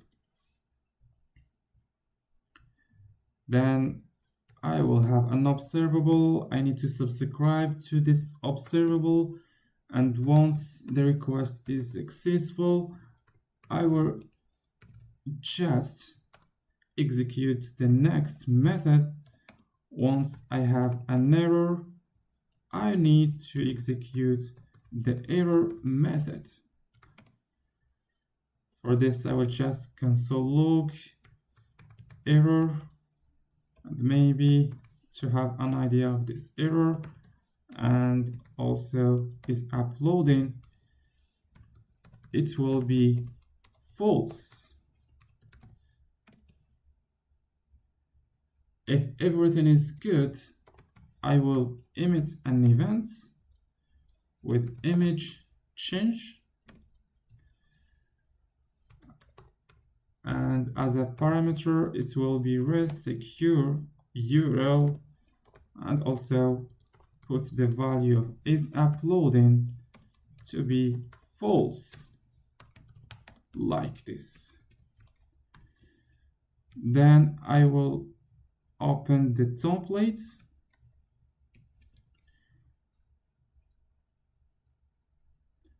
Basically, it will be a label.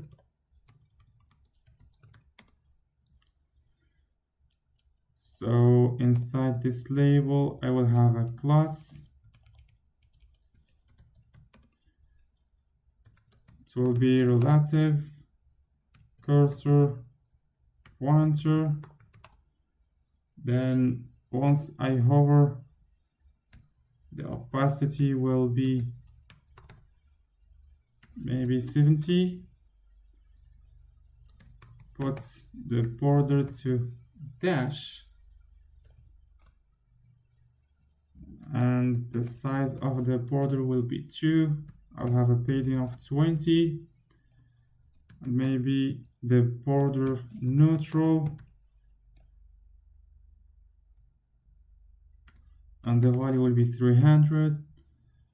Also add flex column, justify center, items center, apply a gap of 4, and text neutral with the value of 600.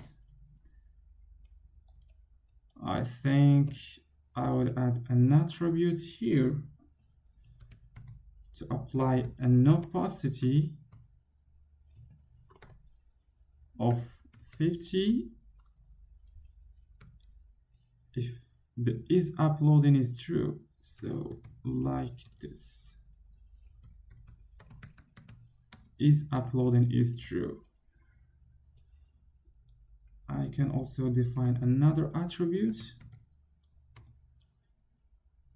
pointer events none with the value of is uploading like this.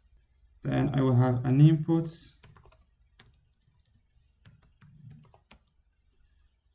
the type will be file, it's not text. It will accept just image, and the class will be like this. And once I change the value, I will execute this method on file selected with the event as a parameter. Okay, here I think I need to close this tag, and I will have a condition if is uploading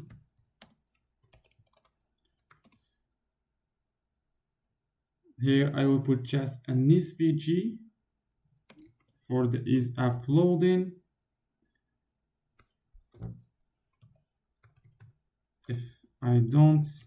If is uploading is false, here I will render the icon and with the span. The class here will be fonts, semi-bold, and text large. With the text, click to upload. Okay, I think I will add the icons right now. So for now, I will install the library for icons. Here, this is the library that I will use in my case. Just go to ng icons and browse icons. I will choose hero icons, and then you can choose what you want. So to do that, just install the library using npm install at ng icons /core at ng icons /hero icons. Once it's done, you can use this icon library. Just you need to import it ng icon like this. Also, I think I will need view providers and specify an array provider icons, and it will be hero camera. This is the icon that I will use. Yes, so here provider icons. Basically, it's provide icons and not provider icons like this. Now I can return, and instead of icon, I will use this library ng icon. Maybe, yeah, it's still closed, and the name will be hero camera. This is what I imported inside my providers. The size, I can put the value of 50, and maybe the area hidden I will put just true. Okay,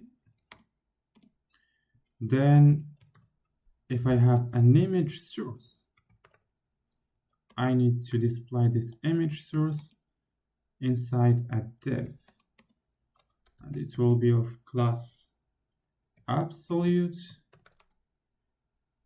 inset 0 w full height full, and inside I will have an image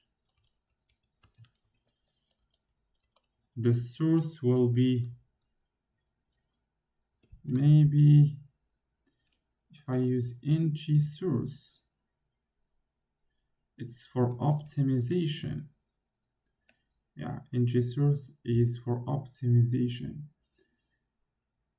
Or maybe I can use it like this: image source, the alt will be uploaded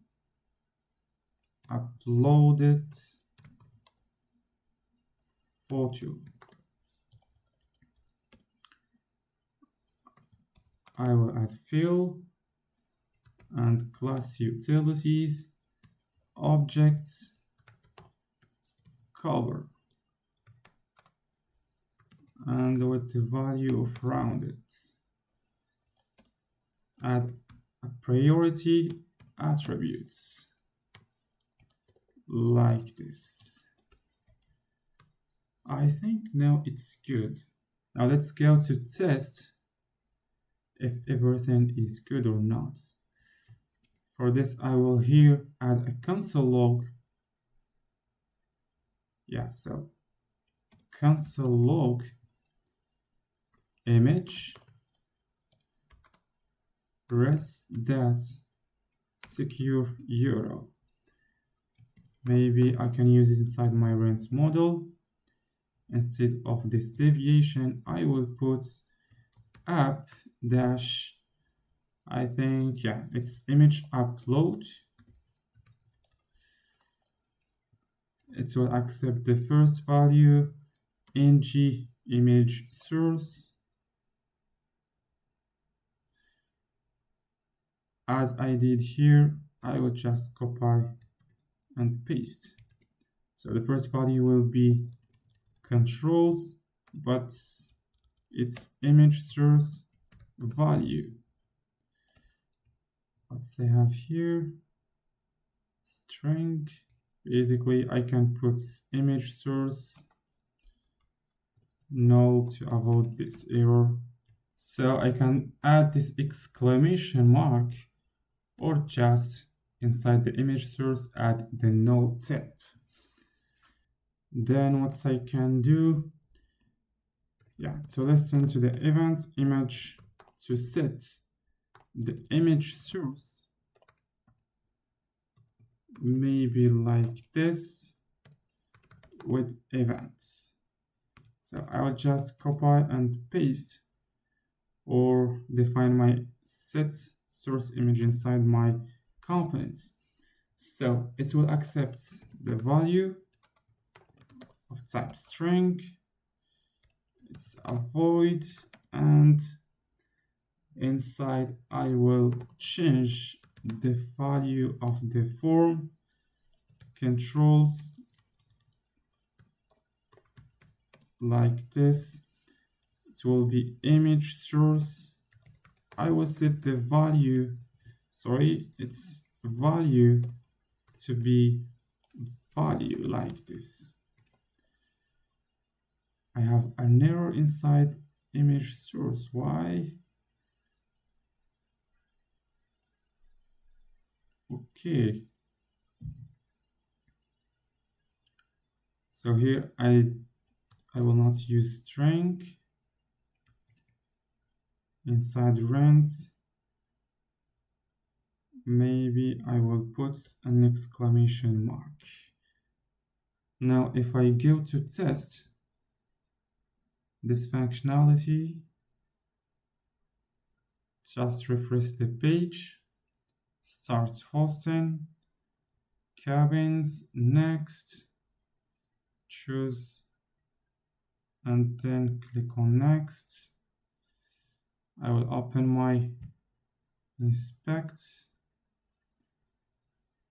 to see the value of the generated URL.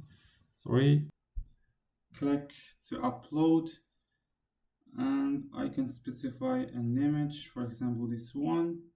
Once I make it a request, I had the uploading icon, and then once I receive a response, this is the generated URL. So this is what I will store inside my database. I can, for example, access this one. I return back to the console and I can copy this link. If I put it here, I will have this image. So the Cloudinary step works as well. Now I will return back. The next step is to add the description of your property. Just close everything and then run model components. So here I think I will not use or define a components. I will define everything here. So inside this div I will have a class. It will be flex column. So inside I will have another div to define.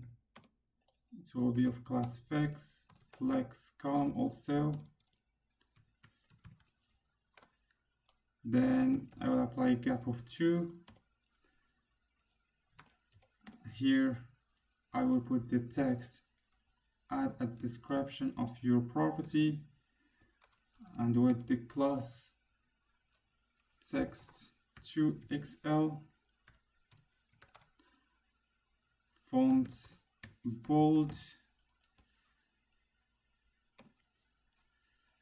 add a p tag. The class will be font lights and the text will be neutral 500. Here I will just copy paste this one. Inside I will have a div. The class will be width full. I'll have a label, title, define the color to be text, zinc, value 400, it will be title. Then I will add an input. So the type, I think it's text. So text.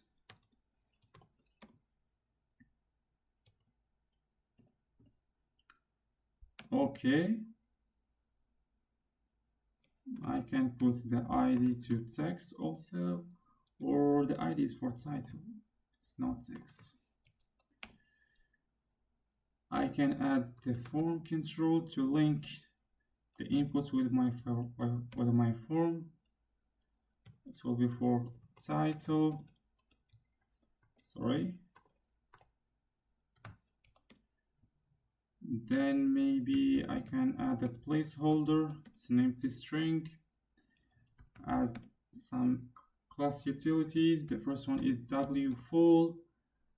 Then rounded -lg. Add a border like this. The background will be white. And apply a padding x of 4. Padding top of 2 or 4 also. Maybe padding bottom of 2. Font light. And outline. I specify outline to none. Maybe disabled. The value cursor not allowed. I expand my ID. Also, once it's disabled, the opacity will be 70, like this. Then based on the value of this form, I will add some class attributes. So class,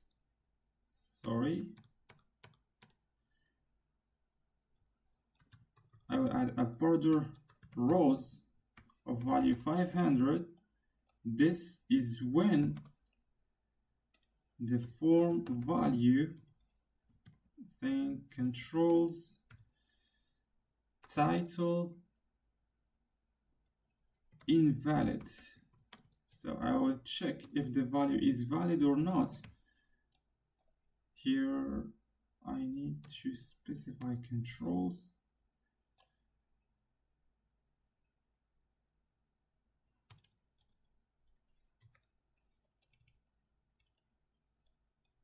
So I think here I will return back to my TypeScript file to see if I have a file control title. So here I don't have title. I will need to add one. So it will be title, and it should be required so that I can use it inside my control, inside my templates. I will test if it's invalid, which means if it's not required, or if I didn't put a value inside this one. And also I need to check if I attached this value, controls that title that attached, like this. So if I have two conditions, once I click on this input, the form that controls that title that attached is true. Once I leave this text, this one is invalid. So both of conditions are true. This is why I applied here a border rows of value 500. Maybe I will add something else. So I will add class border. Here I will copy this one like this, but instead of rows I will have neutral at the value of 300. Here is the opposite. Also a class, once I focus on this element, apply this border black equal true, like this. Okay, now I think it's good. Maybe, yeah, it's a self-enclosed input. Maybe I can add an if condition here. So it will be form that controls that title invalid. Just copy and paste this one. I can, for example, add some text.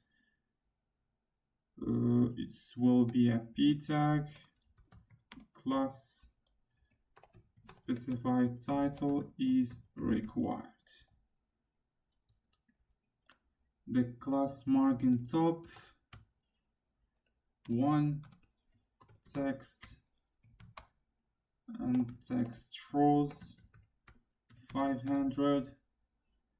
Maybe the role will be alerts. It's to show this text. Once I leave, I want to show this text. Okay. Then I will add the description field here with a line, class border gray with the value of 200. I think I will just copy paste this one, and instead of title I will have here description. it's for description title, and here I will put description. To link it to my form, I will use description controls. Here I will put description. Here also the same thing. Here description is required. I think now it's good. If I return back to my browser, I can test if everything is okay. So start hosting, amazing views. Click on this one, upload photo. I think I have here an error. So here, if I return back to my terminal, as you see, I have here an error, which tells me that form control name must be used with a parent form group, because here inside the description parts, I used form control name, but it tells me that it should be inside the form group.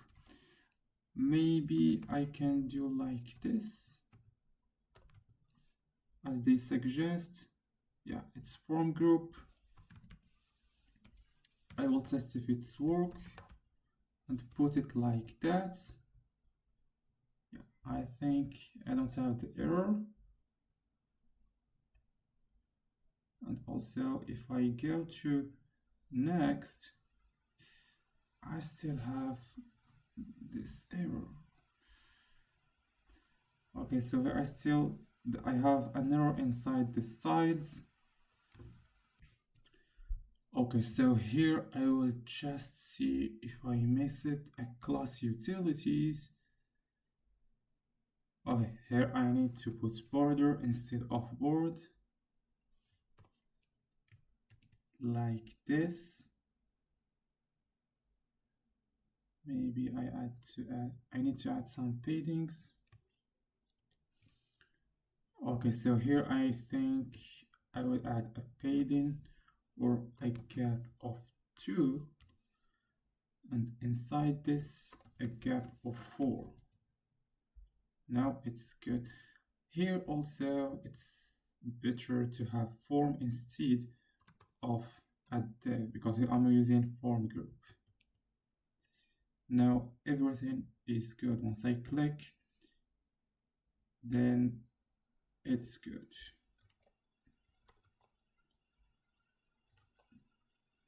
And if I do like this, okay. So the next step now is to define my prices. I will just go here and see how it's defined. Add your price like this. Here inside the price, I will just tap class. This will be flex column. Then I will apply a gap of 8. Inside, I will define another div with the class flex column and the gap of 2. Then I will have the title, the class text to XL, and fonts bold. I will just copy and paste. Inside, I will need a p tag with class fonts light and text neutral with the value of 500, and copy this text like this. So I think I can save. Then I will have another div. Inside, I will put the class to relative, because here, as you see, the price is inside the input. So I will put this as relative. and the width as full. Inside, I will define the span. It will be the $, and apply some class utilities. It will be absolute, and left to 4, maybe top to 5. The text neutral, I think 500 is good. Area hidden equal true.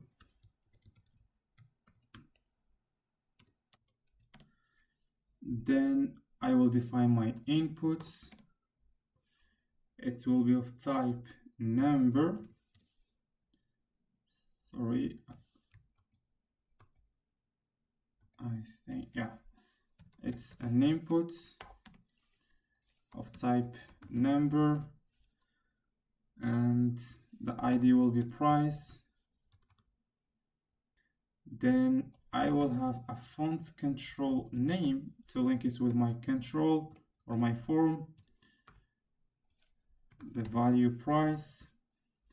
Here, as we use here form control, we need to add form group in this form. So I will put form group equal to form, like this, form, and define form instead of a div.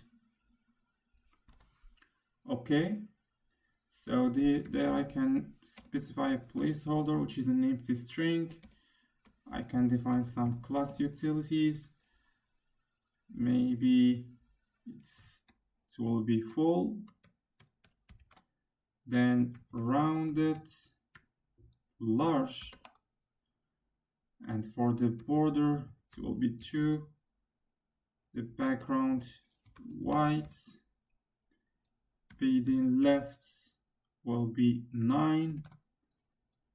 Padding right will be maybe 4. Padding bottom will be 2. Padding top, I think 6. Fonts light, outline none. Then once it's disabled, I will not allow the cursor, not allowed. Also, once it's disabled, I will make the opacity to be 70. Then I can define some class attributes. The first will be border rows 500. The value will be dependent, so it's just as I did here. Maybe I can copy and paste here and change description to price, like this. Okay, so this will be a self-closing tag. Inside I will put a label. So it's price. Maybe for label it's here price, and apply some class utilities. It will be absolute, left 9, top 5, set index of 10, maybe scale 75, text base, also zinc 400, and then put the price. And here, if I have an error, I will show this p tag. A valid price is required. And here the error is form that control. Maybe I think I can use the same one here. So I think I will put price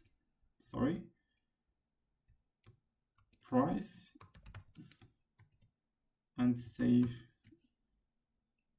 Okay. Sorry, here it was description, so I will do price like this. So this is the form.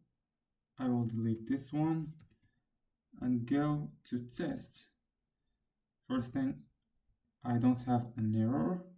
If I go back to actually this one, yeah, so here I have an error. Just I will modify the price. Maybe I will put the top, put 2 or 1. I think now it's good, so I can change inside the step price. I will add here a div to show errors if I have any error. So I will put just f error, okay, and it will be a div class text rows 500 text interpolation to put my error like this. Here I don't have the error.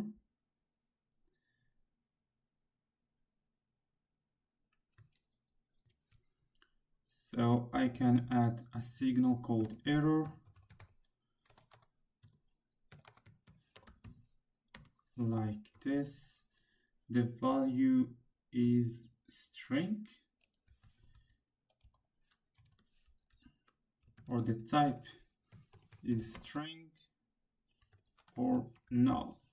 The initial value may be like this, and once I submit this form, I will test if it's valid. So if this form that's invalid,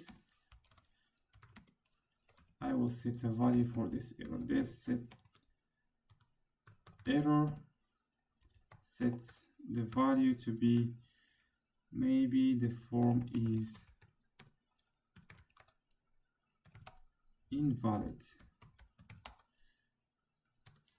Review before submitting. Okay. I can try again. Start hosting. I will choose nothing. Next, next, next. Now once I create on this button, it will set the error to the form is invalid. Review before submitting. Basically here I will make a request to my server.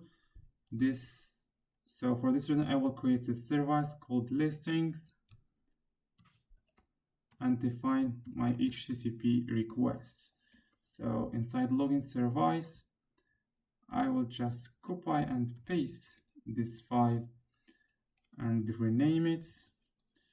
It will be listing that's service that TypeScript. Okay, here it will be listing service. I will delete everything. I need to inject the HTTP clients like this, then also the API prefix as we did for the authentication. It it will be inject and API prefix. Then for the create method, it will accept a payload, and the type is create listing payload, like this. I will create it, then it's of type observable, it will return an observable of type listing. Okay, and this is the method. Let's create these types. So I will go to my user model and create a new file called maybe listing.model.typescript.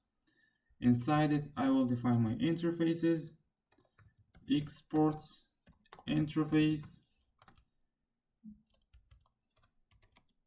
the create listing payload will have the first property is category, is of type string. The second property is location. I think it's of type country option that we defined inside the country service, or it could be null. Then I will have guest counts. Basically, here I'm defining the controls that I have in my form. Guest count, it's number, like this. I will have room count. The value is number. Also, bathroom counts. The value also is number. I will have the price. This is a number. And the title, it's a string. And the description, it's a string. By the way, I can also define other interfaces that I will use. So the other one is listing user, interface listing user. Here it will have ID, number, name. Here it will be string, email, string, also image, it will be string. This interfaces, I will use it inside my listing service, but here it could be null also. So I will do like this. Then I will export another interface called listing with user. Basically, I will add the user to this create listing or the listing interface. So it will extend from listing. Let's define listing first. Export const listing, like this. So const exports interface.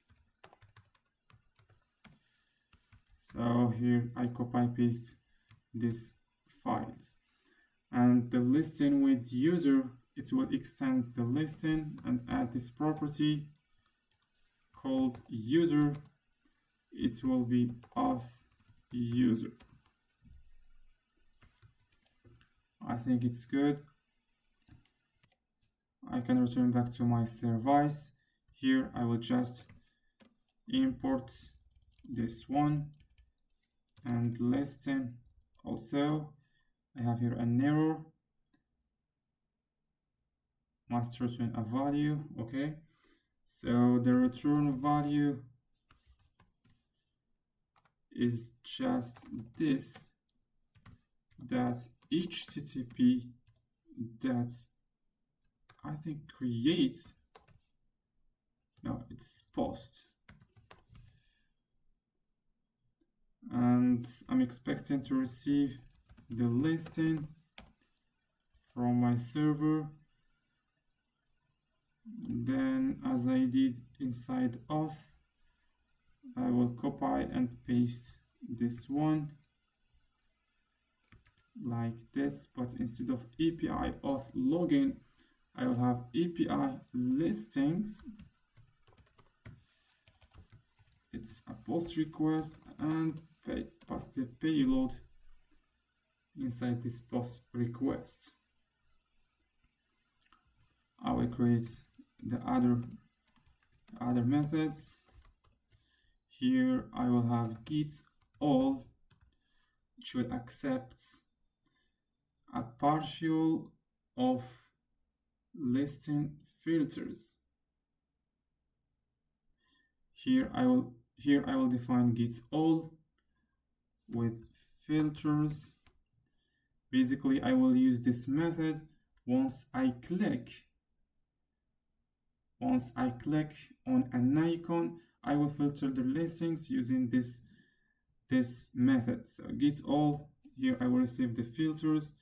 It will be a partial of listing filters like this.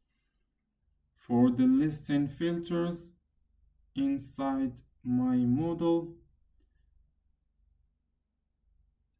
so I'll go to my model and just paste the filters. These are the filters that I will use in my in the categories. Okay, I can then I can use the listing filters inside my service.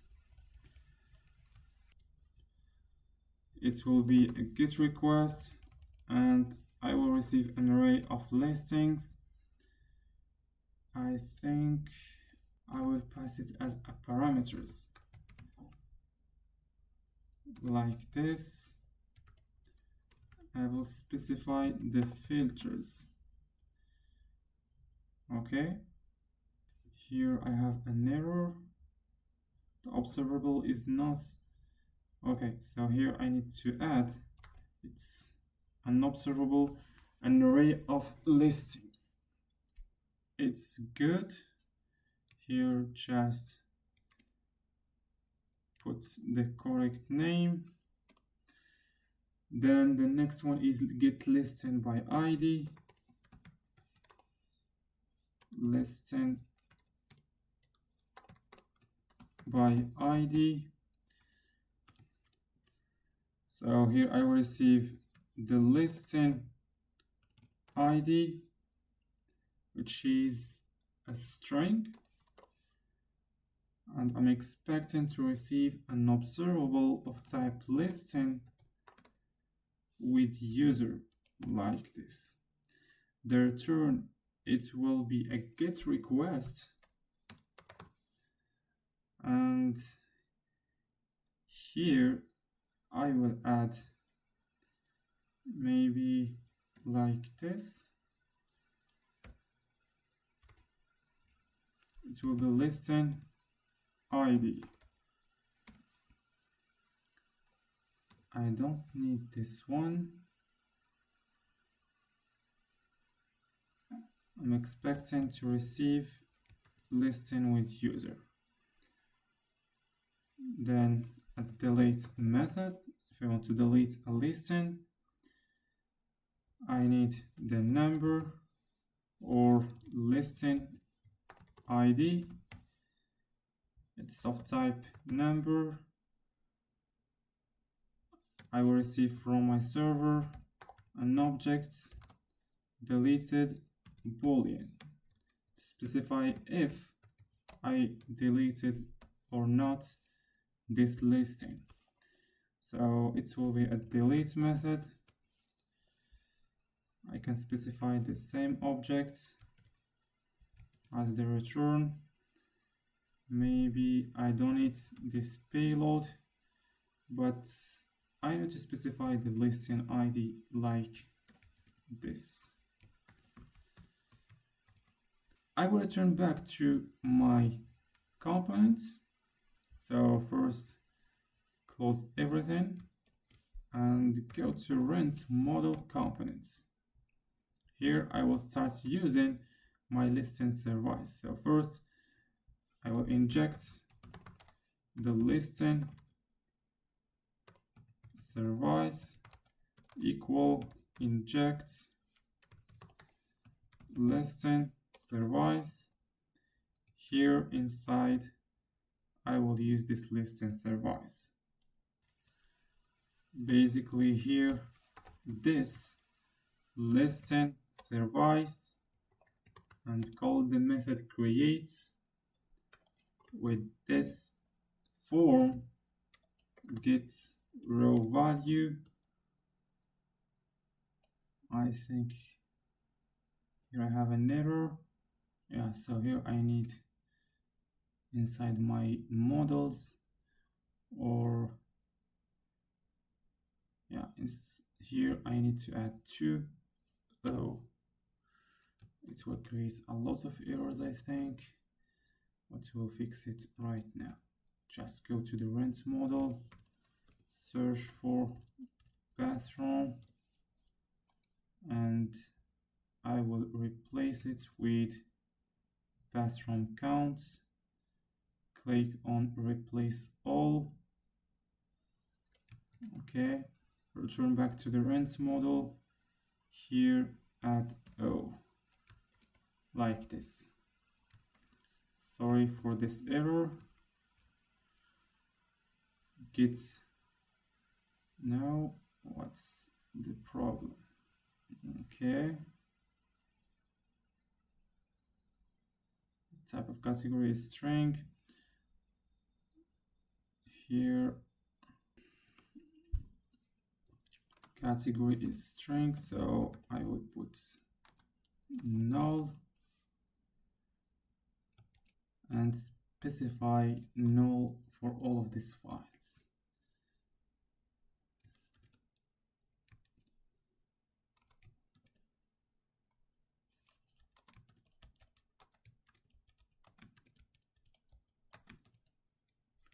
It's good.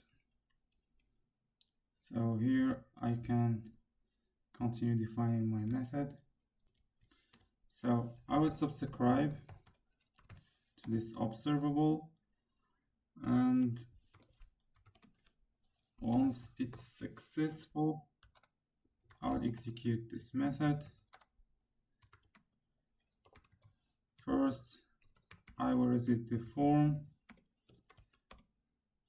Then I will put the step to the first step. So for example, if I want to add another listing, I will be inside the category step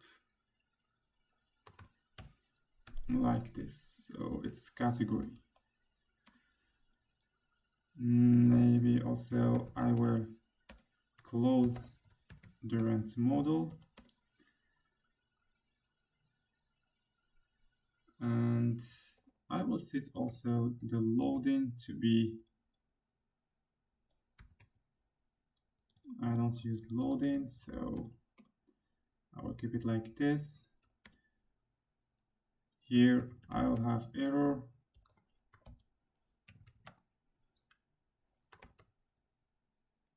Basically I will just console log this error.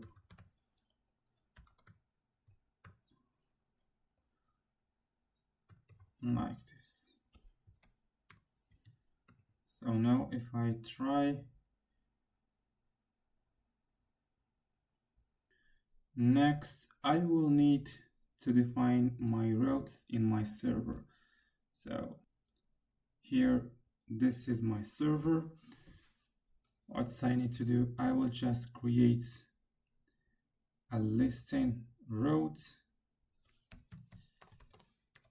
like this. Also a listing controller.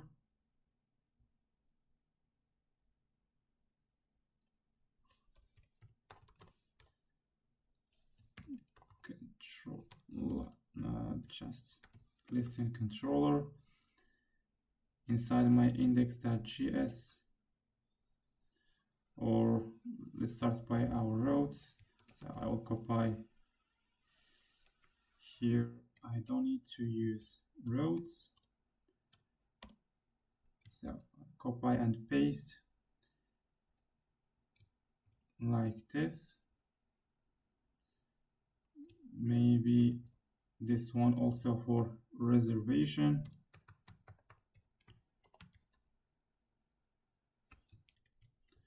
Here reservation is with S.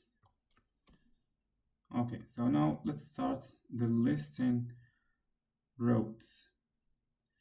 The first route will be a post, and I will execute a function create listing.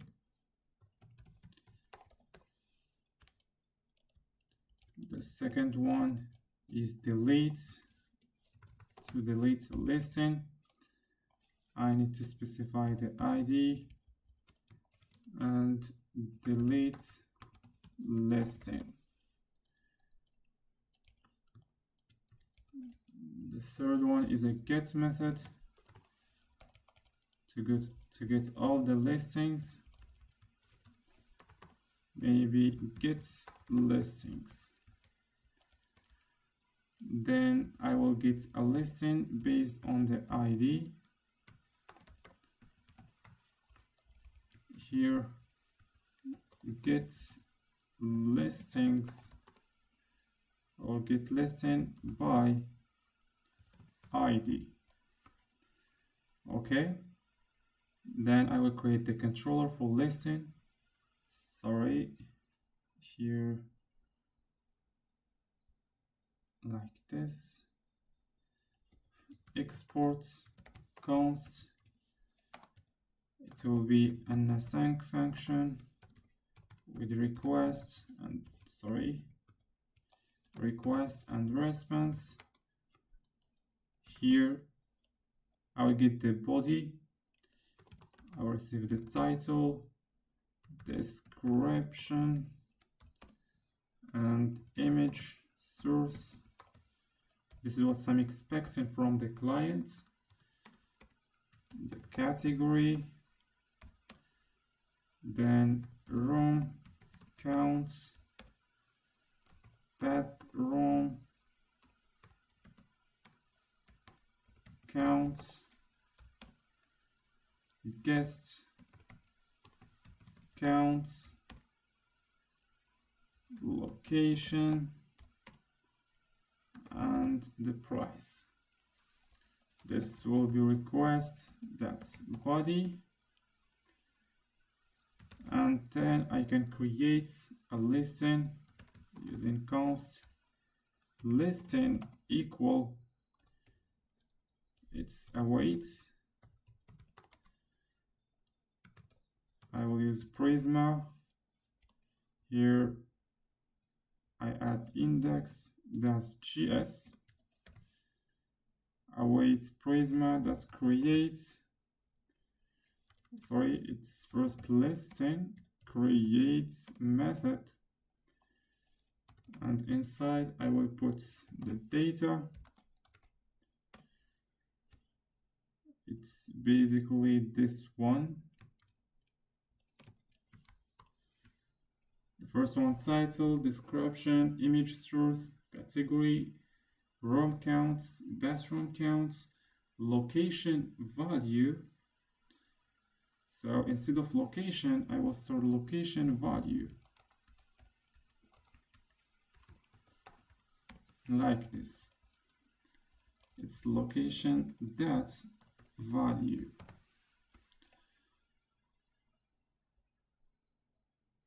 Okay.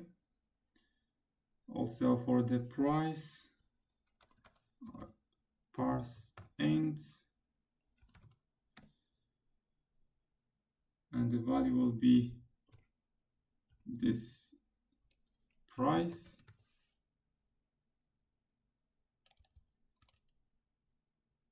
Then for the user ID, request that user that ID. Then I will just return res status 201 JSON this listing. I will need to create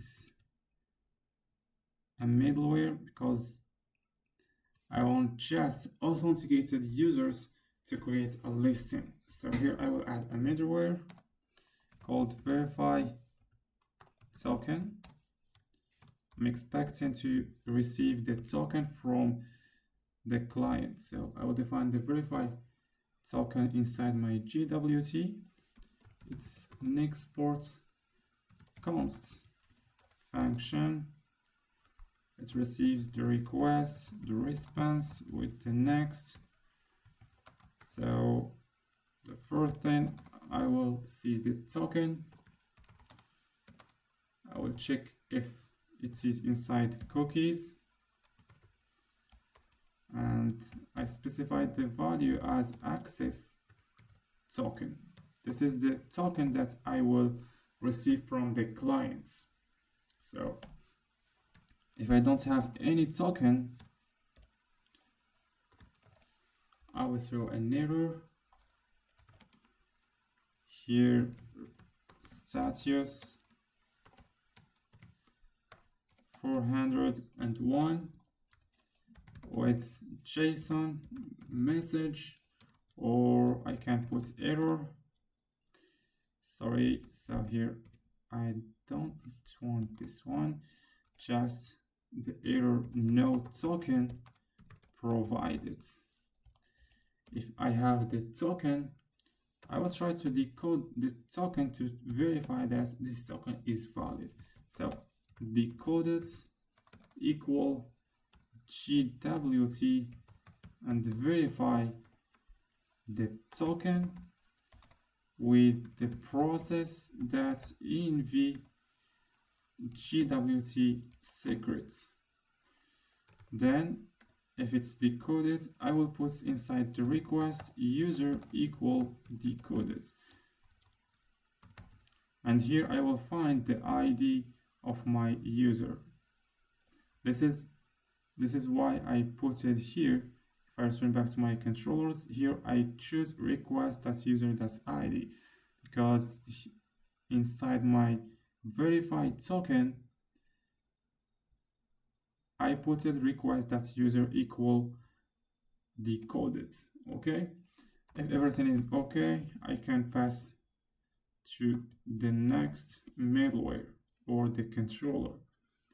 If there is an error, just return res status 403 and the JSON will be error invalid or expired token, like this. So now I can import the verified token, also the creating listing controller, and add the file extension like this. So the next controller will be get listings to display all the listings inside my home page. So async function request body,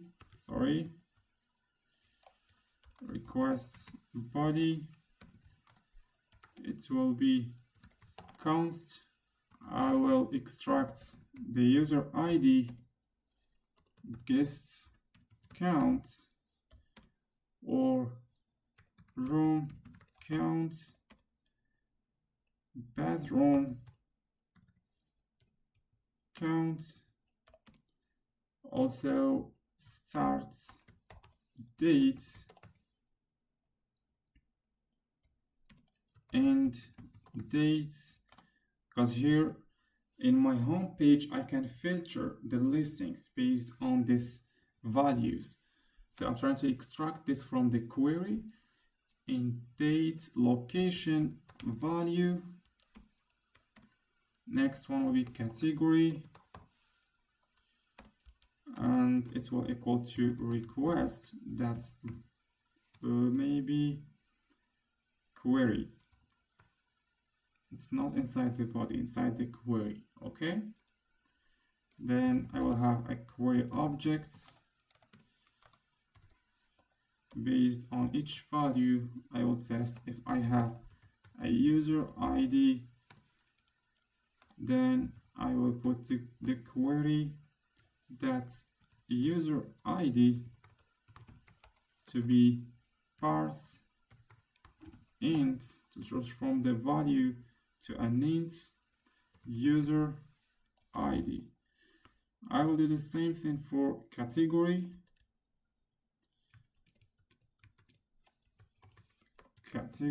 But here I don't need to execute the function parse int. Next, it will be location value. I think like this, location value, sorry. The next one will be room count. So here it will be if I have room count, the query will be room count, and here I will define an object with GTE plus room count. I will do the same thing for guest counts.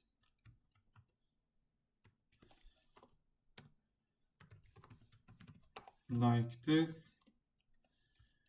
Maybe for the bathroom counts, like this.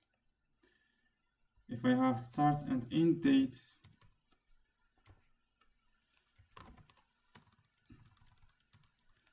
starts date, and also end dates, I will add query that's not to this one. So reservations,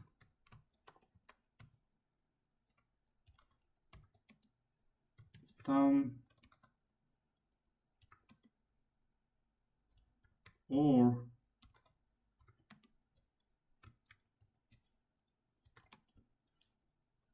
I will put the end dates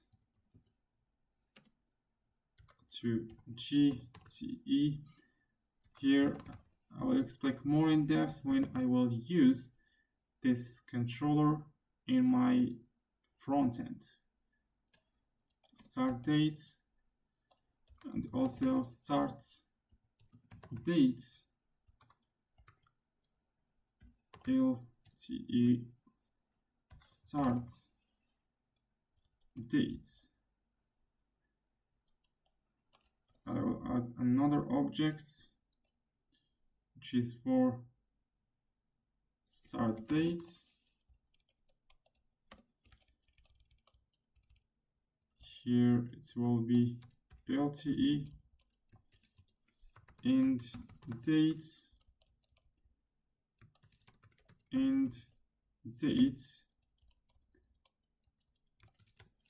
GTE and dates.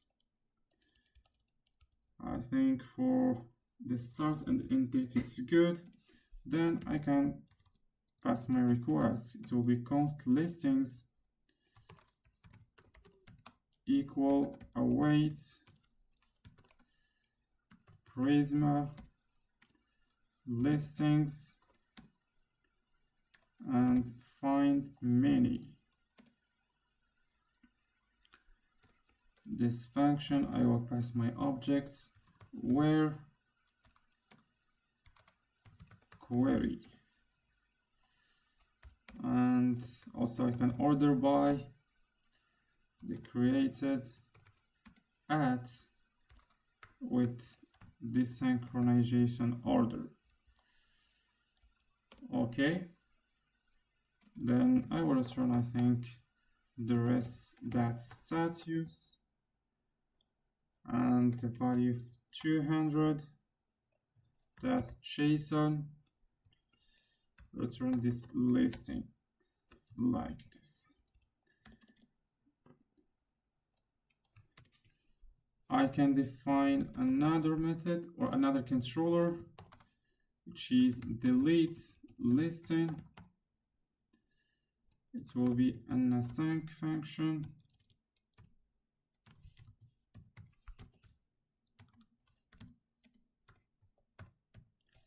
Request response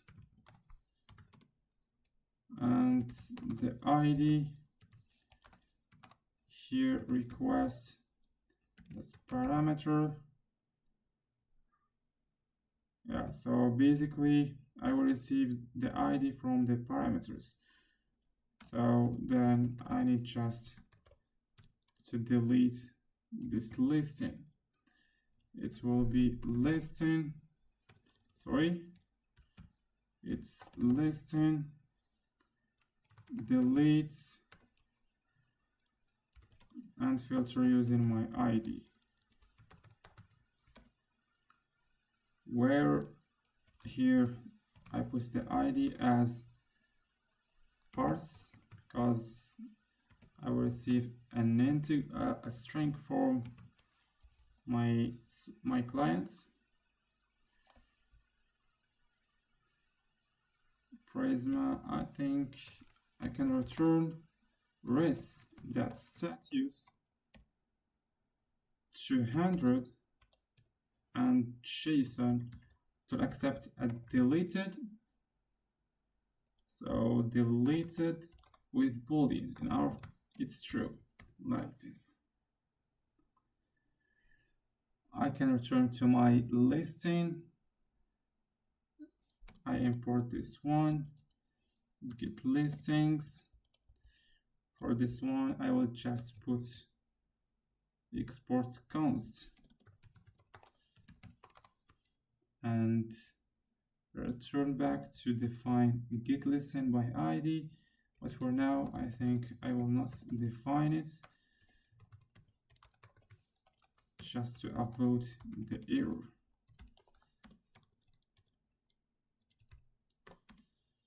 Maybe I can put hello. Inside my routes, I will import this method. Okay, so now I can start using the methods. Here I returned back to my application. I would just refresh my page and click on inspect. First, I have no error in my application, it's good. So I will create luxury, choose Angola, next, put a value of 2, put this like this, next, I will upload an image. Let's take this one. Okay, it's good. Here I will put a title. Title is just title, description, then the price, let's put $100, and then I will create. Here I have an error. Okay, cannot post API. Here I need just to return back, but if you remember, we didn't use the listing routes as a middleware in the index.js file. So do like this, API listing and here instead we put listing routes, and I will put here listing routes and listing. Here it's listing routes. So if I save and return back to my client, I will refresh my page. I have no error inside my console. I will start hosting, city center, next, choose a value, then the number, next, upload, next, the title, I will just put title, description, next, like this. If I have an error. Okay, it tells me that API listings is missed.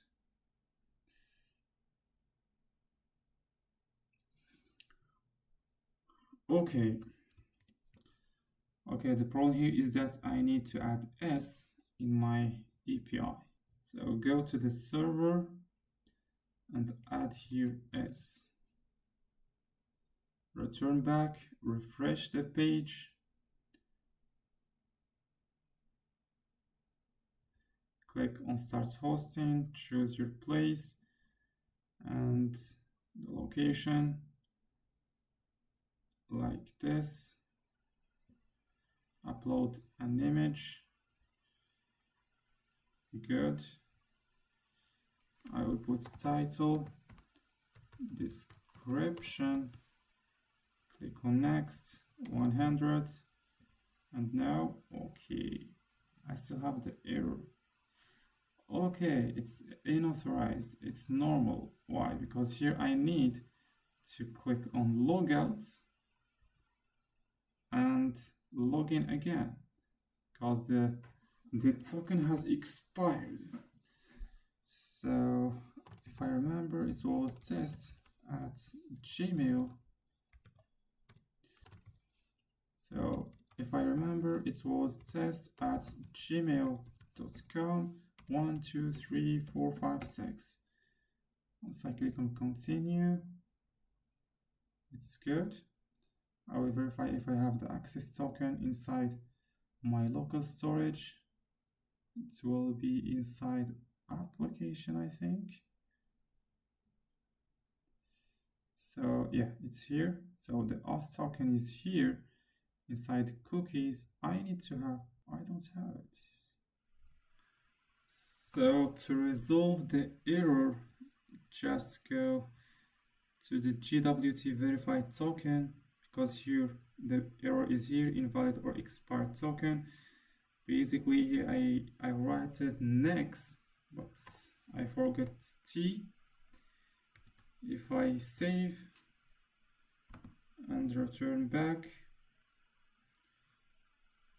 I think I still have this error, but it's not the token now. I have now an error in Prisma. User is missing. Okay, so basically what I need to do is inside user, I don't have an ID, I will have a user ID. If I check, maybe so here request that's user, I put user ID. I will just console log to see what's inside the user ID. Okay, now I will create. Okay, it's good. Now it works. I have the header. It's a post request with the payload, the response, the generated listing. Now if I test inside my application, I have the auth token and also the cookies. Then maybe I can test inside my database. So here I access Neon, tables, listing, and I have the generated listing right here. Okay, so it's okay. So let's just summarize what we did right now. Here we define the navbar, then the user can log in, can log out, and create a listing. I have also the routes. The next step is to define the categories or all the filters that the user can use to filter these listings. Basically, when a user clicks on a filter, it will update the URL and update also the listings displayed in the homepage. For this reason, I will go to the navbar.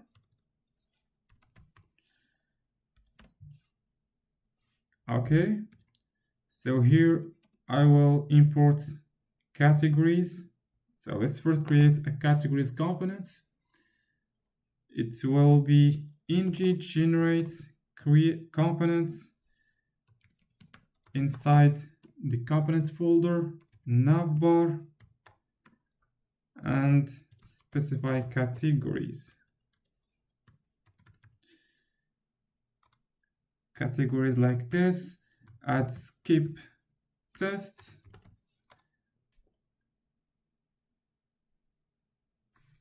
Okay, I will go to the TypeScript components.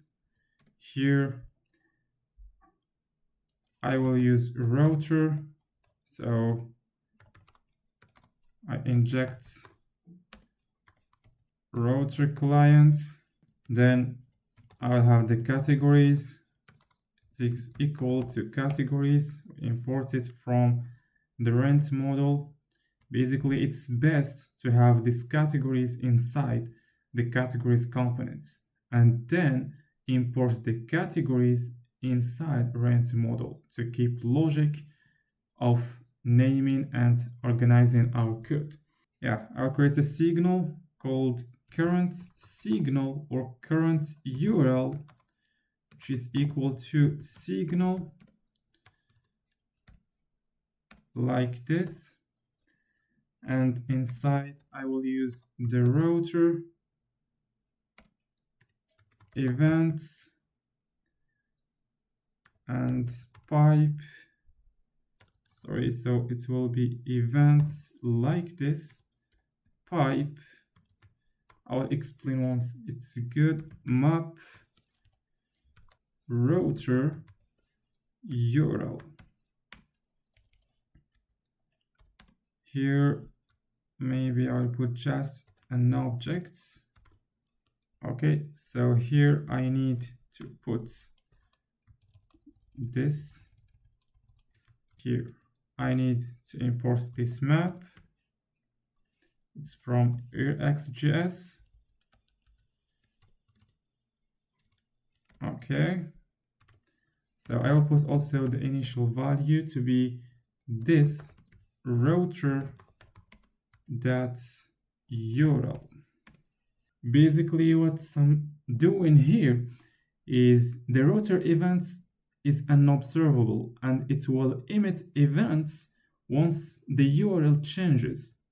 And here I'm returning the current URL to this current URL, okay? And the result here is unobservable, so to avoid using subscribe, if I want to access the current URL, I just convert the observable to a signal. So if I want to use current URL, I need just to specify this name with parentheses. And every signal needs an initial value, so I put the initial value to the current URL. Then I will create a computed is main page computed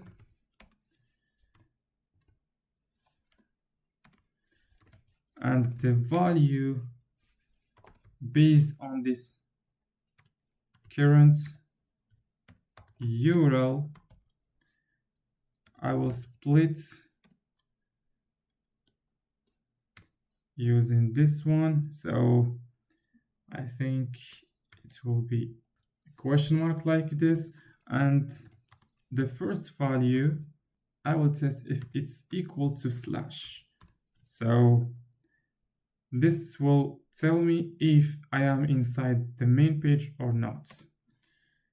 Okay, then I created another computed selected category equal to computed.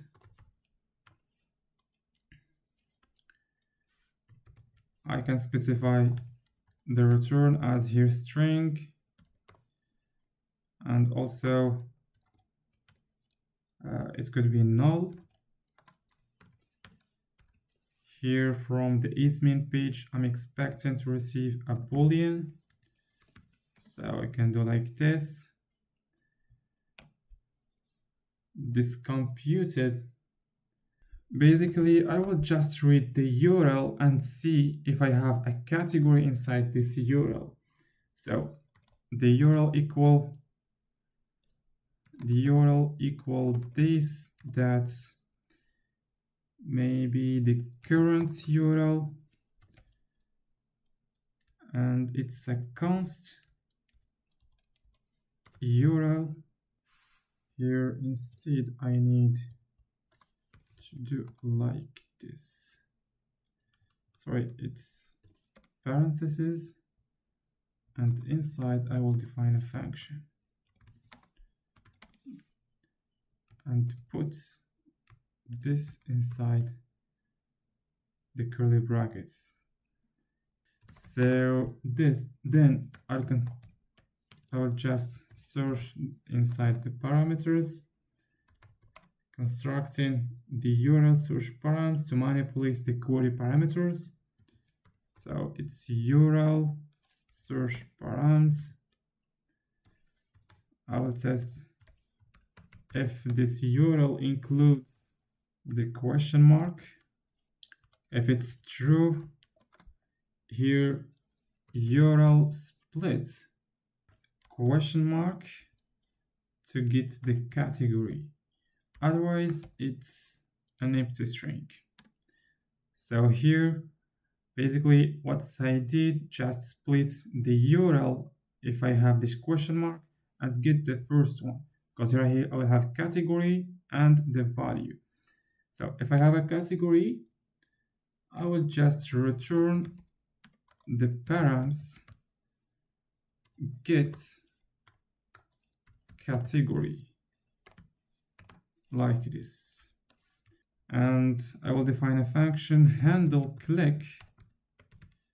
Once I click on a category, I want to update this URL, so it will accept as parameter label of type string, maybe void, and the first thing I will get the URL equal this, that's router,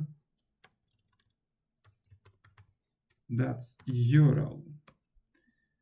Then the parameters, I construct a new object called new URL parameters or URL search params. Maybe I can copy and paste this line.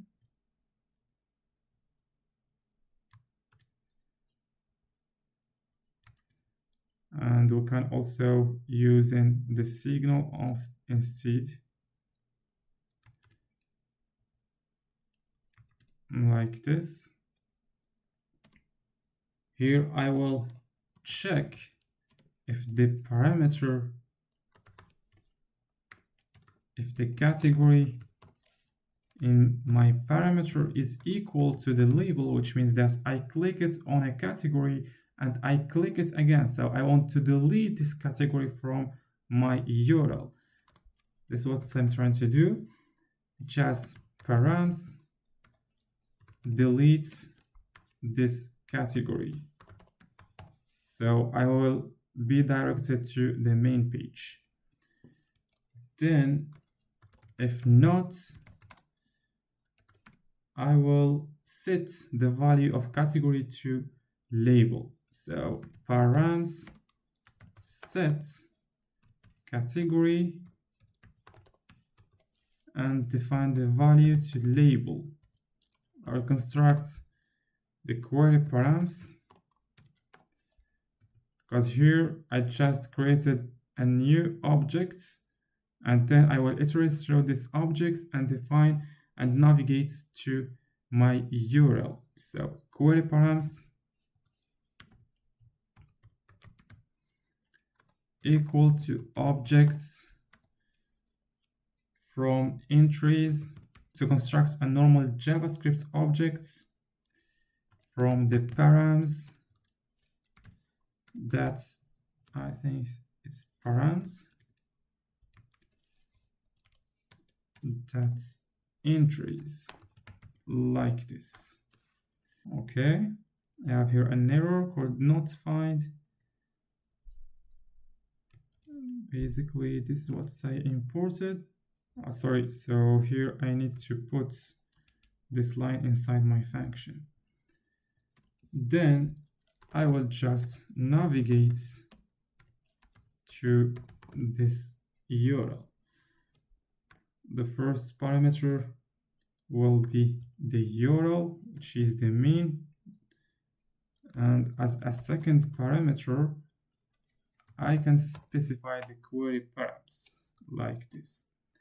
Then I will use all of this inside my categories, but first let's import these components here inside the navbar TypeScript file. You need to save. Then I can return back to my categories inside the template. Now I can start defining. As you can see, I have categories works. What I want, the first thing I need to be sure that I'm inside the main page. If I'm not inside the main page, I will not display the categories. If I'm inside the main page, it will be a dev. First, it says a class. I will put the styles later, and navbar class pt-4 padding x-4, and also flex items center justify between overflow x hit auto.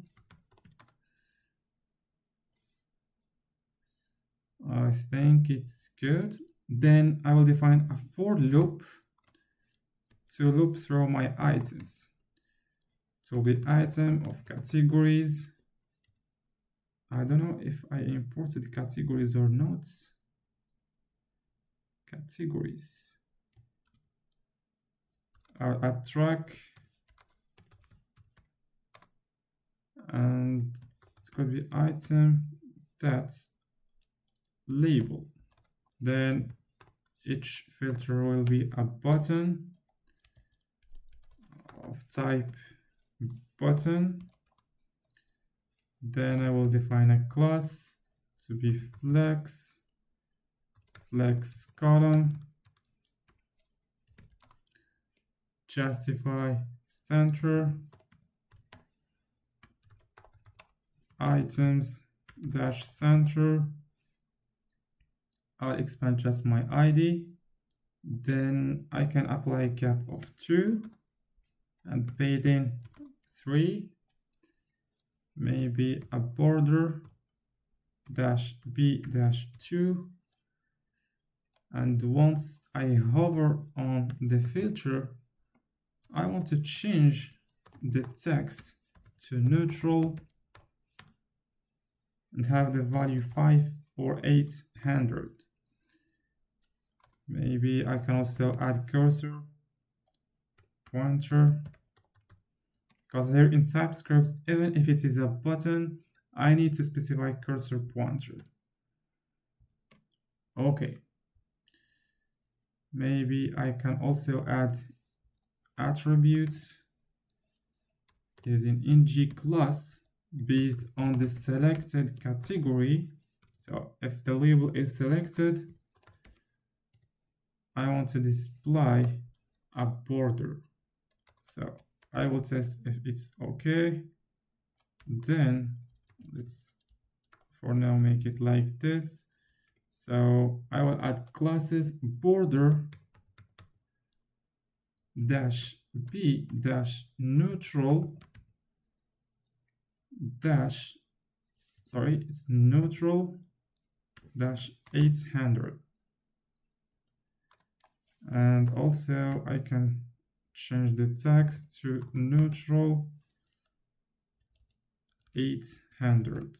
If the value is not selected, I will put a border transparent like this and text neutral with the value of 500 in G class. So just I need to return to my categories and import common module like this. It's not in G class like this. Then if I return and refresh my page, okay, it works. I will add an event. Once I click, I want to execute this function handle click that we already defined inside my class with item.label. Okay, inside this button, I will define a span to render the item that I think first I will render the icon and then I will render the label. Let's add some class utilities. It will be text, hard coding, the size, it will be 26 pixel, and laden, I'll choose none. Then for the label, it will be white space, no wrap. The text will be small and the font medium, like this. I think it's good right now. I have this error categories. Yeah, it's not from this one. I need to import it from Angular. Yeah, like this. So I think it's good. Okay, if I return to the categories, I don't know, that's, I think everything is good. So here I will just delete this div. I don't use it. Okay, if I refresh my page, then once I click, okay, I have here a problem. Once I click on category, amazing views, okay, but I don't want this one. And I click, I think I have an error. Category, yeah, I have an error in my templates. Let's check. So here the problem is inside the handle click, instead of 0, I want the second value. So if I put like this, category, and I change, now it works as expected. Okay, because here I have a white space. I have a space between paste and friendly. This is why I have this this sign. For the categories, it works. Now the next step is just to display all the listings based on this URL and also this category. This is what I will do next. So close everything. The first thing, I will inject the router because I will use it inside my components. Router like this. Also, I will inject routes, which is activated routes. I will use it also, and it will be more clear. I inject also the listing service to get all the listings. It will be just injects listing service. Okay.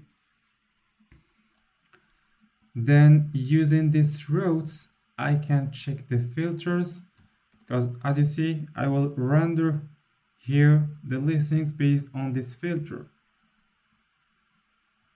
Okay, so filters, it will be signal. So we will do the same thing as we did for the categories. So it is a signal, and based on the routes, it's not router, I'm using here routes to get the query parameters. It's parameters like this. Then I will map on this.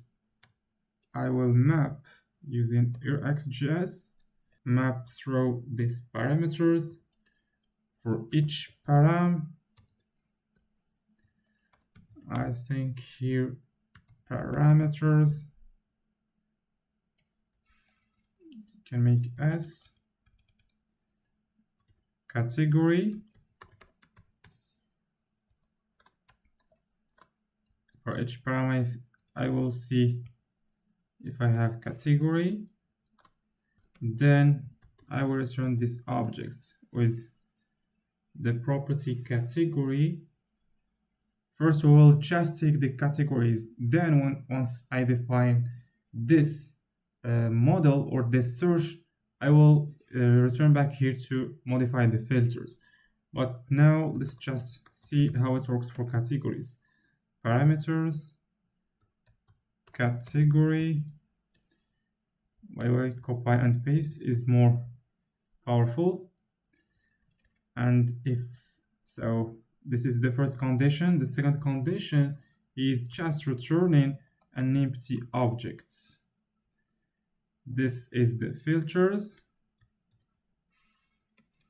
Then I will define a resource.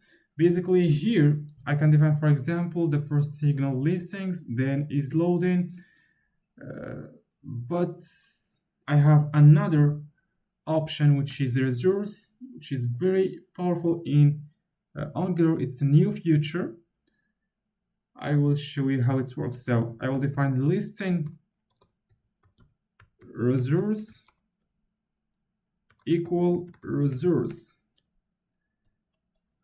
Basically, this will accept an object, and this object have two properties. The first one is params. Here I'm telling the resource to see the values of filters. Once the value of filters changes, here I will execute a function called loader like this. And it's an asynchronous function. It depends on params. And I will return a value here. So what I will do is just this, that listing service gets all, and as parameter I will specify params. Now I will go to my templates to display these things. I'll have a dev to have the class. Here I will put container, and inside my styles, because here instead of I will use this container class utilities a lot of in my code, so it makes sense to put it inside my style like this. So it will be container and apply max width, and the value will be 2520 pixel. Margin X auto X large devices. I want to put padding X of 20.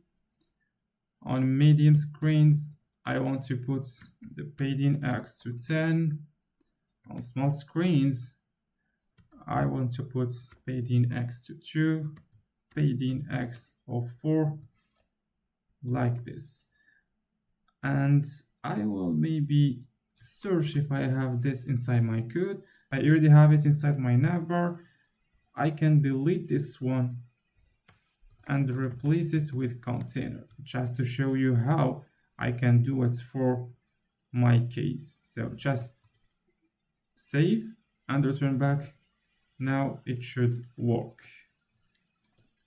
I can continue. So here it will be a class padding top 5, 6. Then what is important with this resource is that it provides me with a lot of functions. So here I will do if listing resource, I click is loading, which means that once I make a request to the backend and the status is loading, I don't need to define a signal and handle this manually. The resource handles this for me automatically. So once it's loading, what I want to show, just a dev, it will be a class flex justify center and a padding Y of 20. Inside I will order a dev of class loader. Basically is the loading status that I'm trying to build. This loader will be just here as a class. I will define it inside my style.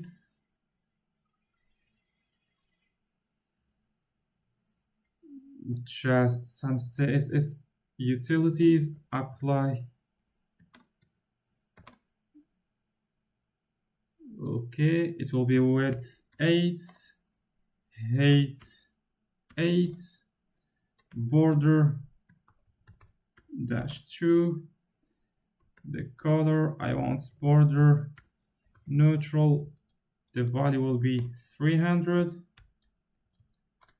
and maybe do border -t neutral -800. So here I'm trying to add a color to the top of the border. Then I specify rounded like this. It will be full and animates spin. Then I can use it inside my components, and it will show the loading status. The listing resource also gives me other things. So if the loading is completed,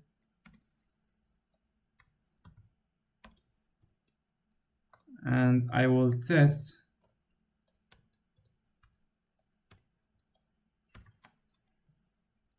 the values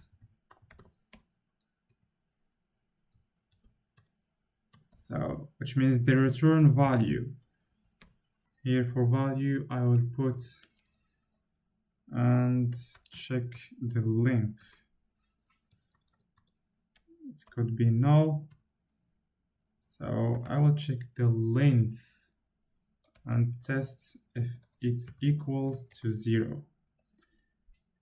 Okay, here I have property length does not exist on type observable listing. Basically, what I need to do here inside my home components, what I'm receiving from this get all is unobservable. And as you see, to get the value of the observable, you need to subscribe to it. But for me, I will transform it to a promise. So using first value from. Like this, what I'm reserving here is not unobservable. So as you see, it's a promise. And then I can access the values or the length of the listing resource. So here I will just add a div. It will be class height 50 vh flex column.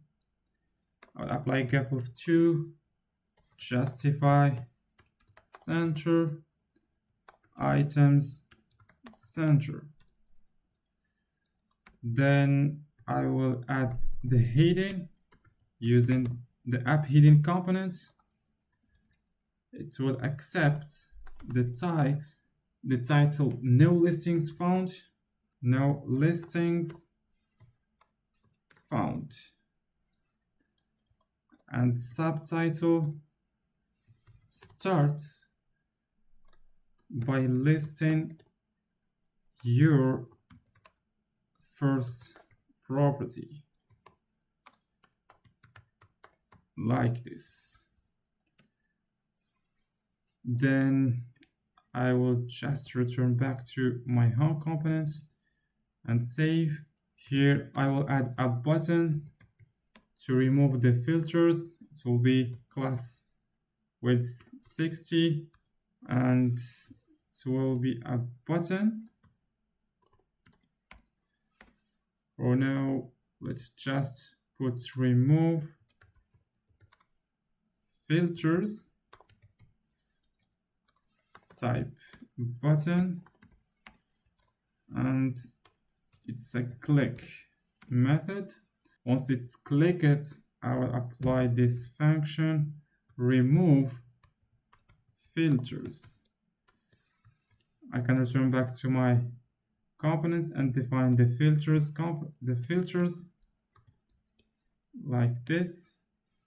Remove filters. Basically, it doesn't accept any parameter, and I will just navigate to the main page like this. Good. So now I can use inside my template. Okay, so the last one is to display. For now, I don't have anything inside my main page because I didn't display the values that I received from my server. This is what I will do now. So I create another div. It will be of class margin top 10, call Spain full, and then grid responsive, like that. Here I will define a for loop. I will loop through the listing resource values, listing resource. I can copy paste like this. Add a track and I will specify listing with the value of ID. For each listing, I will render an app listing card because I will use it inside my reservation and my trips and also my properties. So it makes sense to define a listing card. This is what I will do. Just go and create another component. It will be inside components.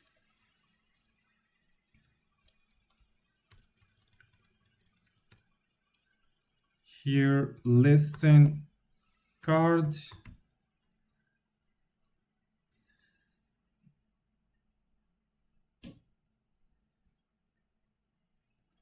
I will go to the TypeScript file. This component expects an input. The first input is the data, which is equal to input, and it is required, and it's of type listing, like this. I will start developing the template directly. So here I will have a div, and the class is called Spain 1 cursor pointer, maybe crop. Then once I click, I want to navigate to the listing, so I will put navigate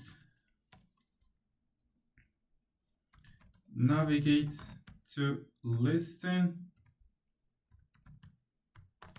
like this.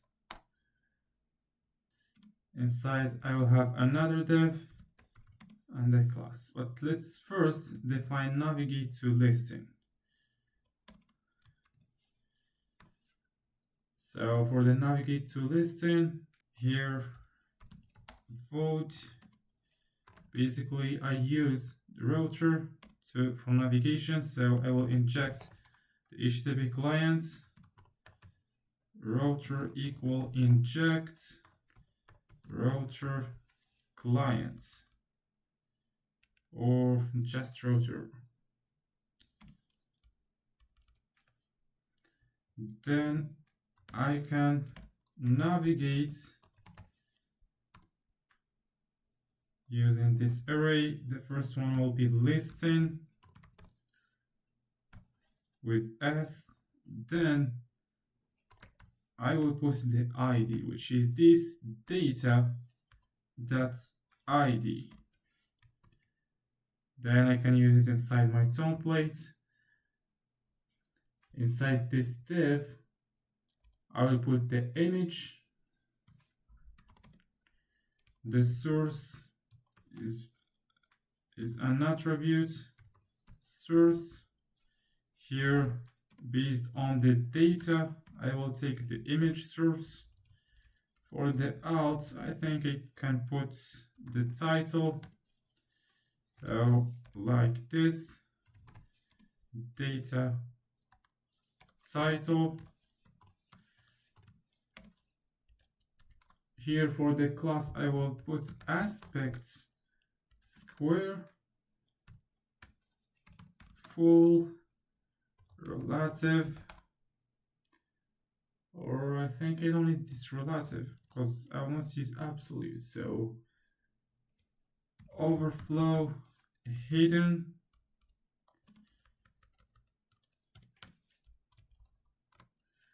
then rounded XL. For the image also, it will have class utilities. First one, object cover. Then I will specify the height to be full. The width is also full. Group cover scale 10. I think it's enough. Then I will add the location, the class, fonts, semi-bold, then text will be large,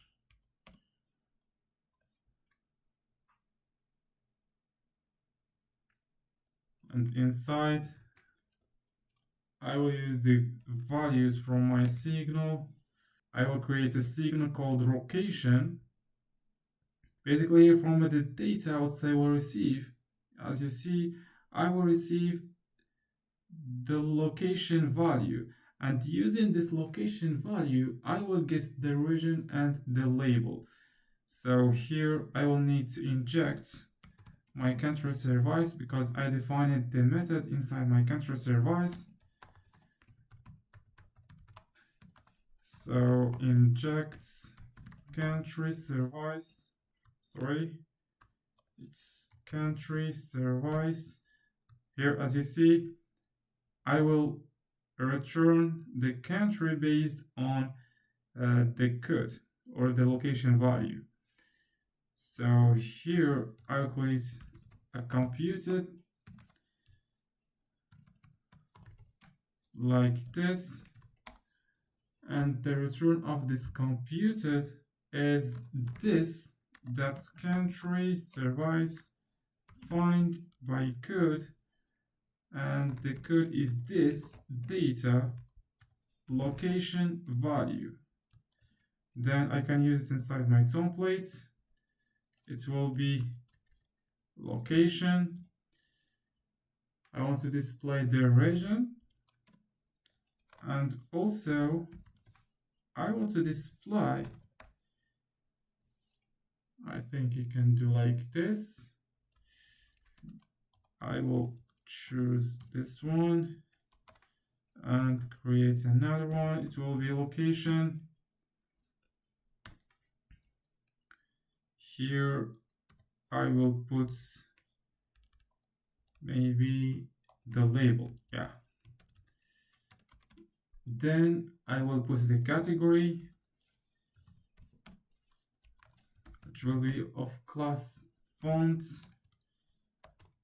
lights, and text neutral. The value will be 500, and use text interpolation to put the data. Here is the category. Then I will put the price and nights. So here like this, it will be class flex item center. Then I'll apply a gap of 1. Here I have the first div, the class fonts semi-bold, and the value that I will display here is data price. Sorry, it's price. And here I can add a $sign like this. Here I would put night.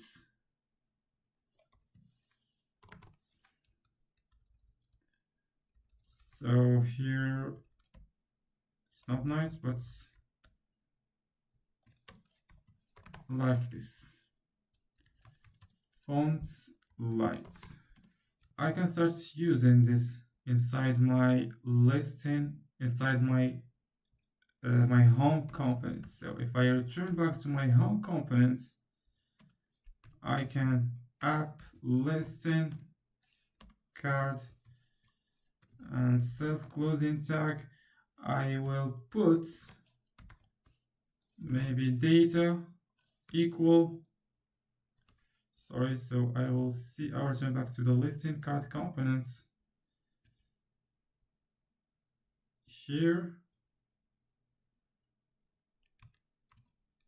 it accepts data, okay? and I need first, so I close everything, and inside the TypeScript components I need to import it. So here, then save my file. Okay, so the data will be equal to listing, I think. Yeah, so it's equal to listing. I have here an error. Okay, so I will see inside if I pass the request. So I will refresh my page. Here I'm trying to get the listings, but I have an error. If I return back to my server, I have other information. So reference error request is not defined. This is the controller that I execute once I refresh my page. And basically here I need a request, and here I need response.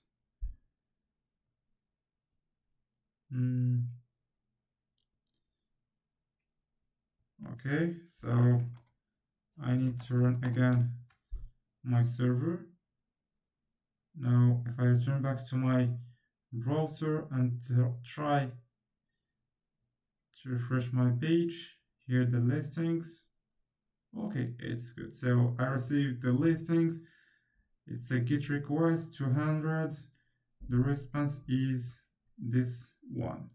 We have just one listing in our database. So I think here I need to do some adjustments to fix this error. I will add a div with some classes and then wrap all the elements with this div like this.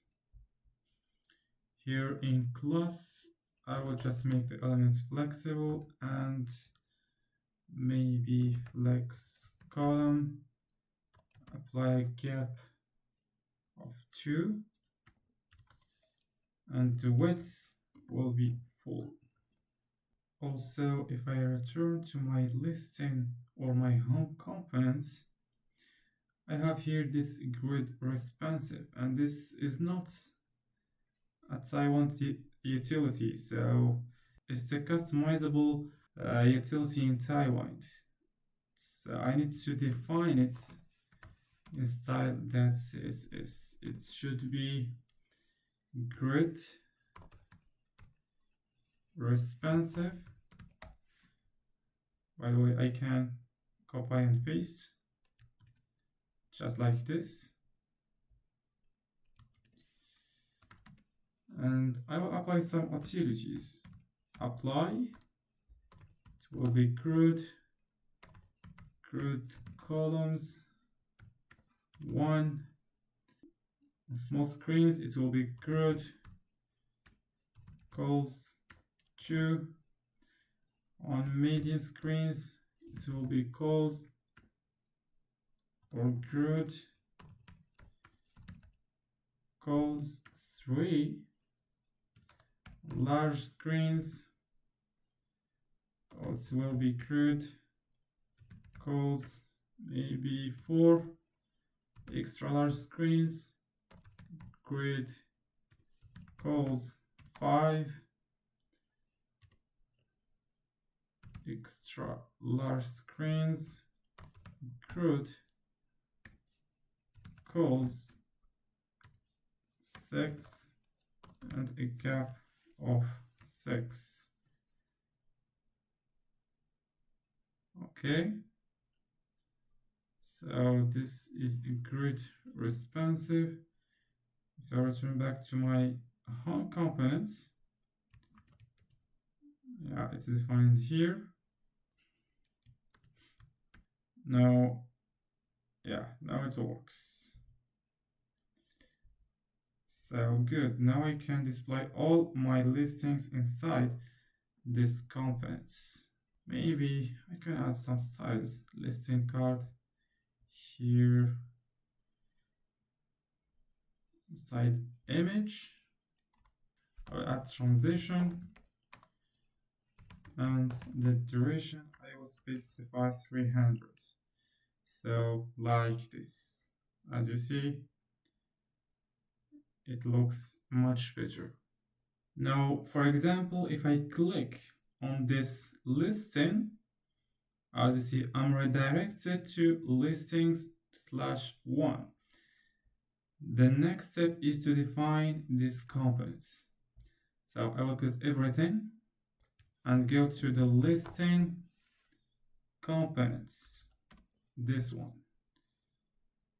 Actually, this is the component that is rendered when I am in this URL, listings/1.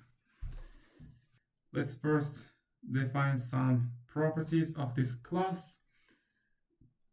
The first one, I want to get this ID, so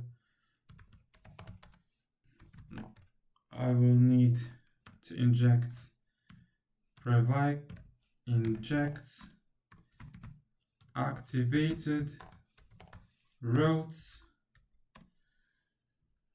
and I can access the ID and transform the observable to a signal. Then the route param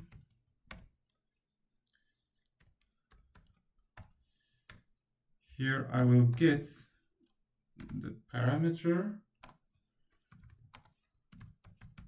and get the ID like this. I think it's an observable, yeah, so I need to put map inside.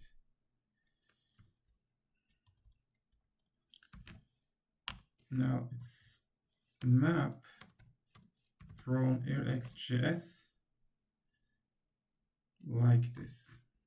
This is the value of ID, and based on this value I will create a listing resource as we did inside home components. By the way, I can just copy and paste, so I will just copy these parts and paste it inside my listing components. So here, import the resource. Instead of filters, I have the ID. So once the value of ID changes, execute this function. Here I use the first value to transform the observable to a promise, so that I can access the values received from my server. Here I will use the listing service. So I need to inject the listing service equal to inject listing service. Here I will need the ID. So what I will do, this is the params. I think I can do like this, params ID. And if I don't have an ID, I will just return null. And if I have an ID, I will put the ID. What I have here. Okay, so here it's not get all, but get listing by ID, like this. Then I can start using the listing resource inside my template, like this. So it will be a dev class container and define a padding top of 28, padding bottom, the value 7, then define a class max width screen large, and the margin will be auto.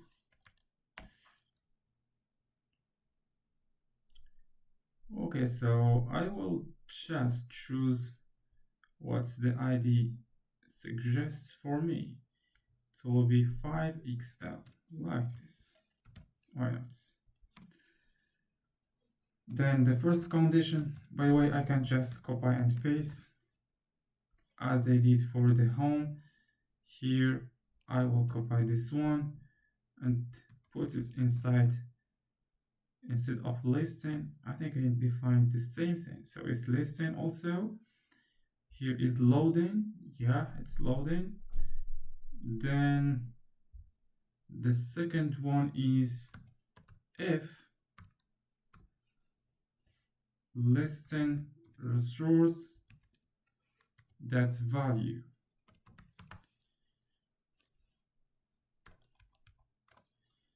Like this. Here I will start running my page. It will be class space y6. Then I think I will need the hidden to define my hidden. The first one will be title. It will be listing title. Here I don't have the auto completion. What I can do, I will tell TypeScript that this is of type listing, like this.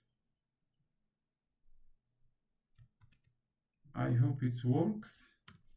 So if I put listing, it's not type, but this one I will consider it as listing. Listing ID. Yeah, it's not type, sorry. Here it's of type number. Okay. I'll fix that later. The other one is subtitle. The value will be location region, but I don't have location inside listing. So for this reason, based on the value of the listing resource, I will create a computed called location, which is equal to computed, like this, and the value will be, so here I will just listing this listing resource and choose the value, and based on this resource I will compute the location. So here I will need to inject the country service equal inject country service.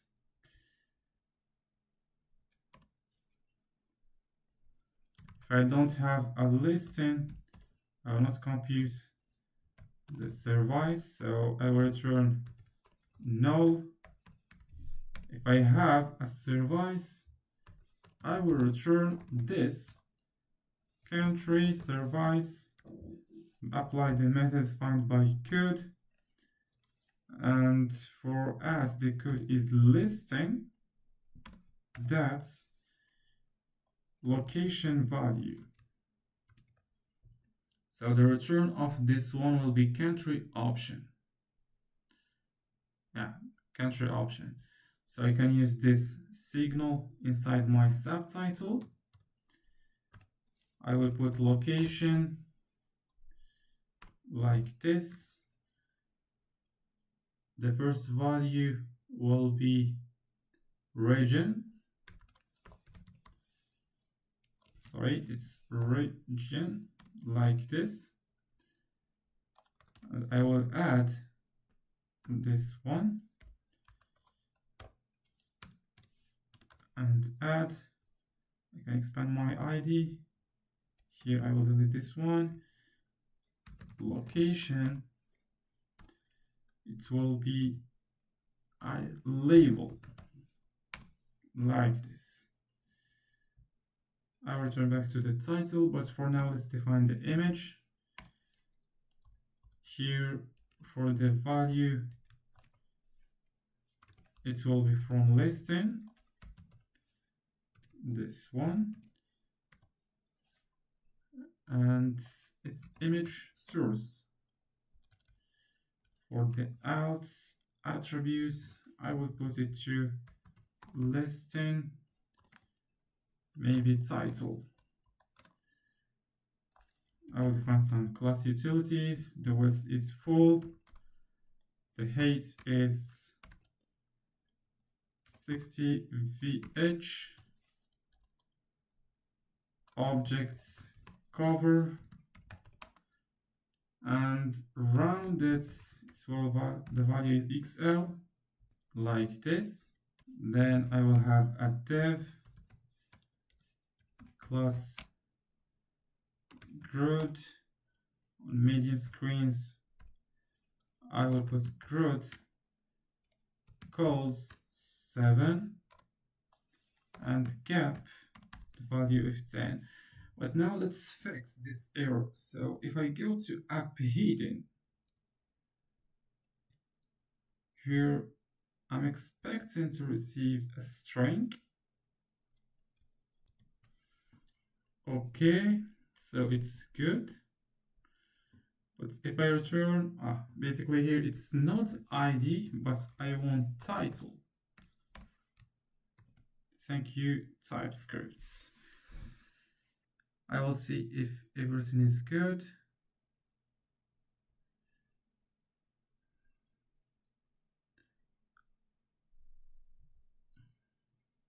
If I return back, here I have this one.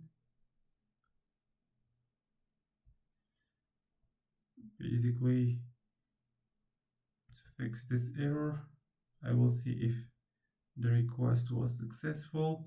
So I will return back.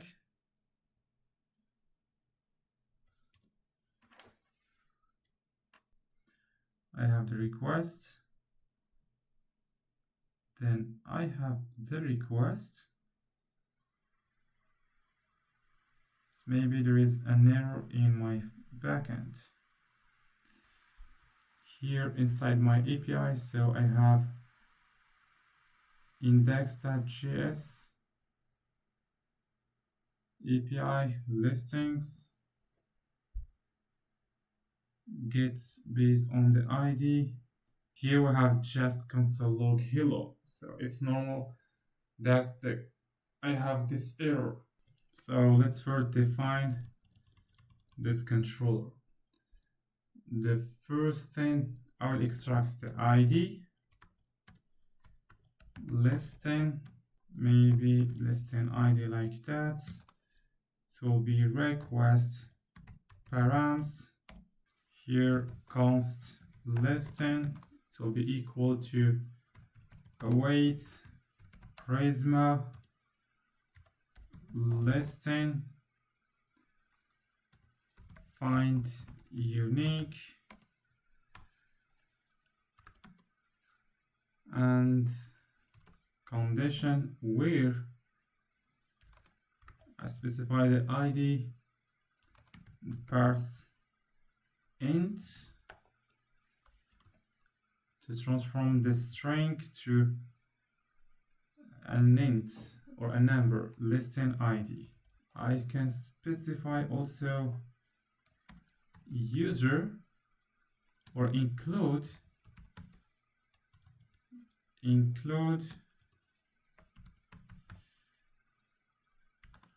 and user true. Then if I have no listing, I will just return res status with the value of 404 and JSON with this message: listing not found.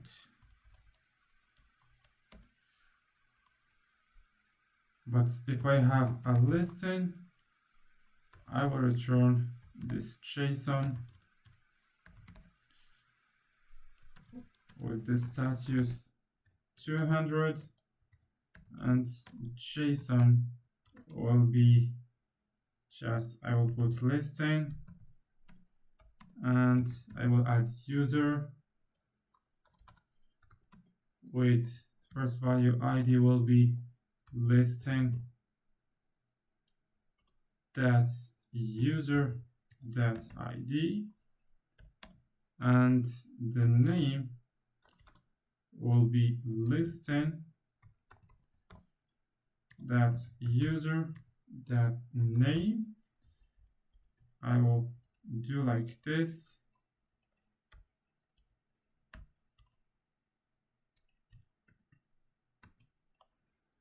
Here it's email,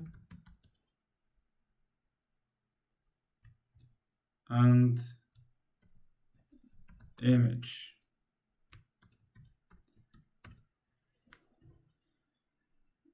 If I turn back to my browser, I have here an error. Just return, and here instead of include like this.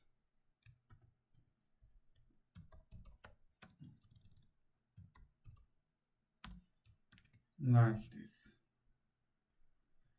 Now if I try again, I have this listing with the ID of the user, the name, email, and image, and all the information that I want.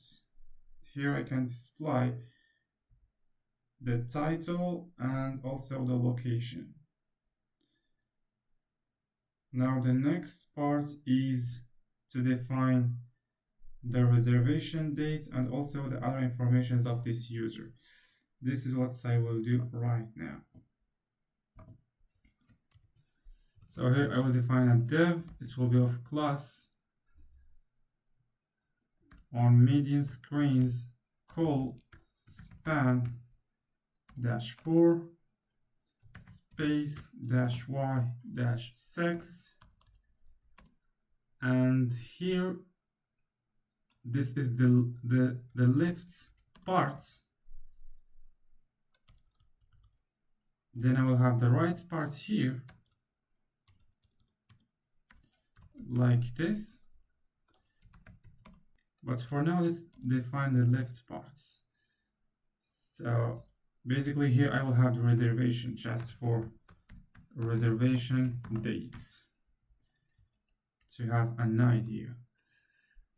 Here what I will put, I will open a div inside another div. Here I will have the class flex with gap 4, text small, text neutral 500. I will define a span here based on listing. I will display the number of guests with the text guests. Maybe it will be 3 times. Listing room count. Here I will put the text rooms. Bathroom count with bathrooms like this.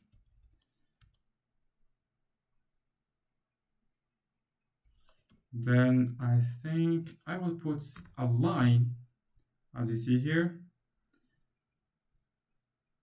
Maybe I can do it like that. So here, the number of guests, I will put a line with class border gray 200. Also, before this one, I will put another div to show the user or the owner of this listing to be just hosted, or let's define first the class. So here it will be class and the value flex or item center, then a gap of 2, text dash XL, font semi-bold, and put hosted by. Here I will put just the current user. I don't know if I already have the current user inside my components or not, but I will use it. Okay, so here I need to inject my auth service like this, and then inject my auth service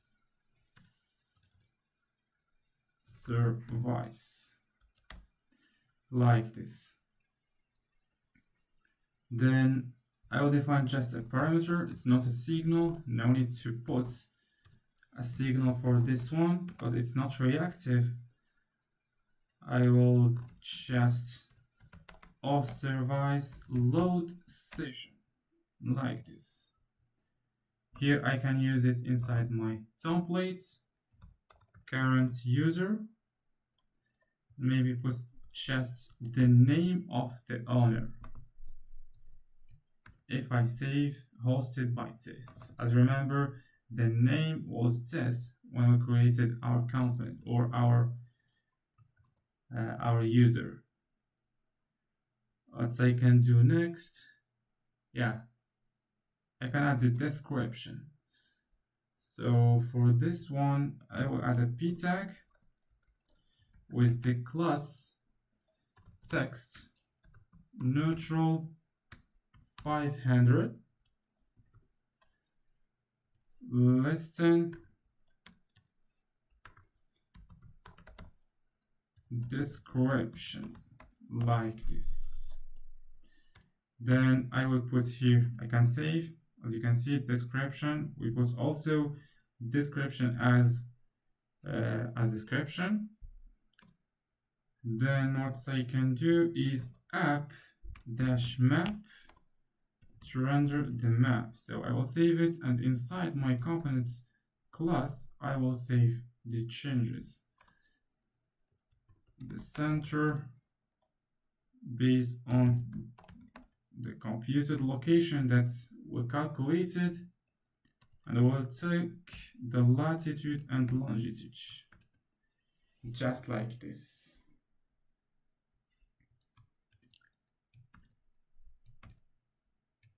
Now the next step is to define the reservations dates.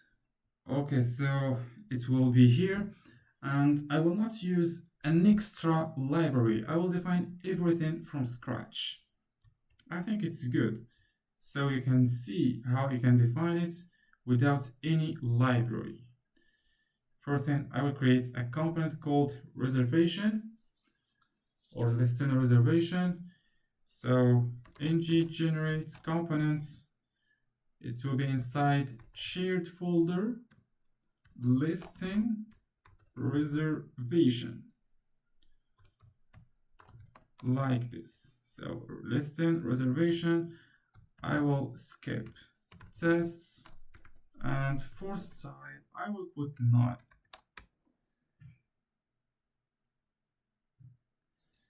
Okay, so close everything.